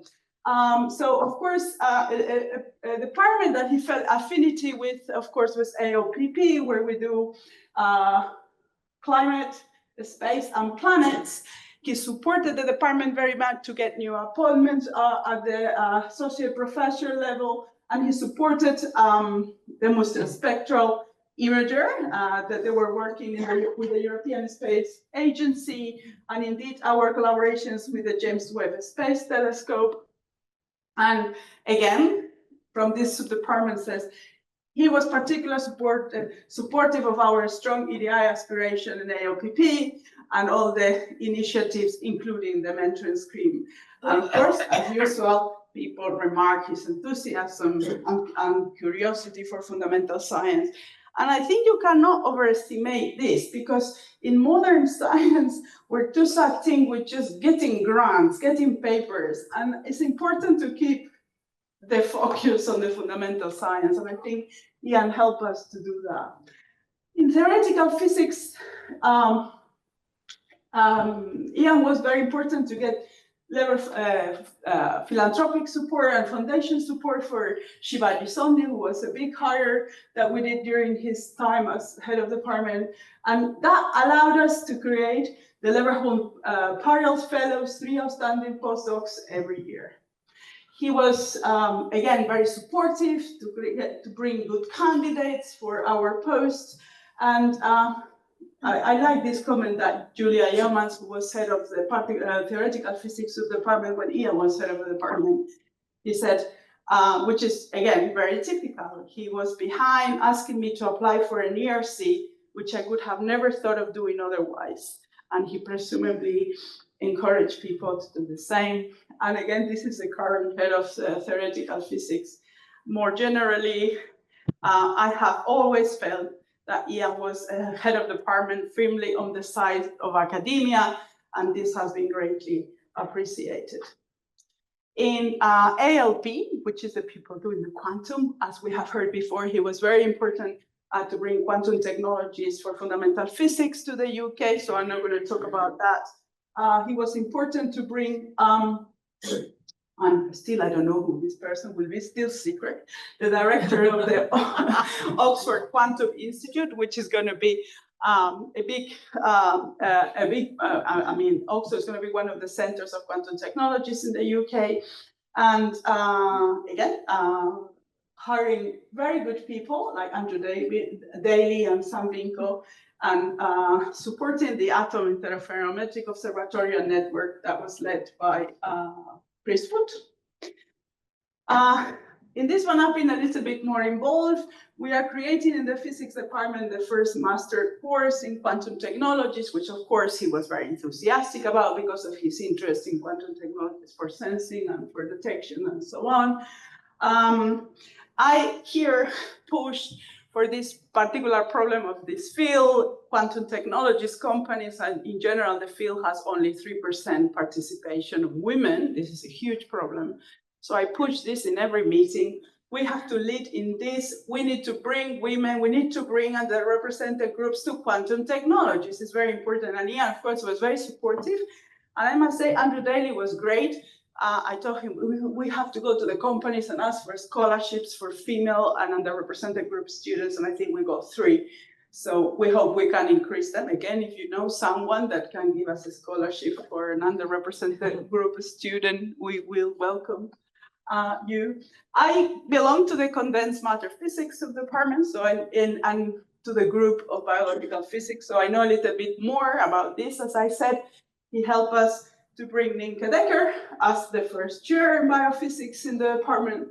And also, he helped us to link up with one of the foundations he had made connections with in his particle physics world, the Kavli Foundation, for which, through his mediation, we managed to get funding to fund the new Kavli Institute for Nanoscience Discovery that is supporting and housing many of the biophysicists of the department.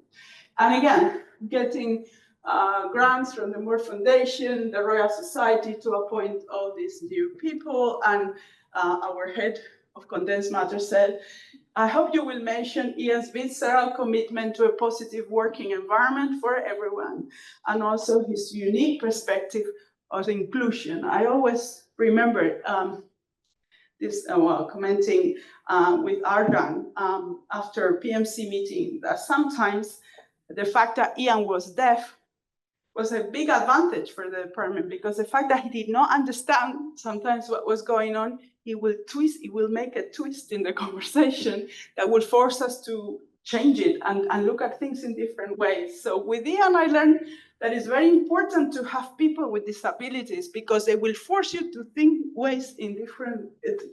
things in different ways.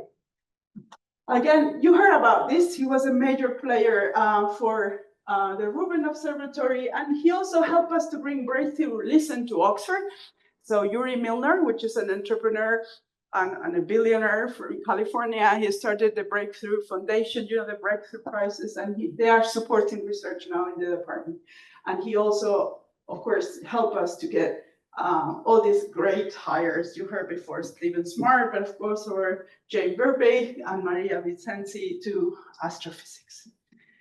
And this, I'm finishing with a few more comments from people supported when I got my ARC, the Vera Rubin Observatory, how people, you know, the support that he gave to all the different projects and so on. But I always love these little details. Ian certainly helped facilitate my contract situation.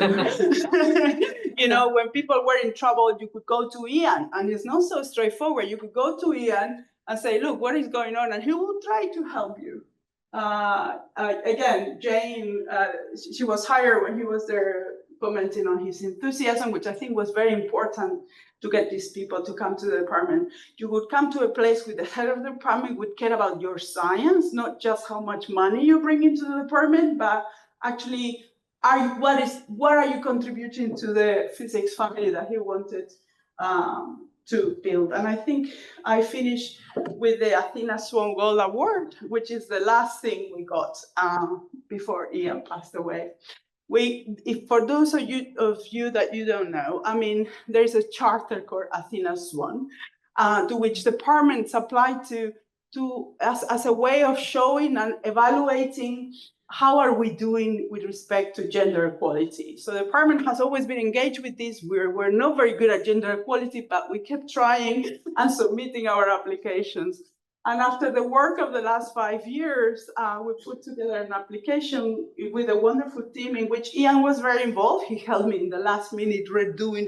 He would look at the numbers, come on, we need to go. And very few departments in the country have the gold award. You have several charters, and I was happy that we got the letter from them saying, you will get gold award just before Ian passed away. It's the first gold award in the MPLS division in Oxford. I think right now it's the only gold award in a physics department in this country. And I finished.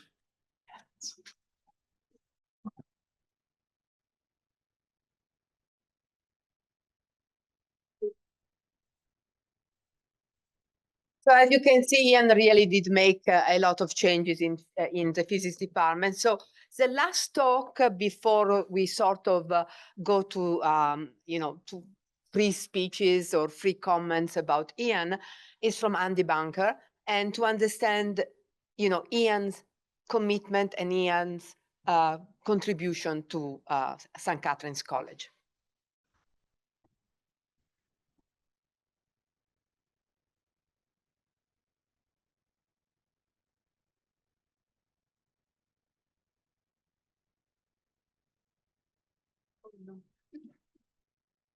Once more.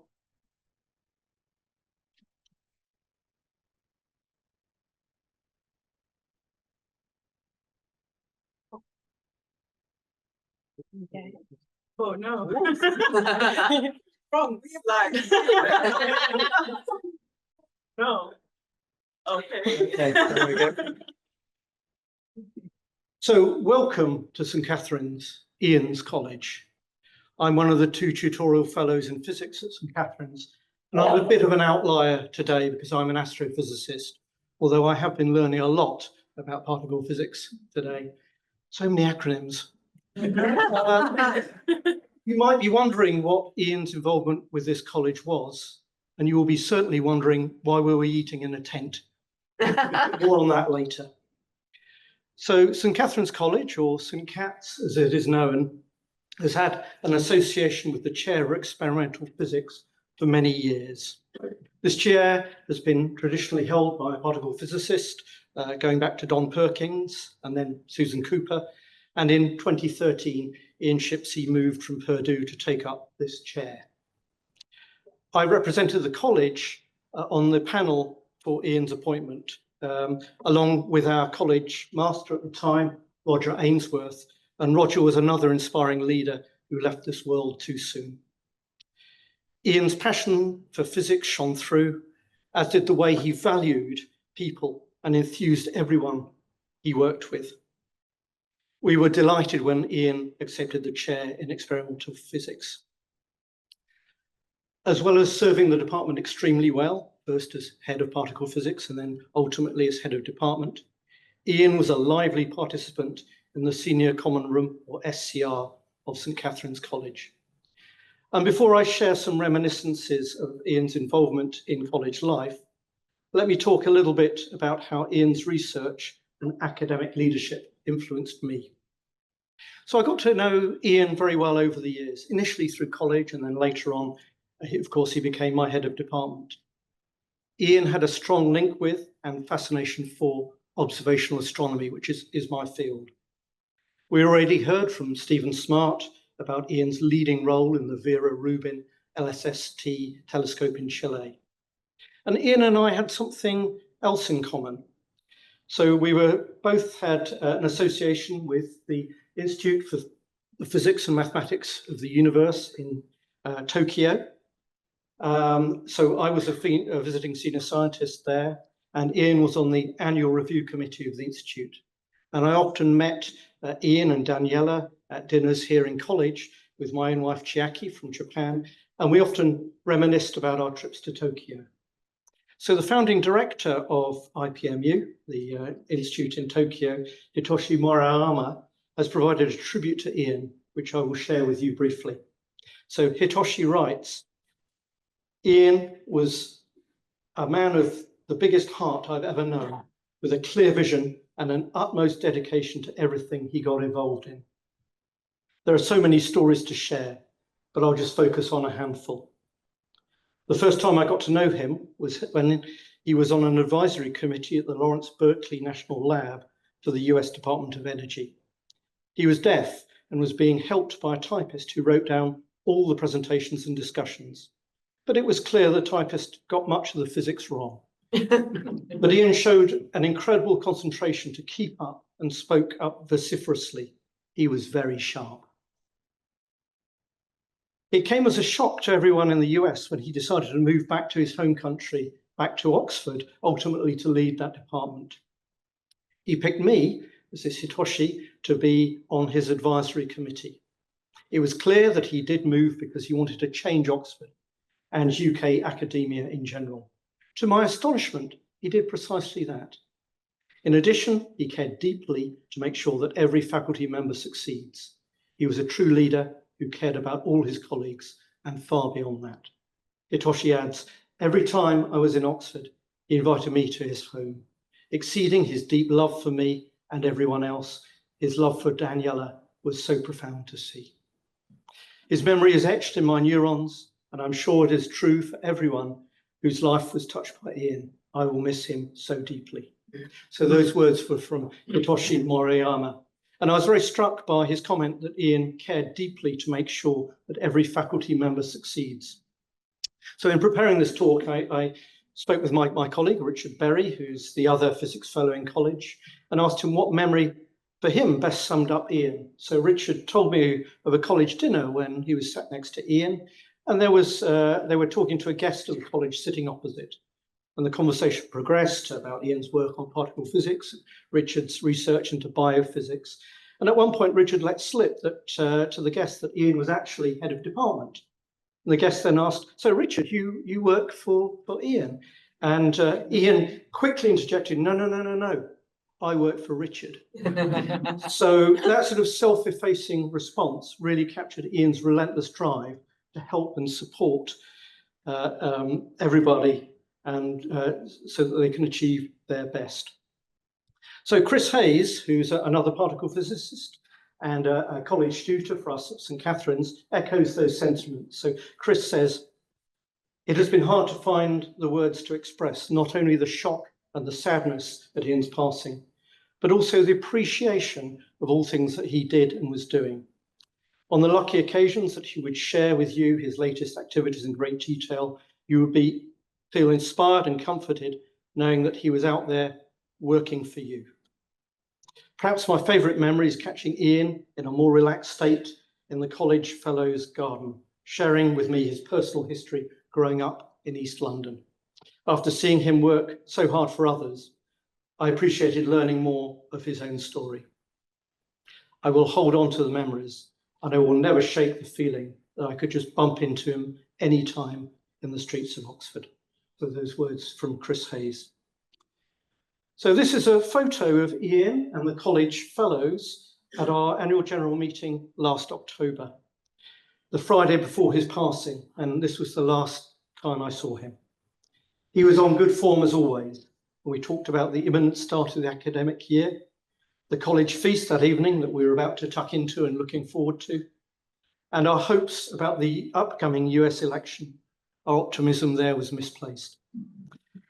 The announcement just a few days later of Ian's untimely demise was a bolt from the blue, a shock I will never forget. Ian had connected in so many ways with fellows of the college and across college and across the department. We all felt and feel his loss desperately. I'd like to read some words now from our current Pro-Master at St Catherine's, Naomi Freud. So Naomi writes, I remember Ian as a man who relished life and what was clearly saw as boundless opportunities to connect with people, ideas, and to learn new things. My last conversation was at the college feast. I had the good fortune to be sat with all the physicists at one end of the table. Doesn't sound that good fortune.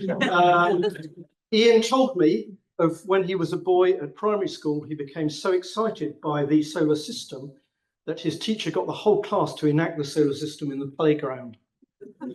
Ian spoke of how he loved teaching in Oxford, as the students were so enthusiastic about exploring new subjects. I remember seeing him in Oxford. I liked his style, a snappy dresser, good suits and slim ties. I think I nearly always saw him in a half run, dashing from A to B. But I never heard him say anything bad about anyone or anything. So those words from Naomi Freud. So Ian really enjoyed the cross-disciplinary nature of college. You get to interact with academics from all subjects. And Ian was interested in absolutely everything.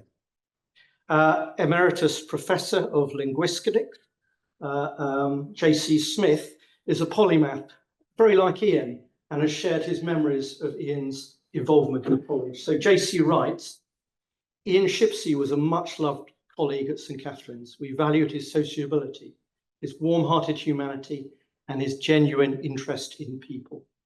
He and Daniela would often come into a Friday guest night, and when they did, you could be sure that the evening would be especially convivial. But his commitment to cats and contribution to our life weren't merely social. Unlike many Oxford professorial fellows, he took an active interest in the governance of college. And despite the fact that most of us aren't physicists, there was a strong academic element to our relationship too. Ian wasn't just a world-class scientist, he had a remarkable ability to explain the complexities of his subject to lay people, sometimes in spontaneous conversation, but also in a more formal setting.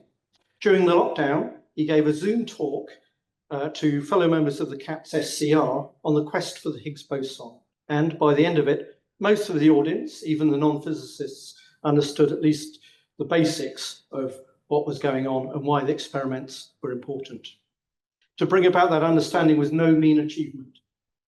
He was also a good proselytizer for cochlear implants, giving another college talk on that technology, and was always ready to discuss it with anyone who was interested.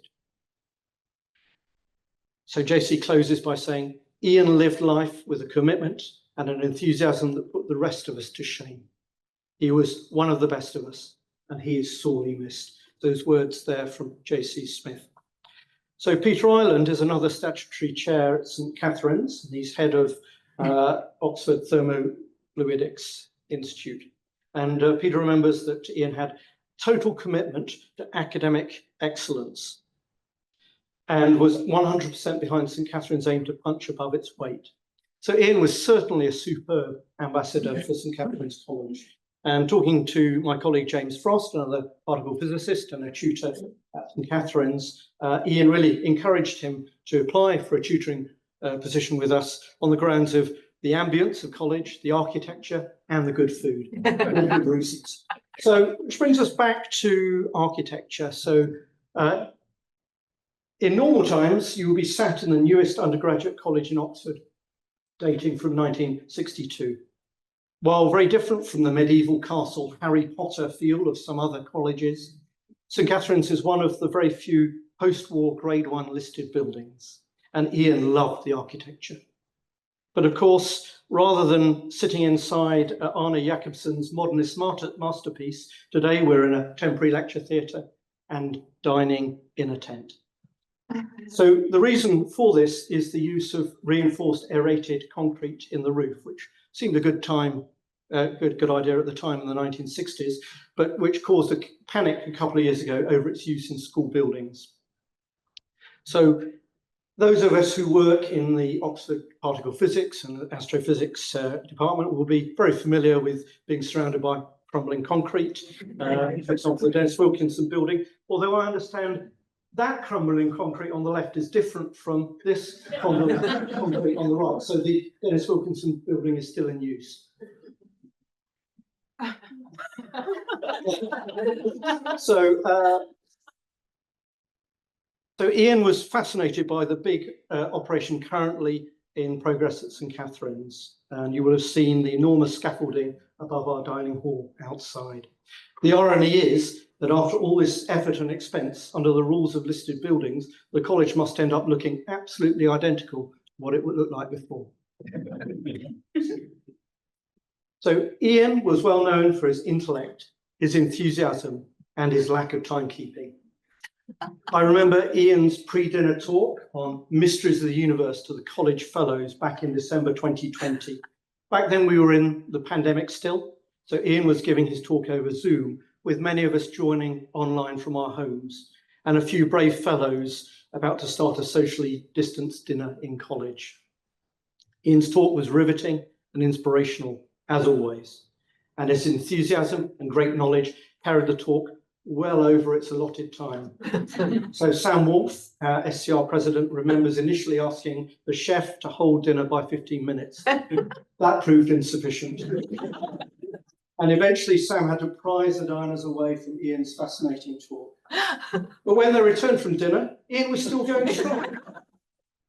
Over there, after his talk was due to finish. And I remember his talk vividly. I was dialed in on Zoom and mesmerised by it. And Ian's talk that night was truly excellent. And Bart Van Es, our former ProMaster and a tutor in English, recounts, "I have a vivid memory of Ian's lockdown talk on telescopes, which I watched with my son Edgar.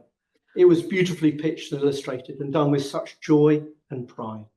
Edgar found it inspirational, and we talked about the many details for weeks afterwards. Ian's talk was a major contributing factor to Edgar's decision to apply to read physics at university." So Bart goes on to say, "Ian and Daniela were always a joyous presence at college dinners, so engaged and passionate about the college and about life in general, and immensely modest about their star achievements." So everybody in college who talked to Ian came under his spell.